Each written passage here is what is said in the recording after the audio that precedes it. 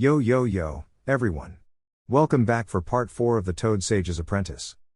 Quickly before the video, I want to give a huge thanks to all of my Patreons. Making these videos would be impossible without you guys' support, especially with all the restrictions YouTube places on my type of content. As always, the rest of the story is already out over there for you guys along with about 15 other stories you can enjoy. Also feel free to send me any messages over there if you have any questions or even if you just want to chat. Link to all of that will be in the description. Anyways, everyone, enjoy the video. Chapter 43, The Dinner. Naruto awoke the next morning to a familiar sight. Yugito was tightly clinging onto him while she slept. Light purrs could be heard easily with how quiet the room was. "Good morning, Yugi-chan," Naruto whispered, so it was loud enough that she would have been able to hear but not enough so that she would wake up. He began to casually stroke her long blonde hair as she slept, only stopping when she began to stir or let out a louder purr, not wanting to disturb her when she was sleeping so peacefully. Around half an hour later, Yugito woke. Although she did not speak or give any outward sign or waking, Naruto could tell, it was the way she would always wake up. She would consciously tighten her grip on Naruto to make sure he was still there with her, and so if he woke he couldn't get away. "Finally up, are we?" Naruto cooed and gave Yugito a light kiss on the top of the head. "No. Still sleeping, so I'm not getting up," Yugito said in denial, not wanting to leave the comfort she had of Naruto's warmth. "It's alright, you don't have to get up, I love watching you sleep. It makes it feel like you're all mine," Naruto said as he wrapped the arm currently stroking her hair around her shoulders and pulled her in even closer, earning a surprised mewl from the cat like kunoichi. "Good, because I had no intention of getting out of bed just yet, and I am always all yours," she purred, kissing Naruto on his chest scar like she would every morning in a sign of deepest affection. They stayed in bed for another hour, just holding each other as they rested peacefully before a loud knock came at the door. "Naruto, it's time to train, so get up and get dressed. Yugito, you too. If I have to come back I will bust the door open, and make sure to take notes," came Jiraiya's voice from the other side of the door. Naruto and Yugito both moaned in frustration but slowly untangled themselves from each other's embrace and began getting dressed, both mumbling about unwelcome old perverts ruining their time alone. 30 minutes later, training field. Naruto, Yugito and Jiraiya were sitting down in the middle of the training field. Jiraiya had decided that he wanted them to work on collaboration jutsu with each other and as such had them meditating to get into sync. Now, successful collaboration jutsu with another human is incredibly difficult. This is because you need to have your thoughts and movements completely in tune with one another. "The only reason I would even attempt this training is because of how close you two are together," Jiraiya finished with a perverted chuckle while a blush formed in slight embarrassment on the faces of the two Jinchuriki. "Hey, but we have performed a collaboration jutsu before. I remember it from when we fought Orochimaru and Kabuto back when we first met," Naruto said questioningly. "Ah yes, very true. The fact you could do that amazed me at the time and still does. Even with how close you two have become to have been perfectly in unison with each other is one of the hardest things you can accomplish. Then again, you two seem to have some unnatural pull to one another with how inseparable you guys are," Jiraiya said. Both Yugito and Naruto smiled at this. The thought that they were connected so deeply together that even when they first met they were able to get in sync perfectly was like telling them they were meant to be together. "Not that I am not grateful for the training, Jiraiya-sama, but how will this help Naru-kun in the finals?" Yugito asked. "Naruto doesn't need help with the finals, he will win easily. I am teaching you this so you can help keep each other safe when you're out on missions. Besides, I want the chance to train a third generation of Namikaze one day, you know," Jiraiya said, causing the two teens to blush. They loved each other, that was for sure, but were far from ready to think about having children. "While I am all for defending Yugi-chan, you think you could lay off on the family talk, sensei?" Naruto said with an embarrassed blush. "Aw, what's wrong, Naruto? I'm not getting any younger, you know," Jiraiya teased. "Can't we just get back to working on this stuff?" Yugito said, trying to stop the conversation before Naruto and Jiraiya got going into one of their friendly arguments they seemed to enjoy so much. "Fine," Jiraiya pouted, and he returned to explaining to the couple how the collaboration jutsu with other people work differently to those with Naruto's toads, and that while they won't be as powerful should he master them with another person eventually, he should be able to use self-collaboration jutsus with his clones. This was more difficult because you needed to be completely focused to pull them off, and that was far more difficult when some of your concentration is used up maintaining the clone. Granted, it is only a tiny amount, but it is enough to throw off the jutsu. Elsewhere in Iwa, Kurotsuchi was leaving her grandfather's office when she was approached by several of her fellow Chunin. "Congratulations on making the finals, Kurotsuchi. You're a certainty to win," a more outspoken Chunin with a brown bandana and horn-rimmed glasses said. "Hey, thanks, but I am not too sure about me winning the whole thing. One of the contestants is classed as an S-ranked ninja after all, and most Jonin are only B ranked to high A for the elite Jonin. I don't fancy my chances against a cage-level ninja, Kurotsuchi admitted, thinking about the prospect of fighting Naruto. What is a cage-level ninja doing still as a chunin? That isn't exactly fair. So who is it? I was told that Chojuro from Kiri is a member of the new Seven Swordsmen of the Mist. It must be him, a tall slender kunoichi with long black hair said. No, although he was ranked highly in the first task, coming in third, Kurotsuchi admitted. Third, ha, so I take it you were in second and this S-class ninja was first, the kunoichi guessed. No, I tied fourth with my opponent for the first round of the finals, Shino Aburame I think his name was. Second place went to Sasuke Uchiha, missing ninja from Konoha, who joined Oto. Kurotsuchi spat a lump of lava out of her mouth in disgust at the Uchiha's name for what he did during the exams. No way, how could you only finish fourth? You are just as good as most of the Jonin in the village. The only reason you are still a chunin is you haven't completed the required number of B and A ranked missions for automatic promotion. So seeing as it's not Chojuro from Kiri and the Uchiha isn't in the finals, who is the S-class ninja? The ninja wearing the bandana spoke. Naruto Namikaze, Kurotsuchi said, plainly knowing it was bound to get a reaction. What, no fucking way, that man's son is a S-class ninja and we just let him into our village and Sashikage-sama hasn't done anything about him. He is a threat to the village, we should kill him while he is in Iwa. Sure, he may have 3 famous bodyguards, but we are a village of ninja, we outnumber them by around 20,000, the bandana wearing ninja said furiously. Naruto is not a threat to Iwa, Kurotsuchi said calmly. She knew she had no right to tell the man off for his views until a few days ago she shared them 100%. How can you be so sure? If he is a cage-level ninja and the Yellow Flash's son, then he is a definite threat to us and needs to die, the kunoichi said. Because he saved my life, Kurotsuchi admitted, slightly ashamed of how easily she had been captured. During the second task, Oto tried to kidnap me for my Kekkei Genkai by using Sasuke Uchiha and his team entering the exams where anything is allowed as a cover. They captured me and were taking me with them when Naruto showed up, followed by Itachi Uchiha. Naruto released me and sent me to safety while he fought both Uchiha's and Sasuke's team members alone. And won. Kurotsuchi paused for a moment, enjoying the looks on the faces of her fellow chunin. Then when it was over I asked him why he saved me. He told me that he would save anyone he could from being taken by Orochimaru. Also that he didn't hate me for not liking him and wanting grandfather to order his death. He said that if he couldn't forgive, then there could be no peace. So it's obvious why I don't think he is a threat to Iwa. He is kind and honorable. I still may not like his father, but I cannot hate him for that, not anymore. Kurotsuchi finished and enjoyed the stunned looks on the other chunin's faces as she began to walk away. After Kurotsuchi had left, the kunoichi turned to the bandana wearing ninja and just gave a nod that basically said, I'm telling everyone about this.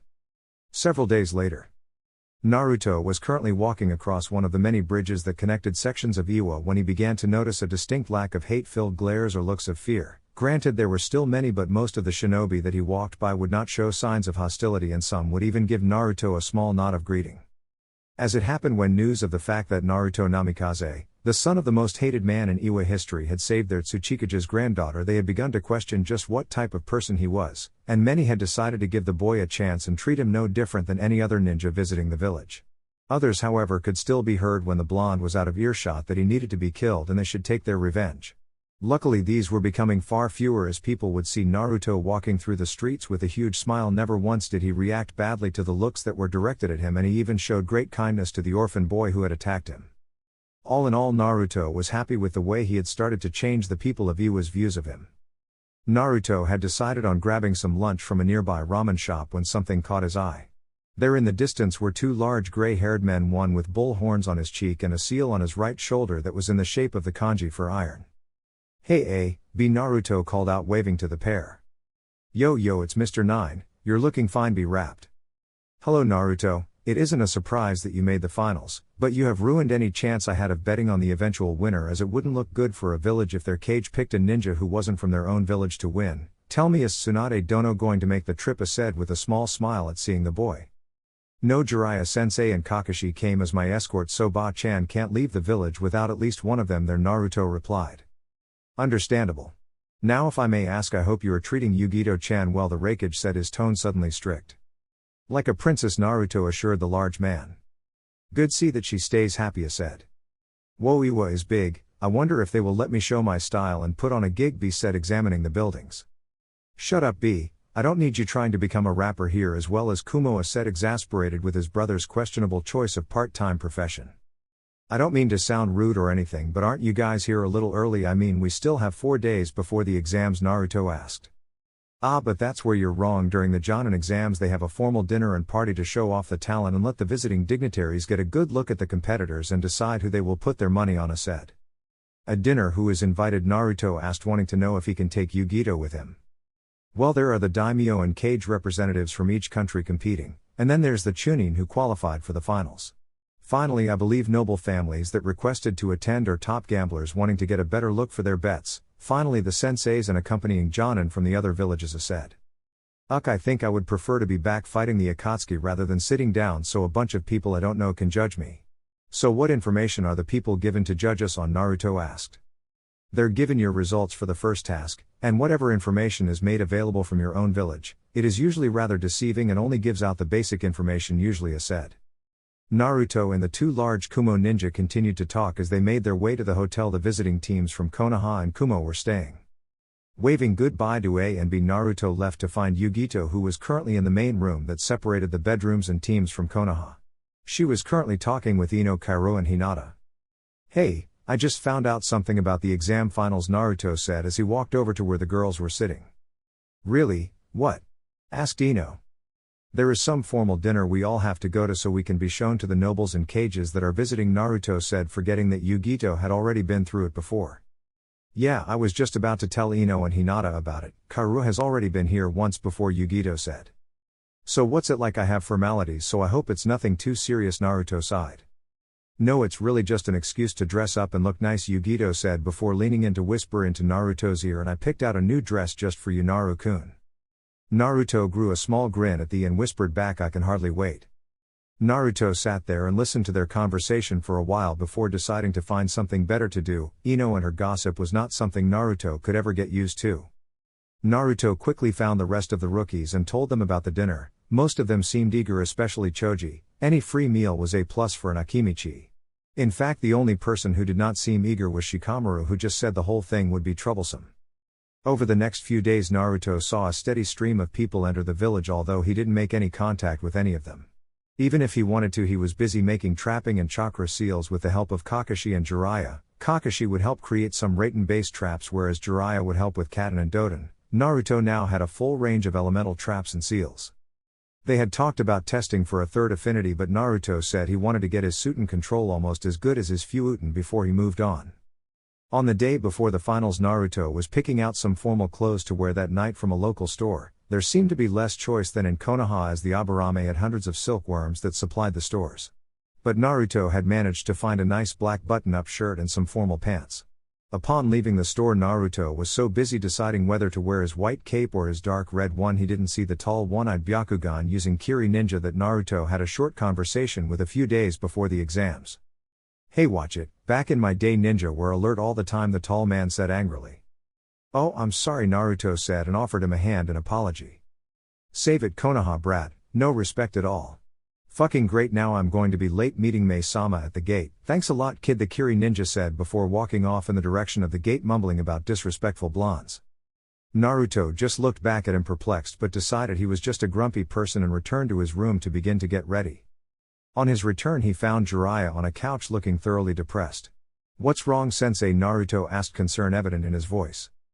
Jiraiya sighed but didn't answer for a moment. I just received a letter from Tsunade. She has forbid me from hitting on anyone or doing research for the rest of the trip because I am now acting as her representative, Jiraiya cried.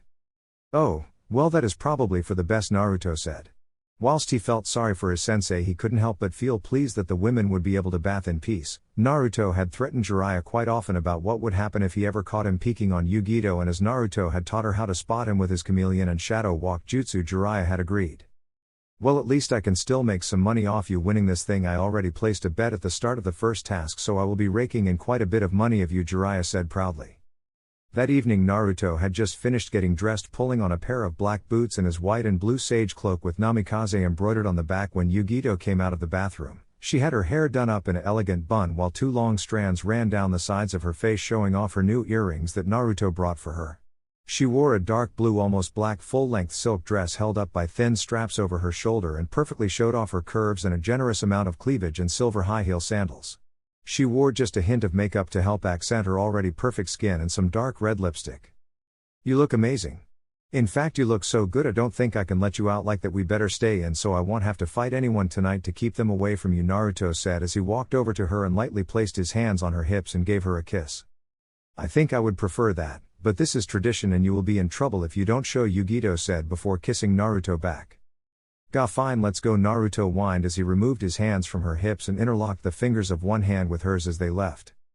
The young blonde couple walked along the streets and bridges that were illuminated by large lamps that shot out of the ground like they had been there for millennia, along with a cobblestone road that made it rather difficult for Yugito to walk in her heels, so she leaned into Naruto for extra support.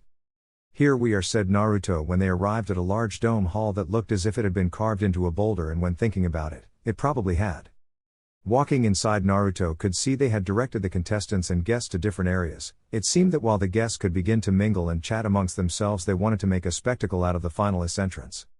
You have to go meet up with the other contestants. I will see you after you're brought out. I will come find you so we can get a seat together for the diner, Yugito said as she gave Naruto a quick peck and went into the main hall while Naruto entered the contestant area.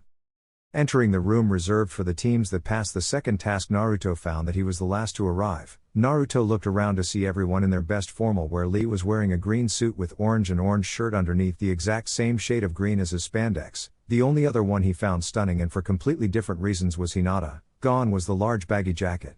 She now wore a long flowing deep purple dress that showed off her usually hidden well-formed chest. Why would she want to hide that she looked so good, Naruto thought as he went to talk to Shikamaru and Choji.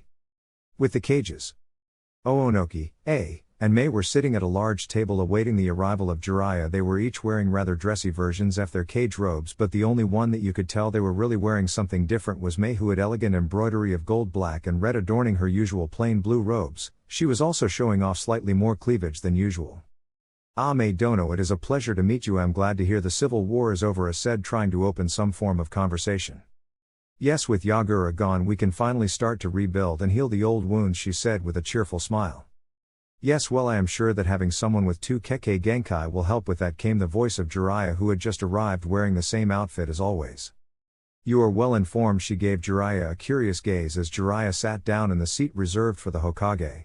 I thought Tsunade Senju would be coming. After all, the lineup has 9 Konoha shinobi in it, but then again Konoha was always all about teamwork, so they are naturally good at the second tasks.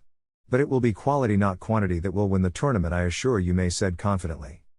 Well, due to certain circumstances with one of the Konoha ninja, Jiraiya Dono here came with the teams for extra protection, along with Kakashi Hatake, because her top ninja were out of the village at the time. She did not want to leave the village so under strength, Oonoki said.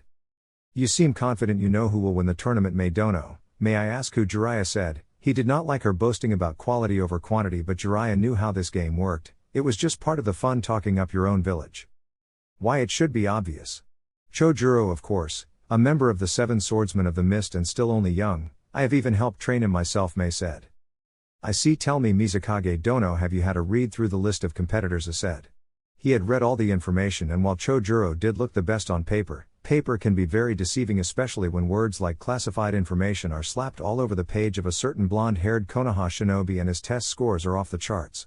A had been most displeased when his speed the time trial obstacle course had been beaten, but then figured that if Naruto tried even the slightest bit he would have beaten the young A.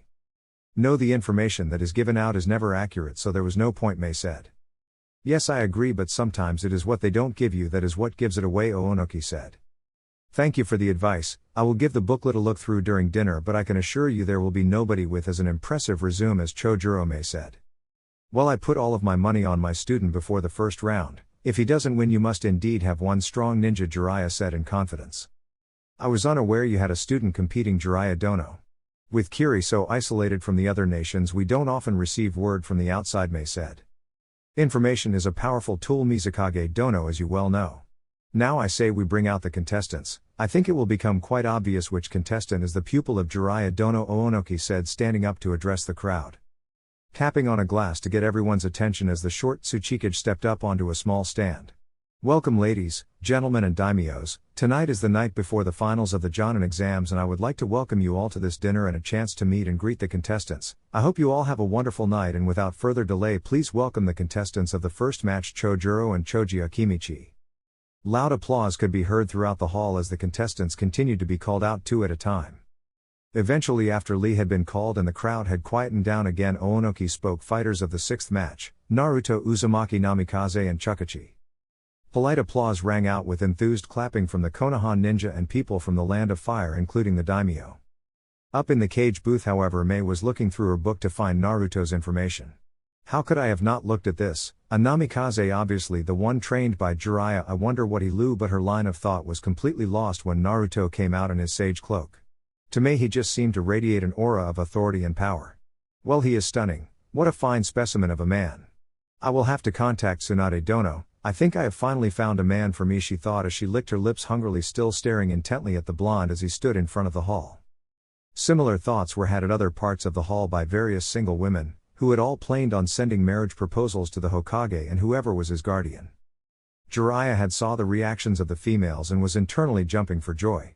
This means more wedding proposals, that means more sexy photos. My next book is going to be so good, Jiraiya thought quietly with a small smile. Mei turned to Jiraiya once Naruto had moved off into the crowd to search for Yugito. And Oonoki announced Shino and Kurotsuchi. Tell me, Jiraiya Dono, Naruto, I would like to meet him. He is the son of a great ninja after all, Mei said. Well, I guess Yo would have to find him. It shouldn't be that hard, he is the only one wearing a cloak, well other than the Aburame, but the difference is you can see Naruto's face. He will most likely be with a Kumo Kunoichi named Yugito ni, Jiraiya said. The fact that Naruto would be with Yugito did not seem to bother Mei much, and she waited patiently while Hinata was called out to have the chance to go find the new object of her desire. With Naruto walked through the crowd but found the going rather difficult, as plenty of admirers had decided to try and persuade Naruto to join them at their table. He would decline politely and keep searching. He found Yugito not too long after he had escaped a rather persistent group of nobles from, as far as he could make out from what they were saying, Bear Country. Yugito was currently trying to ignore the sons of some highly connected families from the Land of Fire when Naruto walked over and gave them a look that promised a quick trip to the hospital if they didn't back off. Yugito finally realized that Naruto was there and jumped up and fiercely kissed Naruto, who seemed to have the same idea at the time, to get rid of the more aggressive admirers of the pair, and was returning the kiss before their lips even met. At the sight of the happy couple, the hangers-on seemed to take the hint and disperse so that they could find a seat at the table with Samui Kakashi and Team Guy. Several minutes later, the guppies that were hoping for a feed and easily scared away were replaced by a shark in the form, or a rather busty, Mizukage. I never thought I would get the chance to meet anyone related to the Yondaime Hokage, Mei said seductively as she walked over and stood in front of them at the table. Oh, hello Mizukage-sama, Naruto said in a friendly manner. Please call me Mei, or if you would prefer Mei-chan, Mei said. Oh, okay, thanks Mei. I hope you don't think I am being rude, but may I ask what it is you want with me, Naruto asked with a smile, but he could feel Yugito's grip tighten on his hand in annoyance at what the Mizukage was doing. Mei leaned in onto the table to show off some of her assets to Naruto before she spoke. Why, I just wanted to get to know the man who is going to be the biggest challenge to my ninja in the finals tomorrow, she said with a seductive grin. The annoyance radiating off of Yugito was visible on her face, but she also knew that this was a cage and not someone you can just intimidate or scare away. This time she was the helpless spectator as the Mizukage was playing her game. Well, challenge is a bit of a stretch, Mei, Naruto said, not giving away anything about what he was thinking. Now I'm sure you will do well. You might not win against Chojuro, but you should beat Chukachi, Mei said. No, you misunderstand me, Mei. It won't be a challenge because I won't even have to try to win, Naruto said calmly. Mei was taken aback by this statement. What do you mean? Chojuro is a member of the Seven Swordsmen of the Mist, a certified A-class ninja, Mei said. Well, when he is a S-class ninja we will talk, Naruto said. What are you talking about? Mei asked, astounded at just how confident and self-assured Naruto was. However, Naruto's plan to annoy her into leaving seemed to be failing miserably, as his self-confidence seemed to be a turn-on for the Mizukage. I mean, since I have been back at Konoha after my 3-year trip with Jiraiya-sensei, I have killed 3 S-class ninja, 2 in the same fight. I also beat Kakashi and Guy-sensei here in a 3-way fight and fought off Itachi Uchiha and his brother at the same time by myself, so I am sure I can handle an A-ranked ninja. You can either believe me or not, but if and when I fight your ninja they will lose, Naruto said confidently, thinking she should be offended enough by that to leave. My, you are a strong one then. I would love to spend some more time together, Naruto-kun. Dinner is ready now, but perhaps later you could do me the honor of a dance, Mei said, blowing Naruto a kiss and giving a friendly wave goodbye to everyone else. Yugito was ready to burst in rage, something that was seen by Naruto. Who does that piece of slutty trash think she is? So what if she is a cage? Naruto is my boyfriend and she should know better. Gah, if it wouldn't start a war I would tear her eyes out, Yugito raged internally. You should have asserted your dominance. If you mounted your mate right there, that woman would have known not to bother you, Kitten Eevee said. Yes, I can just see the going over well with Asama having one of his ninja fucking another in the middle of an international event, although I will say the thought had crossed my mind, Yugito replied, still furious at Mei. Don't worry Yugi-chan, I won't be doing anything with Mei, although I might have to give her a dance later. She is a cage and it would look bad on Konoha and myself if I denied her, Naruto said soothingly to Yugito, trying to calm her down. It worked to some degree, she relaxed quite a bit but still looked like she was ready to murder a certain auburn-haired beauty. Naruto continued to calm her down over dinner and she eventually returned to herself. Although she had a small relapse later on when Naruto asked the Mizukage to dance and she was rather eager not to let him leave. Naruto had eventually been allowed out of Mei's grasp when he calmly stated that he wanted to get some sleep before tomorrow's exams. A luxury that Yugito had not allowed him. She had jumped on him the moment they got back to the hotel and didn't get to sleep until the early morning. Chapter 44, The Jonin Tournament Part 1. Naruto woke late, mostly because of the lack of sleep caused from satisfying a very angry and horny Yugito the night before, not that he minded at all. It did not help that he had to be at the stadium in 30 minutes and a sleeping Yugito refused to let go of him. Oh, you're not going to like this, Yugi-chan, but it has to be done, Naruto said, and he forced himself to stand despite his feline-like girlfriend's hisses of disapproval as she slowly woke. Sorry Yugi-chan, but I gotta run, don't want to be late for the matches to start, it could hurt my chance of promotion, Naruto said, even though he was quite confident he would be promoted anyway. Racing around the small hotel room, Naruto grabbed his equipment and seals threw on his red sage cloak over the top of his usual blue muscle shirts and black pants before racing out while Yugito was still trying to convince him he could stay a little longer in bed. Naruto, realizing just how late he was, Naruto took to the rooftops and began jumping the gorges between sections of the exam. When he arrived, he didn't bother with the main entrance and just hopped over the wall and landed in the center to find not just the competitors but 4 proctors. Looking closely, they seemed to be one from each village that was competing. For Iwa there was the jolly Akatsuchi. From Kiri there was a man with no eyebrows that reminded him of Zabuza, only with gray hair, and instead of the massive cleaver he had 2 small tontos on both hanging on his back. Kumo had Atsui for their proctor. Finally, from Konoha there was someone Naruto had no idea was in the village, Yamato. Hey Yamato, when did you get here? Naruto asked when he saw the Onbu member. Oh hi Naruto, I was here around a week ago, but was unable to talk to the teams competing in case I let something slip about how the final round works. That's why we have all been kept in isolation, Yamato explained. Naruto was just about to ask Yamato another question when a loud crackling from the speakers indicated that Oonoki was about to speak. Good morning and welcome to the finals of the Jonin exams. It will be a tournament consisting of one-on-one matches that will be set in one of 5 battlegrounds that will be decided before each match. The different areas will in some way signify the villages or countries that the finalists come from, the 5th being a bare basic arena. So as to not spoil the surprise, you will not find out what the makeup of these different arenas will be. They will also be reset via Justu for the following match. Now let us begin, Oonoki said before returning to his seat. Okay, you heard him. Everyone apart from Chojuro and Choji Akimichi, please make your way to the spectators booth, the proctor said together before turning up to a large computer screen that had their names on either side, and in the middle there was a large symbol of arena that began rapidly changing to the village's symbols, eventually stopping on Iwa. The other proctors left the floor, leaving Akatsuchi, who was running through hand signs and slamming his hands into the ground, which began to shake and large boulders and rock obstacles grew out of the ground. Okay, fighters ready? Akatsuchi paused to receive nods from both Choji and Chojuro. Then begin. The second Akatsuchi started the match. Chojuro raced forward, drawing out his large 2-handled sword and went for a swing to end the fight quickly. Choji had to react quickly and rolled out of the way, but he was soon under immense pressure and being forced to dodge repeatedly. Choji finally found some space when he used a partial expansion jutsu to extend an arm out and pull the Akimichi out of harm's way. He then used that partial expansion to begin throwing boulder-sized rocks at the Kiri ninja, who had to act quickly knowing it was his turn to do the dodging. Then the rock formations started changing and large cliffs began to appear, making the arena much smaller, and there was no flat area left as it was all uneven. This disadvantaged both Choji and Chojuro, as Chojuro liked to have room to swing his sword. Choji needed it to effectively use many of his family's jutsu. Choji was jumping up the cliff sides trying to make it to the top to gain a height advantage. Chojuro, however, was busy placing explosive tags on several kunai and began sending them toward the beefy Konoha ninja. Large explosions rung out from the explosive notes, cracking the rocky cliffs. Choji, who had narrowly avoided the explosions, used the falling rocks and debris as a distraction and kicked off the wall and used an expansion jutsu to send a massive fist right at Chojuro, who had nowhere to run. Forced into a corner, the sword-wielding ninja had to use his twin-handled blade as a shield to take the blow and deflect the blow from crushing him into a wall. Choji went for another swing, but the Kiri ninja rolled out of the way and propelled himself into the air using his sword like a pole vault and went soaring above Choji. Raising this blade above his head, he began to charge his sword with chakra, and it began to glow and the wrappings came loose and it changed its shape, forming a large head at the tip like a hammer. Hiramkare unleashing Chojuro yelled, and the large beam of the chakra from the tip of his sword crashed into Choji, sending him flying into a nearby cliff. Proctor, can you check him?" Chojuro said in a small uncertain voice. Akatsuchi made his way over to Choji, who was unconscious but clearly alive. Winner Chojuro of Kiri. Cage booth.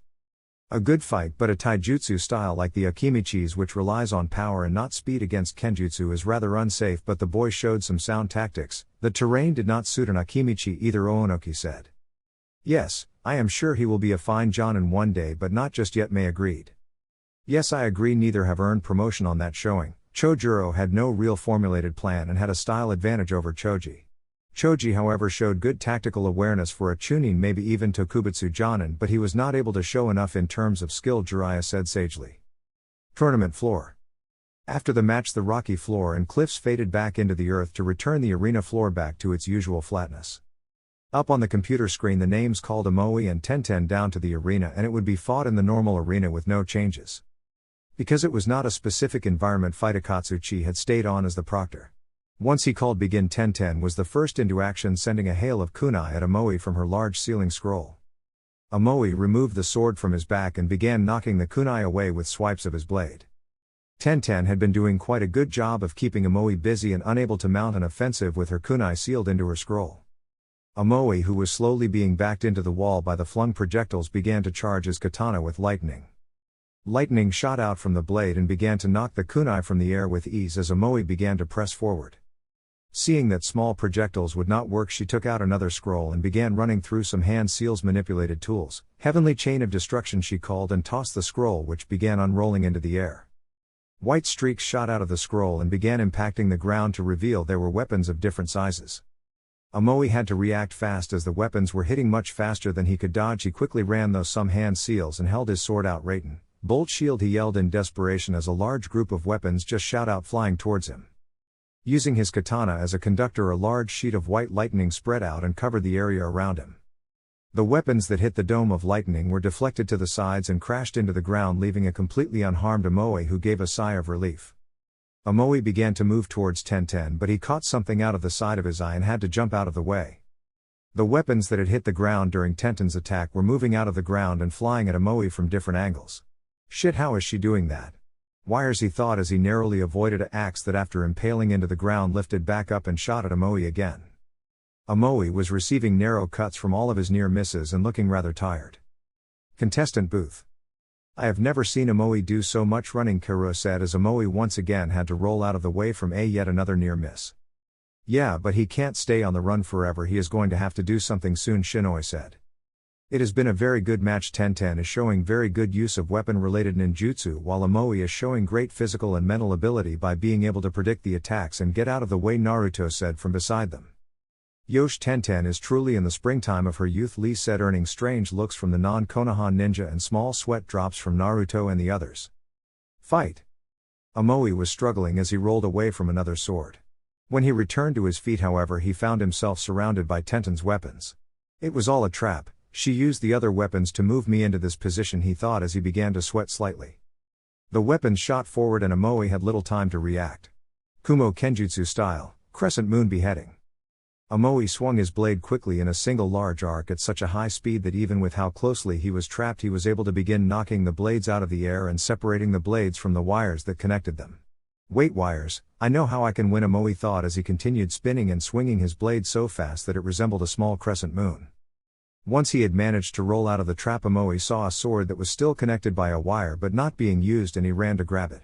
Disconnecting the wire, he held the thin thread in his hands and began running through some hand signs quickly. Raiten, Shock Pulse, he called, and sent a bolt of lightning through the wire and sending Tenten flying back from the shock. Tenten collapsed on the ground but was still conscious. When she made it to her feet, however, she found Amoi with his katana to her throat. Give up, Amoi said. Tenten just sighed and nodded. Proctor, I give up, she said, and Akatsuchi nodded and declared Amoi the winner. That was a good fight, Amoe said and offered Tenten his hand, which she gladly took, and they shook hands. Competitor booth. Troublesome, I guess we are up next, Kiba Shikamaru said in his usual lazy manner. Yeah, I wonder what type of match we will get, said Kiba as he stared up at the board which stopped on the Konoha symbol. I wonder what we are doing to get, pit of fire maybe. I doubt it, Yamato is not exactly the fire type, Naruto said with a small smirk. Ha, what do you mean? The arenas are supposed to reflect where we come from and it's the land of fire, Kiba queried. Naruto didn't have to answer as a thick forest formed in the middle of the arena. Well, this is rather troublesome, Shikamaru said as he hopped down into the ring followed by Kiba and Akamaru. Arena. Are you both ready? Yamato asked, earning a nod from both Konoha ninja. Then.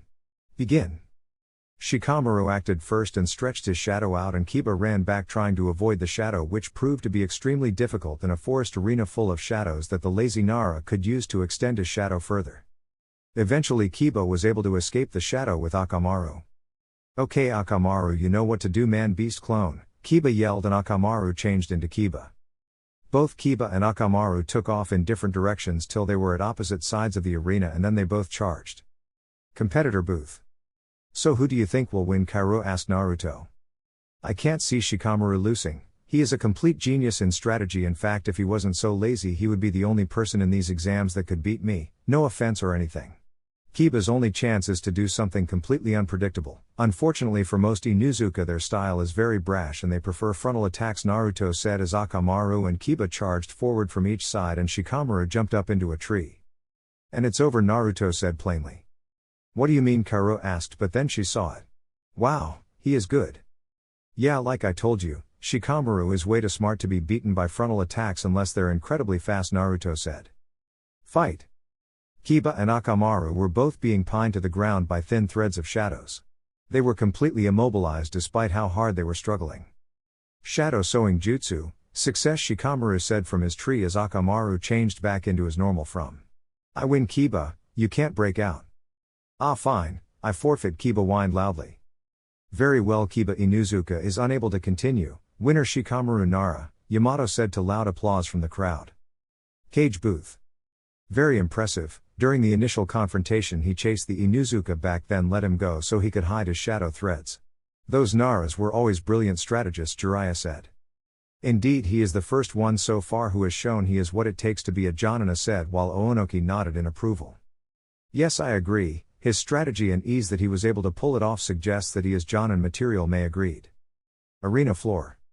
The next match showed up indicating that it was between Ino and Kairo and they would be fighting in the Kiri arena. The floor filled with water and in essence looked like a large lake. Then Ao landed in the center and called out the fighters. Both fighters ready? Ao asked formally. Yes, they both replied before they attacked each other head on, clashing Kairo's katana against Ino's tanto. The pair separated and Ino dove into the water, appearing underneath Kairo and attempting to pull the Kumo ninja under. This proved to be a horrible move as Kairo jumped up into the air and ran though a few hand seals before sending a small bolt of lightning into the water.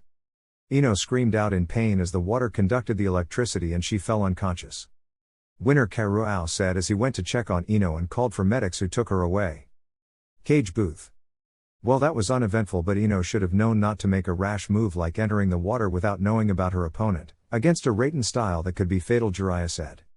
Yes, she was taken out by the terrain, but she would not have been expecting to win. It says in our information that she is a medic, so I doubt she is all that versed in one-on-one battles, May said kindly.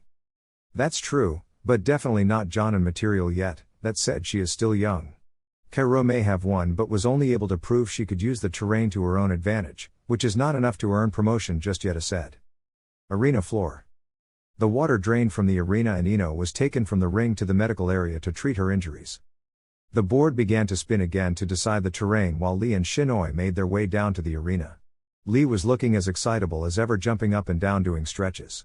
Shinoi on the other hand was far less excitable but looked focused, staring intently at what type of match they would be having. The screen stopped on the symbol for Iwa and the large rocky formations returned, towering above and lifting both Lee and Shinoi up onto different levels. Begin. Akatsuchi called and Lee took off, charging as best he could to reach Shinoi. Lee arrived and instantly went on the attack, delivering a punch to the Kumo ninja who narrowly ducked. Now one to be put off, Lee went for a leg sweep which was partly effective, clipping the back of a trailing leg as a Shinoi jumped up in order to get out of the way, knocking him slightly off balance. Lee saw he had an opening and delivered a fierce kick to the stunned Kumo ninja's chest, sending him flying through a large boulder into a small clearing. Lee was rapidly approaching to finish Shinoi off when he disappeared in a burst of lightning. A clone, Lee said in shock to himself as he spun just in time to block a kick directed at his head.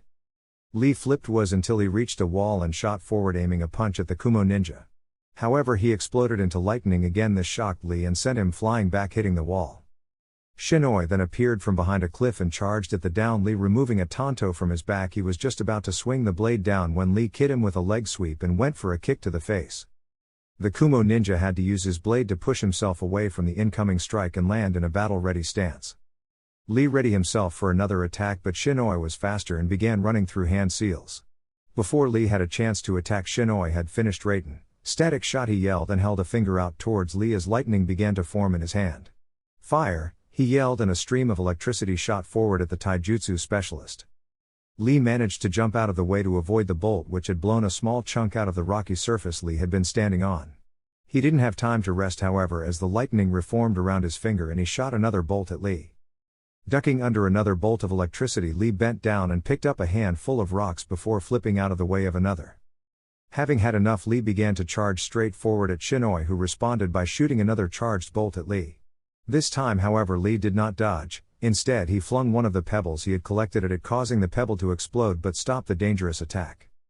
Shino did not let the minor setback get to him and fired again. However, there was the same result and Lee was fast approaching. Once Lee was within range, Shinoi was forced to stop his jutsu and roll away from a kick to the chest, which he successfully avoided and turned to begin another jutsu, but was kicked from behind by Lee, who had no given the Kumo shinobi any time to breath.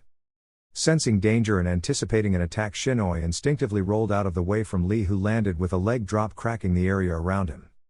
Shinoi retaliated by flipping over Lee as he began to stand, began sending a flurry of kicks and punches at Lee, who dodged most of them despite being off balance from his previous attack. "You are a most youthful opponent, but it's time to end this," Lee said before he opened the first celestial gate, and he charged forward, slipping under Shinoi's guard and kicked him into the air. After Lee sent Shinoi flying, he jumped after him so he was perfectly in line above the flying Shinoi. Initial Lotus, Lee called out, unwrapping his arms and using the tape to bind the Kumo ninja before he grabbed him by the shoulder and began to spin. Lee landed pile driving Shinoi into the ground, knocking him unconscious. Shinoi of Kumo is unable to continue to fight, winner of the 5th match. Lee from Konoha Akatsuchi called out and the crowd went wild. It had been the best fight so far and they were eager to see more. Cage booth. Well, would you look at that? The initial Lotus, that is a very famous Konoha taijutsu move, and the boy doesn't even look fatigued. He must be quite the taijutsu user if he is able to use that move without feeling the strain. Said, impressed with the use of taijutsu. Well, I guess so, but he has been able to use that move since he was a Genin, so it is no wonder he can use it now with far less strain than normal, Jiraiya said. Really? Who would teach such a move to a Genin, Mei asked. If the way the boy dresses and looks is any indicating, I would have to say it would be Konoha's green beast Mighty Ogai Oonoki said. This next match promises to be a good one. It will be our first look at your protege, Jiraiya Dono said, Mei licking her bottom lip. Well, that would depend on your description of good. If good is Naruto testing his opponent out before winning with ease, then yes, said A loudly. You seem to know the boy, A Dono, may I ask how? Mei said. He came to Konoha a while ago to pass on some information about a certain group of people who are targeting the Jinchuriki. I am sure you have heard of them, said, getting a weak nod from Mei and an uncommitted PFFT from Oonoki. Well, anyway, while he was there he had a mission that was outside of the village. On the way back he found one of my own ninja and Jinchuriki Yugito ni under attack by 2 members of the Akatsuki by the names of Hidan and Kakuzu. Naruto not only rescued Yugito but killed both of the Akatsuki members almost single-handed, said, a small hint of admiration in his voice. What? He killed the infamous zombie brothers? Impossible. I saw in his bingo book entry from Otto he had killed 3 Akatsuki members, but I would never have expected those 2 to die, Oonoki said. A and Jiraiya eyed the Tsuchikage knowingly. They knew he had used the Akatsuki many times in the past for difficult missions. I see, that is most impressive. Now this Yugito ni wouldn't happen to be a blonde with long hair and silted cat-like eyes by any chance? Mei said, more interested in the woman she saw with Naruto last night. That would be right. Why is it you ask? I queried. It is just she seemed to be involved with Naruto and I was wondering if you knew, Mei said with a cheerful smile. Yes, she is rather attached to the boy. I wouldn't be game to try and separate the pair. Yugito can be quite aggressive when she wants something, said with a small chuckle. Looks like the next match is about to start, Oonoki said, indicating the two shinobi walking out onto the arena floor. Tournament ring. Naruto walked out to partial applause from the crowd. The foreign ninja from other countries were cheering loudly while large groups of locals still seemed to view Naruto as the enemy. Once Naruto reached the center, he gave his opponent a good look over. He was a large man around 4 or 5 years older than Naruto, slightly overweight, and he had 2 long tattoos on his face that were like a wavy band that stretched from his chin all the way to his ears and short dark hair. Naruto's attention then turned to the computer screen to find out what terrain they would be fighting in. Kumo, Naruto said out loud as the screen stopped on the symbol of the hidden cloud village. Atsui jumped down and large pillars shot into the ground before the burst into light, connecting together two from a small pen surrounded by lightning that would slowly and randomly change shape, connecting different sections or cutting the field in half, separating Naruto and Chukachi. Begin, Atsui shouted and jumped away. Neither member moved. Naruto was staring semi-interested and in a loose stance while Chukachi seemed unsure of the best way to combat the blonde. After what seemed like an eternity to the crowd, Chukachi charged forward, removing a large sword from his back and swinging it in a large arc towards Naruto, who lazily hopped out of the way. Not bad, but a frontal assault will never work, Naruto said plainly, and he flipped back as a beam of lightning shot across the arena, separating the contestants again.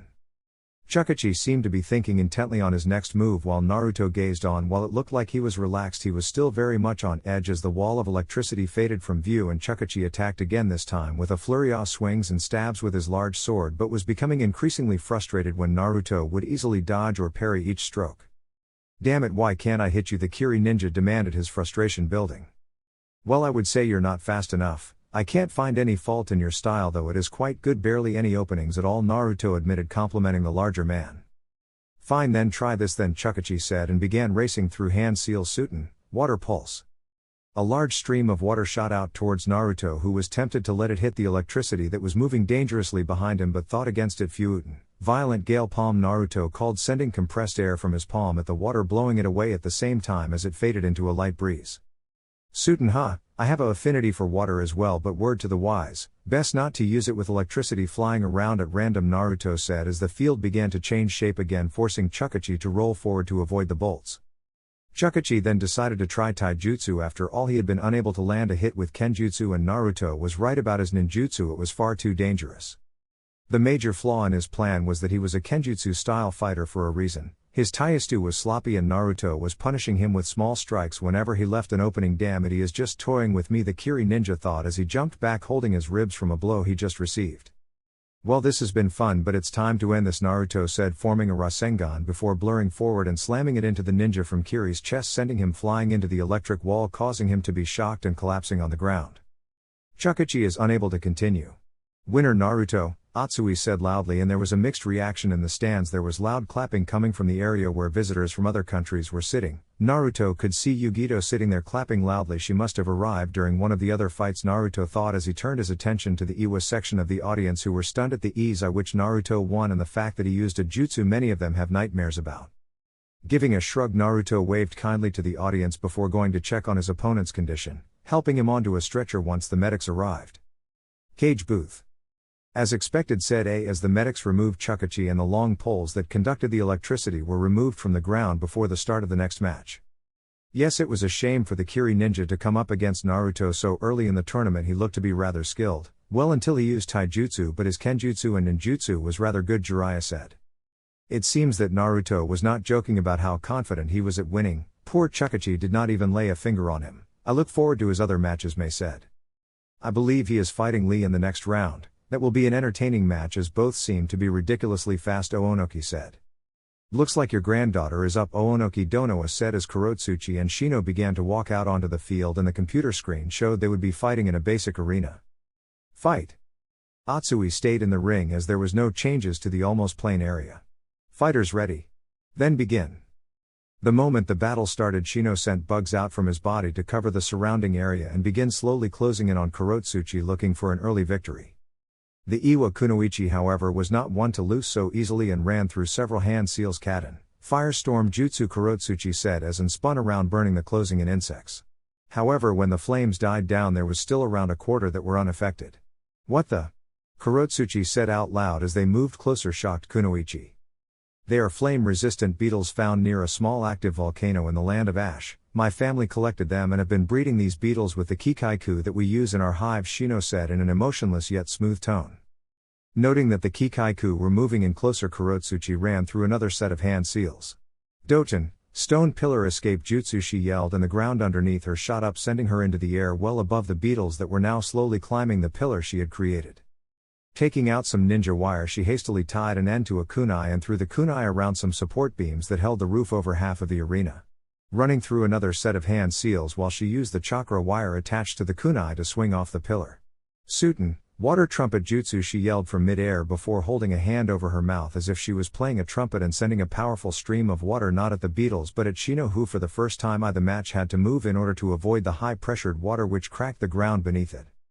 Still supporting herself from the air, she began casting a variety of long-ranged katen and suten jutsu in order to attack the stoic Aburame from a long distance.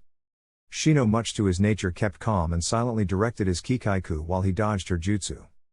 This continued for a couple of minutes until Shino stopped and ran through some hand seals of his own. Doten, earth dome, he said calmly, and a large wall of dirt and rocks surrounded Shino, preventing the large amount of fire sent at the bug user.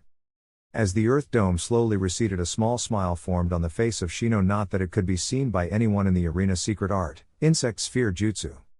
Kurotsuchi was confused when nothing happened, then she heard a loud buzzing noise from behind her. Rolling around in the harness that held her in place off the ground, she saw that the roof and wire that connected her to the ceiling. Before she could react, the kikaiku beetles landed on her and covered her body completely. My kikai beetles are draining you of your chakra. This will be over shortly, Shino said as Kurotsuchi became covered in the small bugs. A slight red glow formed around Kurotsuchi and then larvae exploded out, melting the beetles that had covered her but also the wire that suspended her in the air, and she landed panting slightly. Cage booth. Yotan. That is a surprise. It is good to see a fellow user, Mei said with a smile. I see this might be rather interesting. I wonder what the Aburame will do now that Kurotsuchi can defeat his kikaiku, Oonoki said. Yes, having 3 elements trained and a Kekkei Genkai for Yotan, your granddaughter is truly skilled in ninjutsu, said. Jiraiya nodded in agreement of A's statement and turned back to the fight where Shino was being forced back with Kurotsuchi's lava jutsu. Fight! Shino was dodging and ducking out of the way while Kurotsuchi sent large bursts of larvae at Shino. Eventually the inevitable happened and Shino was struck with the molten rock. However, the moment it hit, he dispersed in a swarm of bugs. A clone. Then where is he, she thought. Shino appeared out of the ground directly behind Kurotsuchi and went to stab the Iwa Kunoichi in the shoulder. He felt the blade rip through her skin, but instead of blood the handle on his kunai began to heat up and forced Shino to jump back in pain before Kurotsuchi burst into larva. The real Kurotsuchi was underground from the moment Shino disappeared and replaces herself with a Yotan Bushin. Once Shino jumped back, she made her move and grabbing his ankles from underneath she pulled him underground, leaving only his head remaining visible. I suggest you forfeit, Kurotsuchi said, panting slightly, holding a kunai out ready to strike at Shino should he refuse. That would be the logical choice. Very well, Proctor, I give up. Thank you for the match, Shino said before removing himself from the ground. The crowd roared in approval of the result of the match and began chanting Kurotsuchi's name. Cage booth. I think they have both shown the potential to be Jonin. Both Shino and Kurotsuchi thought up well-executed plans and displayed a high level of skill, said, earning an agreeing nod from the other cages.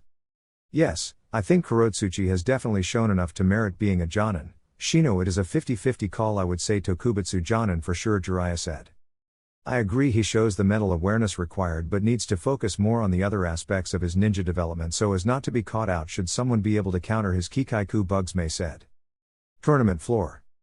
The proctors all landed together before addressing the crowd. As there is an uneven number of competitors, Hinata Hyuga from Konoha will have a bye to the next round, which means there will be a 30-minute interval before the next round, the proctors said, earning moans from the audience who wanted more action. We will return after the interval with Chojuro vs Omoi Akatsuchi said happily as many sections of the audience began to head towards several food stalls set up inside the arena. Chapter 45, The Jonin Tournament Part 2. So Yugi-chan, did you enjoy the first round? Naruto asked with interest. Of course I did, you won after all, Yugito said with a smile as Naruto jumped into the seat next to her. Was there ever any doubt? Naruto said with a smile. I guess not, but the matches will be getting harder from now. You have to fight Lee next, and unless you use Sage Mode that won't be an easy fight, she said, resting her head on Naruto's shoulder. You're right, but he won't be as fast as Guy, so I should be faster unless he opens his inner gates, Naruto said, contemplating just how hard this fight would be. They stayed in their seats talking, Yugito's head still resting on Naruto's shoulder until a buzzer sounded. The quarterfinals will begin in 3 minutes. Will the competitors please return to your assigned booth? A voice rang out over the speaker system. Looks like I have to go, Yugi-chan. Don't worry though, I will be back. Just have win 3 more matches, Naruto said before giving Yugito a quick kiss and jumped up. I would wish you luck, but I don't need it. Oh, and if you lose, no sex for a month, Yugito said, trying to keep a straight face. Are you serious? Naruto said, shocked. No, I don't think I would be able to do that. Besides, I have to live with a talkative and extremely sex-crazy demon. I wouldn't be able to last, Yugito joked. Aw kitten, that's not nice. I'm helpful, besides you want him just as much as I want you to most of the time, Nibi said with a yawn, giving Yugito the impression that Nibi had just woken and was stretching out in her cage. Nibi, that's not true, you're always telling me to jump him in public areas, Yugito thought back. Only when there are people who are threatening to try and take him from you, kitten. That rather attractive Mizukage for one, and she does not take me as the type to give up just because you are around. She is a leader of a village and a powerful one, Nibi retorted. Yugito paled slightly at this thought. She really didn't want Mei trying to take Naruto from her. I won't let her, Naru-kun is mine, she though defiantly. Good girl, kitten, but it looks like the first match is about to start, Nibi said to direct Yugito's attention to the ring where Chojuro and Amoe were entering slowly. Arena floor. Alright contestants, it is time to decide which arena you will fight in, Ao said sternly as the screen began to rotate through the different village symbols, finally coming to a stop on Konoha. A dense forest began to grow around the fighters, who both seemed to draw their swords and get into their battle stances. Fighters, are you ready? Yamato said after the other proctors left the arena. Neither Amoe or Chojuro said anything, and they both just nodded while staring at each other. Amoe just added a new sucker when Yamato yelled begin. And both Chunin charged at each other. Amoe acted first. His katana was far easier to swing as it was lighter and thinner. Amoe's strike, however, was parried onto a nearby tree. Chojuro, seeing Amoe off balance as he began to remove his blade from one of the trees, used this opening to attack, bringing his blade down towards the white-haired Kumo ninja's back. Amoe, sensing the approaching attack, managed to roll out of the way in time, pulling his blade with him. Mid-roll, he was able to use his blade to dig into the ground, flipping himself up, hitting Chojuro in the back with a kick before landing on the side of a tree.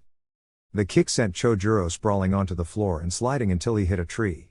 This was only a light annoyance to the Kiri ninja, however, who quickly pulled himself up and began charging Hiramkare. Amoe saw this and began using his katana to conduct lightning. Hiramkare unleashing /Raten, bolt shield, both fighters called at the same time. The large blast of energy from Hiramkare smashed against Amoe's shield and the two jutsu fought for dominance. Eventually there was a large explosion, and when it cleared, Amoe had been blown back into a tree and was slowly standing. Seeing his opponent weaken, Chojuro charged forward, sending several kunai at Amoe. The Kumo ninja only had enough time to duck under the first while parrying the other kunai away from him before Chojuro arrived, attacking in a straight downward swing from his blade. Amoe had to act quickly to block the strike and needed to use both hands, one under the blunt side of the blade, in order to hold the huge blade of Hiramkare off of him. Going on the offensive, Amoe swept the leg of Chojuro only for him to twist in mid-air and push hard off the ground into a nearby tree and throw two kunai at Amoe, who parried them easily and jumped up into the tree after the Kiri ninja. Chojuro jumped away from Amoe, landing on another tree branch, crouching and grabbing onto the branch with a hand for extra support. Amoe did not want to let Chojuro get away and kicked off to follow him, only to have the process repeated many times over. The pair had gone in a complete circle when Chojuro finally decided to stop running and charge at Amoe, who happily met his attack with one of his own, charging his blade with Raten Chakra. The blades clashed, but Amoe noticed something interesting. Chojuro was only using one hand for his two-handled sword. In Chojuro's other hand was a wire that stretched out behind him, almost invisible unless you were looking for it. Got you, Chojuro called before tugging on the wire, which seemed to be connected to each of the trees that Chojuro had jumped to, and once the extra pull was added, the wire seemed to come off the tree and wrap tightly around Amoe, who couldn't use his sword to free himself as it was still locked together with Hiramkare. Amoe is unable to continue. Winner Chojuro. Yamato called and cheers erupted from the crowd. Cage booth. Well, that was an excellent match. I believe that was a Jonin-level plan and trap that Chojuro put into place, Oonoki said. Yes, he was able to use his terrain to his advantage quite effectively, and he also showed a high-level ninjutsu that was even able to get through Amoe's bolt shield. I would say that would be a close call, but I would say he is the second one to earn a promotion after the Nara said. I agree, Amoe is a good fighter but was not aware enough of his environment and surroundings to be considered a Jonin just yet, Jiraiya said. I agree, Chojuro has always been good at formulating a plan on the run and he is quite resilient, Mei said. Tournament floor. Shikamaru and Kairu made their way to the middle as the board showed that they would be fighting in Kumokenshin's. Large pillars shot into the ground and lightning shot out to connect the pillars. Well, this will be troublesome. I take it from your fight with Ino that you're a Raiten style as well, Shikamaru said. That's right, Kairu said, a little unsure if she could win after what Naruto had told her about the lazy Nara. Once the fight began, Kairu didn't want to let Shikamaru have any time to rest or plan, so she immediately started running through Hand Seal's Raiten, 100 bolts. Lightning shot out from the fences around Shikamaru, forcing him to dodge the exactly 100 bolts of lightning that were directed at him. After her attack missed, she drew her sword and began to charge at Shikamaru but was stopped. Lightning connected in front of her. Seeing that he had some time, Shikamaru sat down and held his hands in front of him in the shape of a square. Competitor booth. What the hell is that guy doing? Kurotsuchi asked Naruto, Hinata and Lee, who were watching the match while Chojuro was still being checked out by the Medi Nins. He's planning. My guess he already knows Kairu's next 100 moves based on what he knows about her so far. The way he can plan out a strategy is absolutely amazing, Naruto said with respect evident in his voice. Fight. Before the lightning moved, Shikamaru removed a trench knife from his pouch and began to fiddle with it. Once the barrier came down, Kairu charged forward. Shikamaru just jumped back and sent the knife flying into a far corner of the ring right next to one of the pillars conducting Raiten chakra. Kairu was just about to move into strike range of Shikamaru, who was trapped when she froze. What the fuck is this? She yelled, unable to move. Shadow imitation success, Shikamaru said lazily. Look behind you and I think you will understand. Go on, I will let you, he said, loosening the hold of his jutsu. Kairu turned to see a thin shadow stretching out from the knife that he just threw away. What the fuck, she said disbelievingly. It's simple, the blade is chakra conductive, but that's not all because I threw it so close to the Raiten conductors. Soon that shadow still conduct electricity as well. This match is over, Shikamaru said as a small stream of electricity shot into the small trench knife and shot out along the shadow to shock Kairu. Fuck, okay, I surrender, Kairu said, disappointed in herself but not wanting to be shocked any more than needed. Kairu has forfeited the match. Winner Shikamaru, Atsui said. Cage booth. That boy is a genius, such a well thought out plan, Mei said, clearly impressed. Yes, certainly, Jonin material, it will be a good semi-final between him and Chojuro, Jiraiya said. An ingenious plan to use a chakra blade to manipulate the shadows for him and then to place it so close to the lightning that it would pick up a Raiten charge long before his shadow that connected them ran out. Using the chakra from the shadow to conduct the Raiten chakra, said. Yes, clearly this boy is Jonin material, Oonoki said. Indeed, this next match will be rather interesting, don't you think, said as Naruto and Lee walked out. A straight taijutsu expert against Naruto, who is excellent in ninjutsu, taijutsu and fuinjutsu, but knowing Naruto I would say he will fight with mostly taijutsu, Jiraiya said. I am looking forward to seeing how well he will cope then if he doesn't want to using his advantages too much, Mei said, once again licking her lips at the sight of the young sage. Tournament floor. Naruto and Lee looked up to find that they would be fighting in an empty arena with no changes. Yosh, this will be my greatest challenge. I will let my youth explode, Lee said, and he took up his battle stance. That's great, Lee, but don't expect me to be easy on you, Naruto said with a smile. I wouldn't dream of it. In fact, I'm hoping I can push you to the edge. I want to know what it is like to fight against you using your Senjutsu, Lee said. Well then, you have your work cut out for you, Naruto said, falling into his modified toad-style stance. Begin, Atsui yelled after checking to see if they were ready. Lee attacked first, charging forward and sending a punch toward Naruto's head. Naruto parried the blow and brought up his knee towards Lee's chest, but Lee's other hand was able to block the strike and give him the leverage to push himself away before charging in again, this time with a kick to Naruto's head that he easily ducked before sweeping the leg off Lee, who once again used his hands to push off, this time into a missile kick with both feet directed at Naruto's head. Naruto was able to narrowly avoid the kick by lying flat on the ground before kicking off and spinning through the air to the side as Lee moved high on the air to land short and deliver a leg drop at the location that Naruto lay just seconds earlier. The crowd roared in appreciation of the action they were receiving as Naruto and Lee once again got back into their dance of blocking or avoiding all the attacks directed at him. Cage booth. They're both amazing, their speed is certainly Jonin if nothing else, Mei said in awe. They're both just warming up, said Jiraiya. What do you mean, asked Mei. Lee is wearing leg weights, and a lot of them, Jiraiya said. And Naruto uses restriction seals to limit his strength, speed and chakra levels, not to mention he hasn't used Senjutsu yet, said, not mentioning Kyuubi because he knew Naruto wouldn't use it unless he was desperate. Senjutsu? I don't think I've ever heard of it, Mei confessed. In truth, I do not know much about it either, only what Naruto told me himself. Said as Naruto and Lee both landed their first hits at the same time, with Lee punching Naruto in the face while Naruto kicked the green-clad Chunin in the ribs, sending both of them flying and earning loud cheers from the crowd. Fight! Naruto and Lee both picked themselves up and charged again this time. However, Naruto's attack was a feint and his punch was a cover, so when Lee went to block the strike, he was then met with a kick to the opposite leg, knocking Lee down. Seeing the opening he made from his kick to the leg, Naruto charged in, sending a kick to the spandex-wearing ninja's chest, knocking him into the air before Naruto held both hands together into one fist, raised them above his head and slammed them into Lee's back, sending him crashing into the ground. If Naruto thought it was over, he wasn't showing it, and his suspicions were proved right when Lee shot up like he had not even felt anything and punched Naruto in the chest that Naruto narrowly blocked, but he still was sent skidding back from the power behind the attack. I think that is enough for the warm-up, Naruto said loudly. Yosh, I couldn't agree more, Naruto-kun, Lee said. Lee removed his weights and tossed them to the side. When they landed, they left a huge crater and the audience was shocked silent. Meanwhile, Naruto was releasing his restriction seals. Shall we?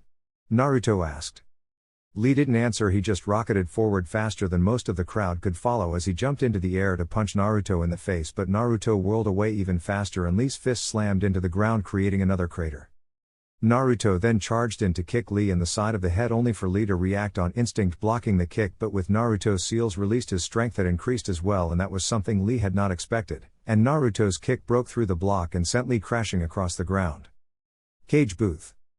Kami, they are so fast, I could barely even follow Naruto when he moved her to avoid the first strike, Mei said in awe as Lee flipped back up and engaged Naruto again in a taijutsu exchange, which Naruto again came out on top, thanks to his superior speed. Yes, they are fast enough, but there doesn't seem to be any planning going on. This is more of a spar than a trial to be Jonin for them at the moment, Oonoki said. I hate to admit it, but you are right, neither has shown that they are able to form a plan to win this match. At the moment I would say they're both Tokubetsu, Jonin said. I agree, but this match isn't over yet, they both have a lot more they can show, Jiraiya said as Lee finally came out on top of their next exchange thanks to his mastery of taijutsu. Fight! Lee, having hit a hard blow on the third time of asking, charged forward to take advantage, knowing he couldn't let Naruto recover, and punched the blonde in the gut before kicking him into the air, preparing for the initial lotus as he jumped. Seeing Lee was behind him and knew exactly what he was planning, Naruto ran through hand seals Fuuten. Great breakthrough, Naruto called out and fired not at Lee who was behind him but at the ground, causing him to shoot up and knock Lee off course, ending his attack before landing ready to continue. You're not going to beat me that easily, Naruto said as he prepared for Lee's next attack. The green-clad ninja didn't respond but instead started focusing his spiritual energies and chakra began to form around him. Oh shit, Hess opening more of his gates. If he could open 5 when he was a Genin, how many can he open now? Naruto thought as he busied himself with several hand seals as Lee began to glow green. Cage booth. Isn't that, Mei asked, but before she could finish her thought she was cut off by the gate of view, the 6th inner gate. This could be interesting, I wonder what Naruto can do about this. I don't know, but he needs to be in sage mode now. What does he think Hess doing? Jiraiya said, looking slightly worried. Fight! Summoning jutsu, Naruto yelled as energy around Lee continued to rise. Naruto found himself on top of Gamikachi's head. Yo! What's up, boss? Gamikachi asked. That, Naruto said, pointing to a glowing Lee. I need your fire, I need a smoke screen. Sure thing, boss, let's do it, Gamikachi said and began breathing in while Naruto began forming hand seals. Code collaboration style, steam of the fire mountain, Naruto called out, and Naruto's water jutsu mixed with Gamikachi's flames to create think steam that was impossible to see though. The steam began to spin around Lee, moving it until it formed a small tornado around him until his power rested and he looked around for Naruto in the mist. Lee, seeing the outline of Naruto, readied his attack. Morning Peacock, Lee yelled, charging forward and kicking Naruto into the air, and before he had a chance to even react jumped after him. He then began punching Naruto repeatedly so fast that the air around him seemed to catch fire from the sheer speed and friction caused from the movement, forming a peacock-like fan behind Naruto before he was sent crashing to the ground wrapped in the aura of the attack. Cage booth. It has to be over, no one could get up from something like that, Oonoki said. Wait, something is wrong, I can still feel Naruto's chakra signature quite well, Jiraiya said as he looked into the arena. Fight! Lee was panting and turned around to check on the damage but froze when Naruto disappeared in front of his eyes in a cloud of smoke, a shadow clone, but how I hit it far more than what I should have needed to dispel it mid-attack, Lee said in disbelief. Suddenly a large seal array appeared under his feet and he felt heavier. Gravity seal, but I will still be faster as long as I can keep my inner gates open. Then Lee saw several other seals burn into existence. The first one exploded, sending a jet stream of water at Lee, who narrowly avoided it by jumping back, but he landed in the path of another tag. This one exploded in a huge burst of wind, knocking Lee back slightly until he landed in between four others, each of them bursting into existence with lightning and shooting at Lee, who backflipped out of the way. "Good match, bushy brows," came a voice from directly behind the green clad as he landed, turning just in time to see Naruto in sage mode slam his fist into his face, sending him flying into a wall before collapsing onto the ground. Lee struggled to stand but was unable to due to being worn out from using the inner gates and Naruto's gravity seal. "How I need to know how you were able to escape the morning peacock and set up your traps," he stammered as Naruto walked over. "I used Gamakichi to create the mist, and the shadow clone wasn't really a shadow clone. It was Gamakichi transformed so he could take multiple hits then return to the summoning world to heal. Good thing those summoned creatures are so strong, because that was some attack. As for the traps, well, I've been setting them up all match. Every time you hit me or knocked me down, I would use that time to hide a seal in the dirt," Naruto explained as Atsui landed to check on Lee. Cage booth. "Absolutely amazing, to have been planning out a trap the entire match and just waiting for the perfect time set it off," Mei said as she listened to Naruto's explanation. "Indeed a brilliant strategy, and to think of a way to counter such a deadly attack on the run. Certainly a Jonin level can't see any reason not to promote him," said Oonoki. "I agree, but what of the other boy Lee? He showed fantastic technique and great skill to be able to open at least 6 of the inner gates. He is beyond Chunin level, and the trap that he fell into was brilliant. Not many people would have been able to avoid it," said. "I agree, but he did not exactly form a plan to win and just tried to get through on strength alone. I say Tokubutsu Jonin," Jiraiya said, earning nods from the Kiges. "Lee is unable to continue. Winner Naruto," Atsui said, and this time once Naruto was declared the winner there was a loud roar from the crowd, who didn't seem to care that he was a namikaze at the moment after the fight they had just witnessed. "Well, let's just hope the rest of the fights are as entertaining as that last one," Mei said with a smile as the medics helped Lee onto a stretcher and took him off to the medical center they had set up for the competitors. "Yes, up next is Kurotsuchi again. She was impressive last match and she would have already earned a Tokubutsu Jonin promotion. She just needs to show a tiny bit more for me," Oonoki said. "I disagree. I believe that she has shown enough in her last match with the Aburame to be considered a Jonin. She gets my vote anyway," Mei said with a smile as Hinata and Kurotsuchi entered the arena while several ninja began repairing the damage caused by Naruto and Lee. "An interesting matchup, the heir of the main branch of the Hyuga against Kurotsuchi," Oonoki said. "This will indeed prove interesting. I would say Kurotsuchi will need to stay away from close range and use ninjutsu, however that is not always possible against a Hyuga," said. Tournament floor. The computer screen came to life and after a couple of seconds stopped on Kiri.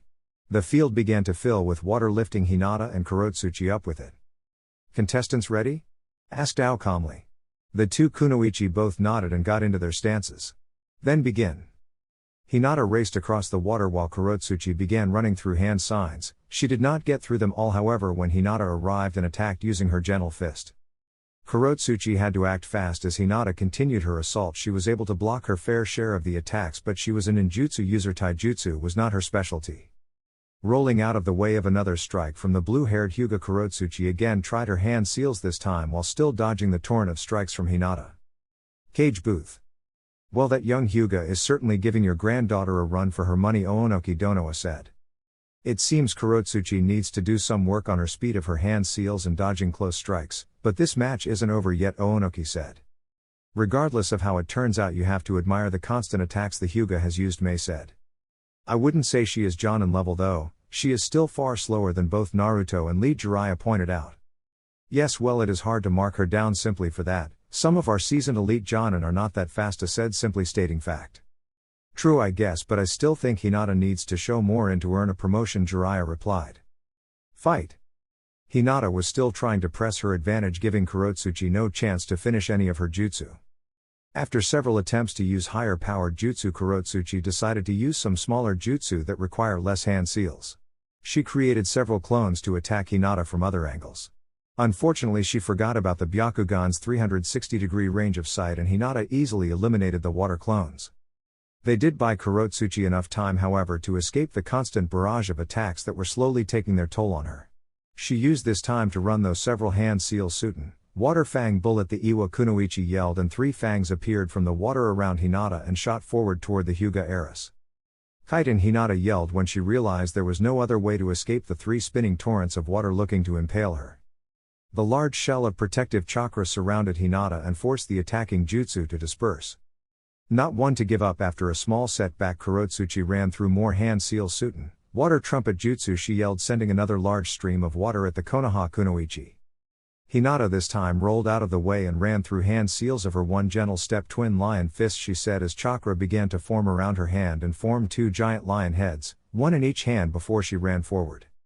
Eyes widening at the oncoming attack, Kurotsuchi had to act quick and made two Yotan cloned, and the second before Hinata was in range to attack. The clones tossed the real Kurotsuchi into the air and both received the devastating blows from the Hyuga. That sent them flying before dissolving into piles of lava, causing steam to rise and turn to large rocks before sinking. Suten, gunshot, called Kurotsuchi from mid-air the moment Hinata hit the second clone. Once again Hinata used her family's Kaiden to avoid the attack. Damn it, how am I supposed to get around that? I have no rocks for Doton Jutsu. Kaiden would just help her by making steam with all this water around. My best bet would be to try Yotan, but should I get it wrong, all that would do is create steam that would affect my vision, but she has the Byakugan, so she would be fine, Kurotsuchi thought as she shot off several more Suten Jutsu at Hinata only for her to dodge or use the Kaiden. There has to be a weakness in that jutsu of hers, it can't be a perfect defense. Wait, underneath is open, if I can attack her from below while she uses her Kaiden I can get her, Kurotsuchi thought as she made several water clones and sent them out so they surrounded Hinata before charging, while the real Hinata began forming several more hand signs. Kaiden, Hinata yelled as she spun to dispel the onrushing clones. Suten, water rising pillar, Kurotsuchi yelled, and Hinata immediately stopped spinning as was thrown into the air. Yotan, quicklime congealing jutsu, the Iwa Kunoichi yelled quickly and shot many small balls of larva at Hinata the moment she hit the water. The larva hardened the moment it came into contact with Hinata or the water and trapped Hinata in a cocoon that she could not escape from as she began to sink. Ao quickly jumped in to rescue Hinata by draining the water and declaring Kurotsuchi the winner. Ladies and gentlemen, there will be one final break before the semi-finals and final, Ao said as medics released Hinata from her prison and took her to be looked at despite the fact she assured them she was fine. Chapter 46, The Jonin Tournament Part 3. So how do you think you will go in your next match, Naruto asked Shikamaru. It's hard to say, it will end up depending on the terrain, I think. From what I could tell, if we get the forest or the cliffs, then I am rather confident I will win. The lightning is 50-50. But I do not fancy my chances in the water or plain arena, Shikamaru said while leaning on the railing gazing out over the empty arena. Well, I would love to fight you in the final. With that brain of yours I would definitely have my work cut out for me, Naruto said with a smile. I doubt it, you I have very little chance against. I mean, you're as good as Lee at taijutsu, you also have many long-range ninjutsu, and your seals are out of this world. In short, I don't think I could beat you, it would be just way too troublesome, Shikamaru said with a grin. Come on, don't be like that, you never know unless you try, Naruto said, patting the lazy Nara on the back before pushing off the railing he was leaning on with his fellow Konoha ninja. I'm going to go see Yugi-chan, you wanna come, or you happy watching clouds, the blonde asked, knowing the answer before it came. I think I will say, would be just troublesome to be your third wheel. Besides, watching clouds is something I don't get time to do much anymore, Shikamaru said, not looking at Naruto. Fine, hey, good luck with the match anyway, just in case I'm not back in time, Naruto said before walking to leave towards the exit of the booth. Yugito was sitting in the same seat she was in during the first interval, however now she was joined by Samui. Why hello ladies, Naruto said from behind them. Enjoying the fact that they jumped in surprise at how close Naruto had managed to get without being detected. Naru-kun. You scared the hell out of me, Yugito said, glaring with forced anger at the currently laughing Leaf Ninja. I'm sorry, Yugi-chan, I couldn't help myself. Anyway, how are things up here? Are both of you beautiful ladies enjoying the show? Naruto said, hopping down into a seat next to Yugito. Samui had a small blush from being called beautiful but steadied herself well. Yes, the fights have been quite entertaining. Your match with that clone of your team sensei was amazing. But wasn't that a bit of a mean thing to do to your summons? Samui asked. Nah, he has taken far worse when we trained together, besides those toads have tough skin, Naruto said calmly, waving away the busty blonde's concerns for Gamikachi's well-being. Only 2 more fights to go, who do you think will get promoted to Jonin? Well, other than yourself of course, Yugito queried. Well, Shikamaru is a certainty. Other than that, I would say Kurotsuchi has used some good strategy to get past Shino and Hinata, so she's in. The last one, I am not sure about, and that Chojuro, he used good strategy to win against Amoe. But in the end it's up to the judges and cages who will be promoted, I guess, Naruto said. Well, it is going to be tough to beat your match with Lee, Yugito said. That's true, Lee is certainly far stronger and faster than most Jonin, but he still needs to calm down a bit, I think, Naruto replied. That's for sure, but still I wouldn't want to have to fight him, Samui said.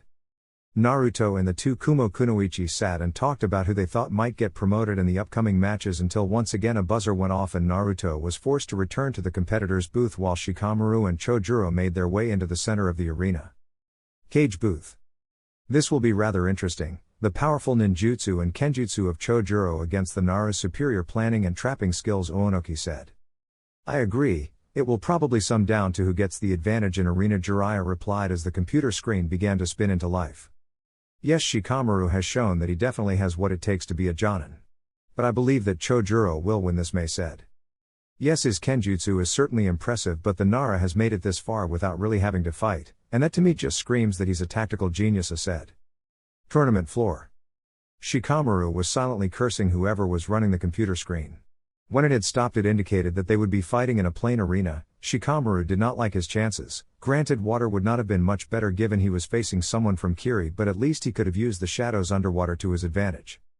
Welcome to the semifinals. Fighters, are you ready? Ao said as both Chojuro and Shikamaru slid into their fighting stances. Both nodded before Ao raised his hand. Then, begin, Ao yelled, bringing his arm down to help signal the start of the match. Shikamaru acted first and extended his shadow out in an attempt to trap Chojuro. This eventually came to naught as Chojuro jumped back as the shadow approached, and once it made it to its full length made a mark on the ground. This seems familiar to my match with that troublesome woman, Shikamaru thought, remembering his Chunin exam final match. I doubt I can trick this guy the same way. In fact, there are no holes to use this time, he thought as he removed several kunai from his pouch. Meanwhile, Chojuro began running though some hand seal suitin. Gunshot, he said before shooting a large ball of water at Shikamaru, who seriously considered just letting it hit him so he could go rest before he eventually rolled out of the way. Shikamaru threw several kunai at Chojuro, but it turned out that Hiramkare was a quite adequate shield. Guess single projectiles are out, Shikamaru thought, filing that piece of information away for later. Shadow endgame jutsu, Shikamaru said, and 10 thin strands of shadows rose up and each removed kunai from his pouch before circling around the area. Realizing the danger, Chojuro began charging Hiramkare. They both acted at the same time. The thin strands of shadow charged forward along with Shikamaru's body and they all threw their kunai at the same time. Hiramkare unleashing chakra shield, a large blue orb appeared around Chojuro and the kunai that struck just bounced off. Once the shield dropped, Shikamaru acted quickly and attempted to trap the Kiri ninja in his shadow again, however Chojuro was far too fast. Drawing out kunai of his own, Chojuro began sending kunai flying at rapid speeds across the field, effectively stopping Shikamaru's jutsu and forcing him to take out his tanto and swat the kunai he couldn't dodge out of the air, before taking out several flash bombs from his pouch and adding them to his kunai before placing them back into his holster. I only have one chance at this. But first I need him to stop using those kunai. Oh man, I have to get in close. How troublesome, Shikamaru thought, swiping another flurry of kunai from the air. Charging forward, tanto drawn, Shikamaru forced Chojuro to stop his assault of kunai and bring Hiramkare up to block the swing. Shikamaru then jumped back and removed one of his flash bombs connected to a kunai and chucked it behind him while his shadow began to stretch forward. Chojuro was confused by the use of a flash bomb because he was wearing sunglasses and as such wouldn't be troubled by the flash. However, seconds later he figured it out. Unfortunately, it was a couple of seconds too late as the flash bomb went off and Shikamaru's shadow used the light behind him to shoot forward at a far faster rate than usual. Shadow imitation success, Shikamaru said proudly. What's this? I can't move, Chojuro said, obviously confused. Oh, you can move, just only where I make you move, and it seems you use a kunai pouch on both legs. Well then let's just put one of them to good use. Shikamaru said, and reaching down his left leg to an imaginary kunai pouch and drawing a kunai from it before placing it over his throat. The fake kunai that Shikamaru held was not so fake for Chojuro, who was now sweating. No matter how much he struggled, he could barely move an inch. I forfeit, Shikamaru said, cutting off Chojuro. Yep, just like my match with that troublesome woman, he thought as his shadow retracted from Chojuro. Hey, are you serious? Chojuro asked, shocked. Yeah, the way I see it, I have done enough to earn promotion and I can't beat Naruto. It would be way too troublesome to even try. Besides, after all the fighting today, I'm out of chakra. Good luck in the final, Shikamaru said. Shikamaru from Konoha has forfeited the match. Winner Chojuro, Ao said. The crowd reacted in different ways. Some were shocked that Shikamaru surrendered just as it looked like he had won. Another section was angry, mostly because they had placed bets on Shikamaru to win the match. Finally, there was the section of people who bet on Chojuro or were from Kiri and they were unmistakably happy. Cage booth. Guess he hasn't changed much at all, Jiraiya said with a small sigh. What do you mean, Jiraiya Donome asked. He did the exact same thing in the Chunin exams, gave up just as he was about to win. Still, if he is out of chakra, it is probably for the best in the end, the white-haired toad sage replied. I guess so, however he already had the match won. To forfeit like that is rather embarrassing, Oonoki grumbled. I agree, he was the better fighter, and to surrender like that without even attempting to take on the winner of the next match is rather unheard of, I said. Yes, but that is just what Shikamaru is like. If he is given a mission then he is deadly serious, but once it is done he is as lazy as they come, Jiraiya said. Reminds me of B, and Darua said with a smile as Naruto and Kurotsuchi entered the arena floor. So who do you think will win this one, Mei said. Most unfortunately I cannot see my granddaughter pulling out a win here. She will have to be tired by now, and the young Namikaze boy still looks fresh despite his efforts in the last 2 matches, Oonoki said. I agree, Naruto will have too much for her, but she has him at an elemental advantage with Katen and Doden. She also has Yotan and Suten, so she can be far more flexible with her jutsu, making her harder to counter. But Naruto's speed and unpredictability will win out, Jiraiya said while the computer began choosing the terrain. It seems we are all in agreement. I can't see young Naruto losing this match, and I would say he will win this tournament with little trouble now, I said. Well, at least the terrain will favor Kurotsuchi, Oonoki said as the computer screen showed the symbol for Iwa. Tournament floor. Naruto and Kurotsuchi stood on either side of the ring while the ground morphed around them into giant uneven cliffs. Begin, yelled Akatsuchi after checking to see if Kurotsuchi and Naruto were ready. Nothing happened for a moment as neither of the competitors could see each other and neither wanted to fall into a trap. Naruto waited and listened for any movement, but all he could hear was the roar of the crowd. I guess I'm going to have to make the first move, he thought, but before he could jump up, the rocky surface in front of him seemed to glow. Suddenly the glowing rock exploded and lava shot out, rushing towards Naruto, who quickly jumped out of the way. Kurotsuchi's attack had not ended, however, as she jumped up and sent another stream of lava straight at Naruto, who had to jump out of the way again. Phew, that Yotan sure is dangerous, he thought, back flipping off his platform and onto another as more magma flew at him. Continuing his dodging, Naruto began to realize that the Iwa Kunoichi was getting tired again, considering she had 2 difficult fights and didn't have the same sorts of reserves as Naruto. Damn it, Naruto, stop running, she yelled. What, and risk getting my pretty face burnt? No, thanks, Naruto joked, jumping away from yet another stream of lava. Okay, find me now, Kagebushin no Jutsu, Naruto yelled, and over 100 spiky yellow-haired ninja appeared before they bolted in multiple directions. Kami, why won't you fight me? Kurotsuchi yelled in frustration. I am fighting, don't tell me you haven't noticed, several Narutos replied at the same time from their hiding spots. You have not been fighting me. All you have been doing is running around avoiding my jutsu, Kurotsuchi replied. I don't see the difference. Anyway, shouldn't you be hunting clones? It's a fun game, kinda like hide and seek, only with deadly jutsu, and Naruto replied.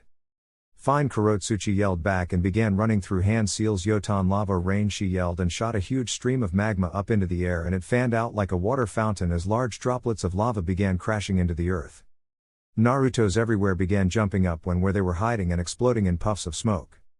Okay, they're gone, come out and fight me now, Kurotsuchi said, slightly impatient because she knew she couldn't keep up her constant attacks much longer.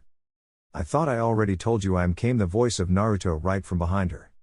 She spun around to see nothing but an empty cliff face. Okay, that's not funny, Naruto, I know that you're stronger than me already, you don't need to rub it in, Kurotsuchi said. No, that's not the point, I am just testing out a jutsu Jiraiya sensei taught me, he uses it with his chameleon jutsu to throw his voice, but that said, in an area like this you really shouldn't let over 100 seal masters hide from you, Naruto joked as hundreds of seals burned into life around her. Oh shit, was all she had time to think about before the seals finished activating and the area exploded with heavy gusts of wind and water that, while thankfully were not directed right at Kurotsuchi, was still enough to completely blind her through a haze of water being blown around, and she couldn't hear anything due to the sound of the wind. Suddenly one final seal came into view and shot a massive gust of wind right into Kurotsuchi's stomach, sending her flying right over to where Naruto appeared out of nowhere with several rolls of chakra wire to tie her up. See, I told you I was fighting all along, he said with a smile as he placed a chakra suppression seal on her forehead, causing her to faint. Kurotsuchi is unable to continue. Winner Naruto, Akatsuchi said with a dopey smile. Cage booth. As expected, it can't be helped that Kurotsuchi had the misfortune of coming up against the boy, Oonoki said with a small sigh. It seems Konoha has more than one brilliant strategist from the result of that match, Jiraiya Dono. To win a match against a clearly well-trained kunoichi like Kurotsuchi without having to land a punch. But with that said, it could only be done by a true seal master, Mei said hungrily as she gazed into the arena at Naruto, who was freeing Kurotsuchi from his ninja wire. Yes, his seals are quite spectacular. And his ability to set up a trap that doesn't look like a trap is far higher than most Jonin could achieve. To me, they both are definitely worthy of promotion, said. Agreed, the 4 semi-finalists have all proven their worth, the final will be interesting. However, I doubt Chojuro can compete with Naruto's speed, Oonoki said.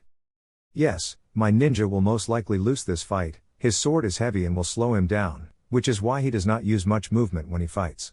But he has a lot of power and great resilience, Mei said.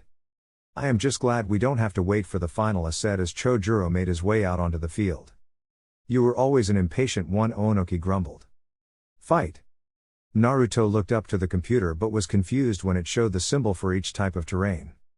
The final will be held in a mixture of all the terrains and will be divided into sections for each part, Akatsuchi said as the ground around them lifted apart from 1/5 of the ring, which began filling with water. The other 4/5 divided into the other 4 terrains, with the center where they were standing remaining bare. In the 2 corners behind Naruto there was the thick forest that was made and controlled by Yamato and the lightning rods that Atsui was manipulating. Chojuro looked a little nervous but at the same time determined as each of the proctors jumped into the edge of the ring around their area before addressing the 2 future Jonin. Naruto of Konoha, are you ready? Ao asked as the representative of Kiri. Naruto got into his stance before yelling out yes. Chojuro of Kiri, are you ready? Yamato asked and Chojuro did the same. Then let the final begin. All of the proctors yelled together. Chojuro acted first, ignoring Hiramkare. He went straight for his kunai and began flinging them at Naruto, who was able to dodge and duck out of the way before sending a flurry of his own kunai at Chojuro.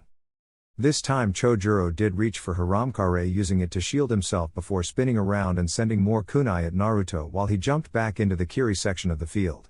Suten, water shark bullet jutsu, he yelled as a large shark made out of water rose up behind Chojuro and raced at Naruto, who was quickly running through his own hand seals. Fuuten, violent wind palm, the blonde yelled, and the compressed air that shot from his wrist and clashed against the giant shark, disrupting both jutsu. Suten, water drowning jutsu, Chojuro yelled. This time a large pillar of water formed in front of the blue-haired Kiri ninja, and wherever Chojuro directed the pillar of water would follow. Naruto jumped out of the way this time, but that didn't stop the jutsu, which seemed to not stop once it hit its target as it swerved to chase after Naruto again. Damn, that is a useful jutsu, I wish I knew it, Naruto mused as he began running through hand seals. Summoning jutsu, he yelled, and Gamatatsu, Gamakichi's brother, appeared to the side of Naruto as he had to jump out of the way. Hi Naruto, do you have any snacks? Gamatatsu asked dumbly. He was just looking on with mild interest as Naruto narrowly avoided the constant stream of water. I can feed you later, right now I'm a little busy, Tatsu. I need you to go jump to the top of one of those rocky pillars overlooking the water. Can you do that for me? Naruto whispered so Chojuro couldn't hear. I will for some snacks, Gamatatsu said happily. Gah, why can't you be more like your brother? He doesn't ask to be paid in food all the time, Naruto moaned with a face palm. Where am I supposed to get snacks from in the middle of a fight? I can't just stop midway and say sorry, Chojuro, but can you wait while I go get my summons some sweets, he complained. Why not? Gamatatsu asked curiously as Naruto had to jump out of the way of the pillar of water again, something that Naruto seriously considered not even bothering with out of exasperation with the large yellow toad. Look, can I just pay you next time? Naruto asked. You would think he would be more willing to help, he is one of my personal summons after all. I wonder if Fukusaku-sensei will let me trade him with another less difficult toad, one more like his brother, Naruto thought as Gamatatsu pondered the implications of being paid later. I guess so, but I want double what I normally get, Gamatatsu said eagerly. Fine, now will you just go do what I asked while I loose this damn jutsu that is following me? Naruto said, rolling out of the way of yet another strike. Sure thing, glad to help, the large toad said before he hopped away. Sure. Now he is glad to help, damn toad. And the cliffs are that way, you're going the wrong way, Naruto said with a sweat drop. I swear he must have been dropped on his head as a tadpole. Multiple times, Naruto thought as Gamatatsu righted himself and went to where Naruto asked him to. Naruto, finally getting his message across to the mentally challenged toad, took off into the Konoha section of the battleground in order to loose the jutsu. This did not work so well as it simple rose above the trees and smashed down at taking a large number of branches with it.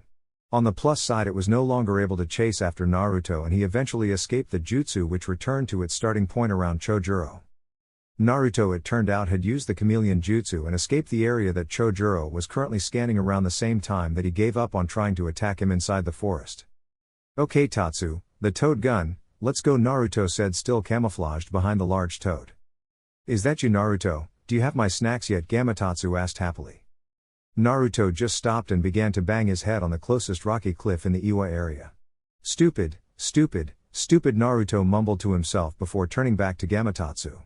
No Tatsu not yet, we need to use the toad gun to force that man down there to break his jutsu Naruto said explaining his plan to the toad as calmly and slowly as possible. Oh so you want me to help you fight? Then why didn't you say so the toad asked tilting his head to the side in confusion. Naruto just slapped a hand to his forehead in defeat and began shaking his head. Just get ready to fire the toad gun Naruto cried lightly wondering why he didn't just remove his restriction seals enter Sage mode and win the match that way. After Gamatotsu finally realized what he was supposed to be doing Naruto released his chameleon jutsu and called out to Chojuro with his hand placed firmly on the yellow toad's back. Hey Chojuro! Up here! Reacting to the call Chojuro sent his Suten jutsu charging at Naruto. Now Tatsu! Phew Uten! Toad gun he called out and a powerful jet of water shot out of the toad's mouth ripping straight through Chojuro's pillar of water and forced the Kiri ninja to jump back in order to avoid the devastating attack. The moment Chojuro let the jutsu break and jumped away Naruto sprang forward determined not to let Chojuro use another powerful jutsu. Appearing behind the Kiri ninja Naruto kicked him in the small of the back and sent him flying out of the water section and right into the area of lightning. You have some brilliant Suten jutsu, but it seems you need to be close to the water source to use them Naruto said landing in the center. How did he escape my jutsu nothing moved from the forest? How did you escape to the top of those rocks without me seeing you they were on the opposite side of the arena Chojuro asked standing up and panting slightly. Well when your sensei is the world's best spy master and genius at infiltration you tend to learn a few things. That was his chameleon jutsu that allows someone to blend in almost perfectly with their surroundings Naruto informed the Kiri ninja. I see. That is a useful jutsu, it would be invaluable in escaping dangerous situations Chojuro admitted as he readied himself. Thanks I think it is time to end this though said Naruto as his restriction seals burned into existence before fading again. He then held his palm out and began forming a Rasengan. At the same time Chojuro began charging Hiramkare. Naruto seeing this stopped his jutsu and created a couple of clones before entering Sage mode. A loud bell-like screeching noise filled the area as Naruto's Rasen Shuriken formed. I hope you're able to escape this, I really do Naruto said kindly as he prepared to throw his jutsu. Cage booth. What in the world is that Mei asked mouth wide open feeling the sheer power coming from Naruto's jutsu. That is one of the completed forms of the Rasengan he calls it the Rasen Shuriken, he also has a Suten version but he doesn't have a name for it as of yet. I have been working on completing one myself with my Katen manipulation but it is harder than the kid makes it look Jiraiya said grumbling the last part out. It is incredible. So much power from just one jutsu, and he doesn't even look winded Oonoki said in awe. Yeah I have seen him use around 10 of them in a single training session and still have energy for a spar he is really something else Jiraiya said proudly. Fight! At seeing the same jutsu that decimated the arena in the first task Chojuro began to sweat and pushed all of his remaining energy into the Hiramkare before they both fired Hiramkare unleashing, Fuuten, Rasen Shuriken the both yelled at the same time. The two jutsu clashed in the middle but Chojuro's eyes bulged when the Rasen Shuriken seemed to slice through his jutsu evaporating it as it went along. Knowing he needed to act quick Chojuro pushed away with all of his might leaping over a large electrical field and into the trees of the Konoha section. The Rasen Shuriken hit the ground and expanded decimating anything in its path in a huge ball of tiny wind blades. When the gale force winds finally died down they were left with a large crater that used to be the Kumo section of the field. Checking to see if he was still in one piece Chojuro gave a sigh of relief before deciding he had enough. Proctor I forfeit, I cannot compete with something like that Chojuro yelled coming out of the tree he was hiding in with his hands up. Nobody in the arena could blame him after what they just witnessed not even the cages seemed to blame Chojuro and even added points to his Jonin application on the simple basis that he survived the attack. If it wasn't for the power of Hiramkare he would not have been so lucky however with his unleashing attack slowing the approach of the Rasen Shuriken quite a lot. Very well. Chojuro of Kiri has forfeited the match Ao said loudly. The winner and therefore tournament champion. Naruto Uzumaki Namikaze the proctors all said loudly. There was silence for a short moment as everyone took in the fact the match was over then slowly the clapping started from the cage booth and the large section of Konoha Ninja as well as Team Samui. Eventually the whole building was cheering even the Iwa group who seemed to not care that he was a Namikaze because of the great show he put on throughout the tournament.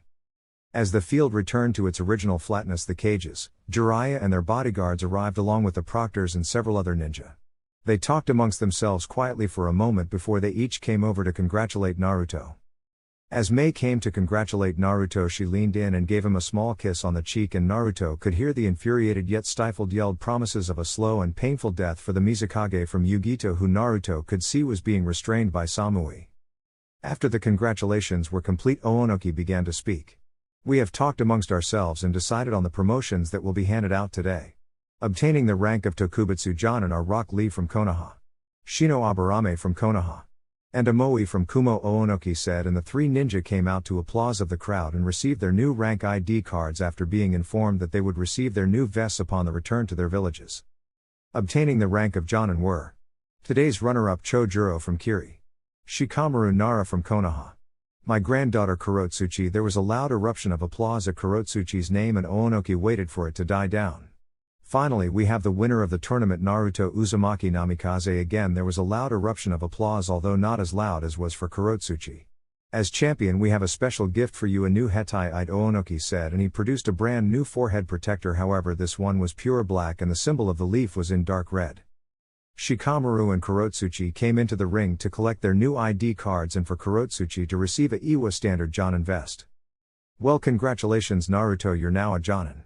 On the plus side, you won't get called in to teach at the academy anymore. On the downside, it won't be too long before they try to stick you down with a Jonin team. I do believe they will do this sooner than you think, as it will be a way for the council to control your movements, Jiraiya informed Naruto once they separated from the others and began making their way out of the arena.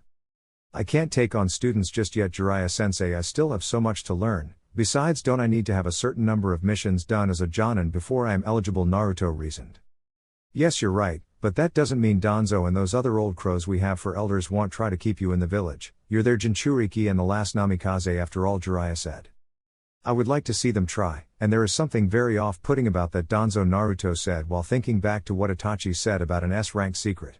If I am right, the secret is it was Itachi's orders to kill his clan, but Jiji was never that cruel. He would never kill innocents if he could help it and would always look for a peaceful solution. That leaves the elders who made the decision, but from what I have heard of Danzo, he loves Konoha. But at the same time he wants his own power and wants to rule Konoha more than anything. I say he had something to do with this, or at least had something to gain. The only question is what Naruto thought as he walked out of the arena to meet Yugito and the other Konoha ninja along with Team Samui there to congratulate him again. Chapter 47 Farewell Iwa. Naruto walked out of the arena with his new Hetaiite placed firmly on his forehead. He was pleased to see there had been no lasting damage to any of the ninja who competed in the final. Even Ino was already up and about after the massive shock she received in the first round. So sensei, how long until we return to Konoha? Naruto asked Jiraiya once they were outside and on the way back to their hotel. We have to stay for a few more days until the doctors give our injured ninja clearance to travel safely, Jiraiya said. Fair enough, Iwa is a nice place, but I do miss Konoha, Naruto said. I know what you mean, there are barely any trees here and Akamaru gets scared on some of these bridges, Kiba said loudly. Orochimaru's hideout. Orochimaru was currently sitting in a chair coughing up blood. He could only last in this body for a few more weeks at the most. Soon I will have you, Sasuke. Then I shall have the Sharingan, and with it I can finally complete my dream of learning all the jutsu in the world, Orochimaru thought before coughing up some more blood. Your body is beginning to fail, Orochimaru-sama. By the looks of things it won't be long before you are bedridden, Kabuto said. It's fine, I can wait until Sasuke returns from taking Suigetsu back to the western hideout. Just make sure he comes to me when he returns, Orochimaru said before trying to stand but failing. Here, let me help you up. Sasuke won't be back for a week, so you are going to need some rest. We don't want you to be too weak when he shows up, Kabuto insisted, grabbing Orochimaru's arm and helping him up from his chair and out of the room. With Naruto was wandering the streets of Iwa looking around for anything that seemed interesting when he saw the young boy from the orphanage Iwaka in a training field working on some of the stuff Naruto had taught him. You're bending your elbow too much, said Naruto as he walked into the clearing. What? Naruto-sensei. Can you help me out? I forgot how you taught me to throw these shuriken, the small boy said, embarrassed he forgot. That's alright if you forgot, it just means that I didn't teach you very well, Naruto said kindly to take some of the guilt and pressure off the boy. That's not true, you're a great teacher. I could barely ever hit the target before, and now I can get close to a bullseye every time with kunai, Iwaka replied. That doesn't mean I am a good sensei. You know, my sensei thinks of himself as a failure, despite the fact he is considered one of the strongest ninja alive, Naruto said sitting down. What, how could that be? Iwaka asked, taking a seat in front of Naruto. It is because when he looks back on his life, all of his failures stand out far more than his accomplishments. He failed to get his long-time crush to like him, he outlived all of his Jinan team that my father was part of. He even feels he failed to protect his sensei when Orochimaru killed him, Naruto said while Iwaka listened intently. So despite all of the successes he has had over the years, he still considers himself a failure. But despite all of that, I refuse to see him as one. He taught me to be a ninja and how to be a man. As far as I am concerned, all of my successes are his as well, along with all of the people he has taught. That means if you have failed in something, then I have too. So come on, let's get to work helping you remember how to throw shuriken, Naruto said calmly, standing up and walking over to pick up Iwaka's training shuriken. Iwaka seemed happy about that and ran over to Naruto, who began showing him the proper way to throw the small discs. They continued for around 1 hour until Iwaka could once again hit the bull's eye on almost every throw. There we go, and it didn't take long to get the hang of it once you remembered, now did it? Naruto said kindly. No, it was easy this time. Thank you, Naruto-sensei, Iwaka said. So tell me, how are the weights and your chakra control exercises going? Naruto queried, seeing that the boy was wearing the training weights he gave him. They're going great, I can almost feel myself get faster every day, and I can now stick the pebbles to me for as long as I want, Iwaka said proudly. That's great work, you will be a great ninja one day, Naruto said, ruffling the boy's hair. Training a future ninja from another village. Well, you are a weird one after all, I guess, came a rough voice from behind them. Maybe, or it could be that I am willing to help where I can, old man, Naruto said without turning around. Iwaka looked terrified. Naruto had just called Oonoki that Tsuchikage an old man. So tell me, boy, how long have you known I was here? Oonoki asked with a small chuckle. Since you arrived around a minute ago. To be able to fly is amazing, by the way. Don't feel too bad about me catching you. The Mizukage is in a tree right over there, Naruto said, pointing to a short but bushy tree. Oonoki was stunned, he hadn't sensed anything. Your sensory abilities are amazing, I can't sense a thing, he said grumpily. It is a side effect of my use of Senjutsu, I can feel all life and chakra around me. And the more I use Sage Mode, the better I become at it. It's still not perfect, Jiraiya-sensei can hide from me if he is inside one of the toad's mouths and masking his chakra signature to match it, Naruto admitted. Mei, having heard this, dropped out of the tree and walked over to them. Mai, you are full of surprises, Naruto-kun, she said once she got into range that she didn't have to raise her voice. Well, I was called Konoha's most unpredictable ninja, although that may have just been because I was the dead last in my graduating class and the first one promoted to Chunin, Naruto said with a small smile. Dead last? How is that possible? Mei asked, shocked that someone so young who had completely dominated the Jonin exams had been the dead last in his class just over 4 years ago. Well, I wasn't very well liked in Konoha as a child, and I would always get harder tests than all the other students or kicked out of the class if it was an important one, Naruto said, scratching his head, and went to continue but was cut off. But you're the son of their hero, how could you have been treated so unkindly? Mei asked curiously. Ah, well, you see, my heritage was not told to anyone in fear of my father's enemies trying to kill me, so I was known as Naruto Uzumaki, which was my mother's surname. But the main reason I was disliked, well, more like despised, was that I am the Kyuubi Jinchuriki, Naruto said, not at all ashamed of the fact. Oh, I see, so that would explain why none of the other villages have heard that there was a living son to the Yellow Flash, Mei reasoned. Anyway, as I was saying, I was given much harder tests than the other students, but the main reason why I was the dead last was the fact I could not make a single standard clone. They always came out sickly and half dead. Of course, now I know that it was because even then I had the chakra levels that were higher than everyone else in the village, making it impossible to use such a tiny amount of chakra necessary for a simple illusion, and that is why I can't use any genjutsu either. I simply have far too much chakra, Naruto said. Incredible, Mei said, and unashamedly licked her lips, thinking about the kind of chakra levels Naruto must have now that he has been trained properly. During this, Iwaka was becoming more and more shocked. First he hears Naruto call Oonoki an old man, then the Mizukage shows up. It was too much for the small boy to take, so he fainted. Ah, well, we better take care of that, Oonoki said with a small laugh once Iwaka hit the ground and signaled for one of the Anbu that were following him for his protection to come and collect the boy and return him to the orphanage. I'm curious as to why you both are here, old man Oonoki. I can understand, considering I am in his village and was currently alone with one of his young villagers. But may I ask why you were spying on me? Naruto asked with a friendly smile.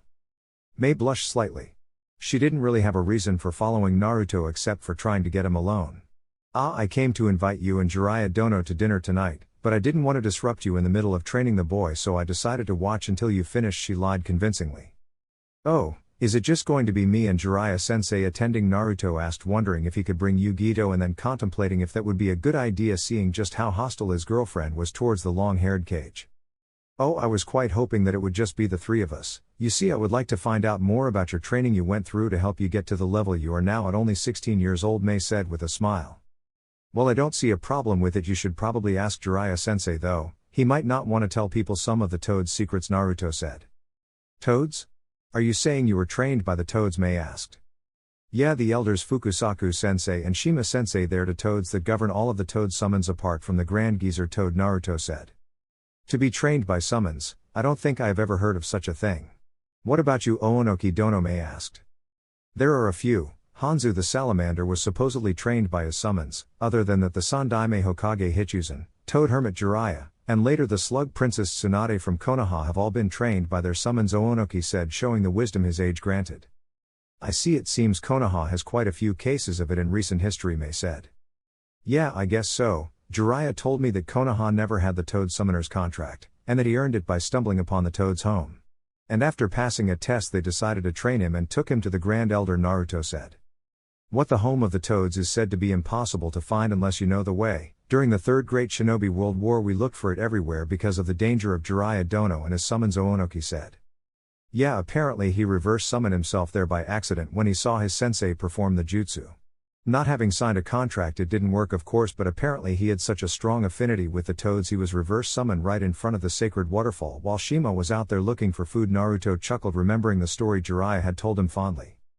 You see, this is exactly why I would like to invite you both for dinner tonight so I can hear more. You are both just so fascinating, Mei said with an innocent smile.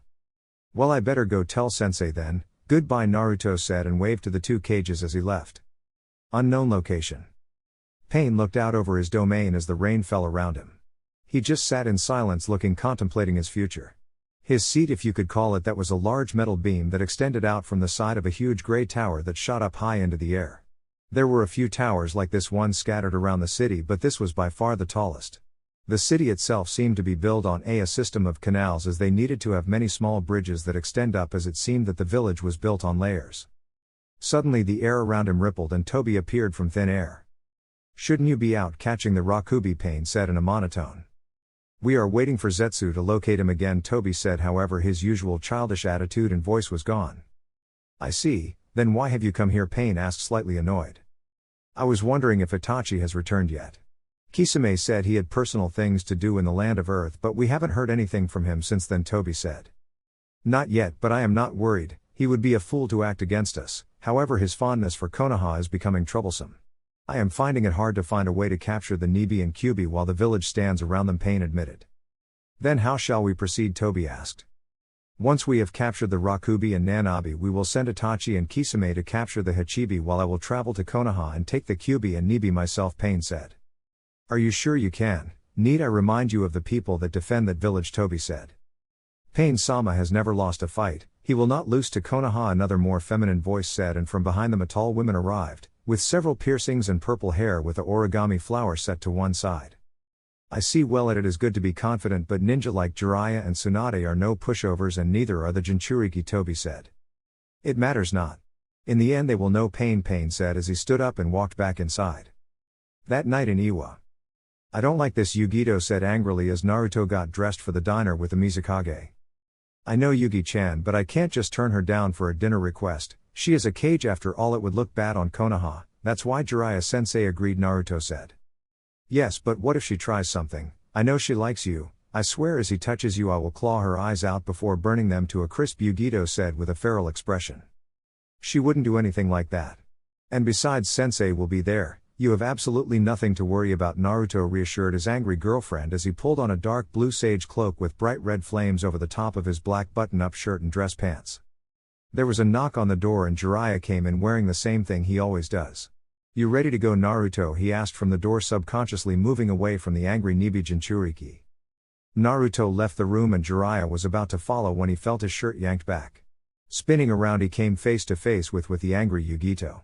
If you leave him alone with that woman for even a minute, I swear I will tell Tsunade about all the photos of women who proposed to Naruto that you still have, she threatened, deadly serious. Jiraiya gulped and nodded. Yes ma'am, he said, sweating lightly at the thought of the beating he would get if Tsunade found out about all the naked photos that he kept from the arranged marriage proposals. Good, Yugito said before releasing the scared Jiraiya. Hey sensei, you coming? Naruto yelled from the other side of the door. Yeah, I was just having a friendly chat with Yugito-chan, Jiraiya said shakily, and he stepped out of their hotel room and headed off towards the restaurant. They came to a rather grand-looking barbecue place that dwarfed the one that Team Asuma would go after each meal. Ah, I am glad you could make it, Naruto-kun, Jiraiya Donome said as she arrived from the opposite direction.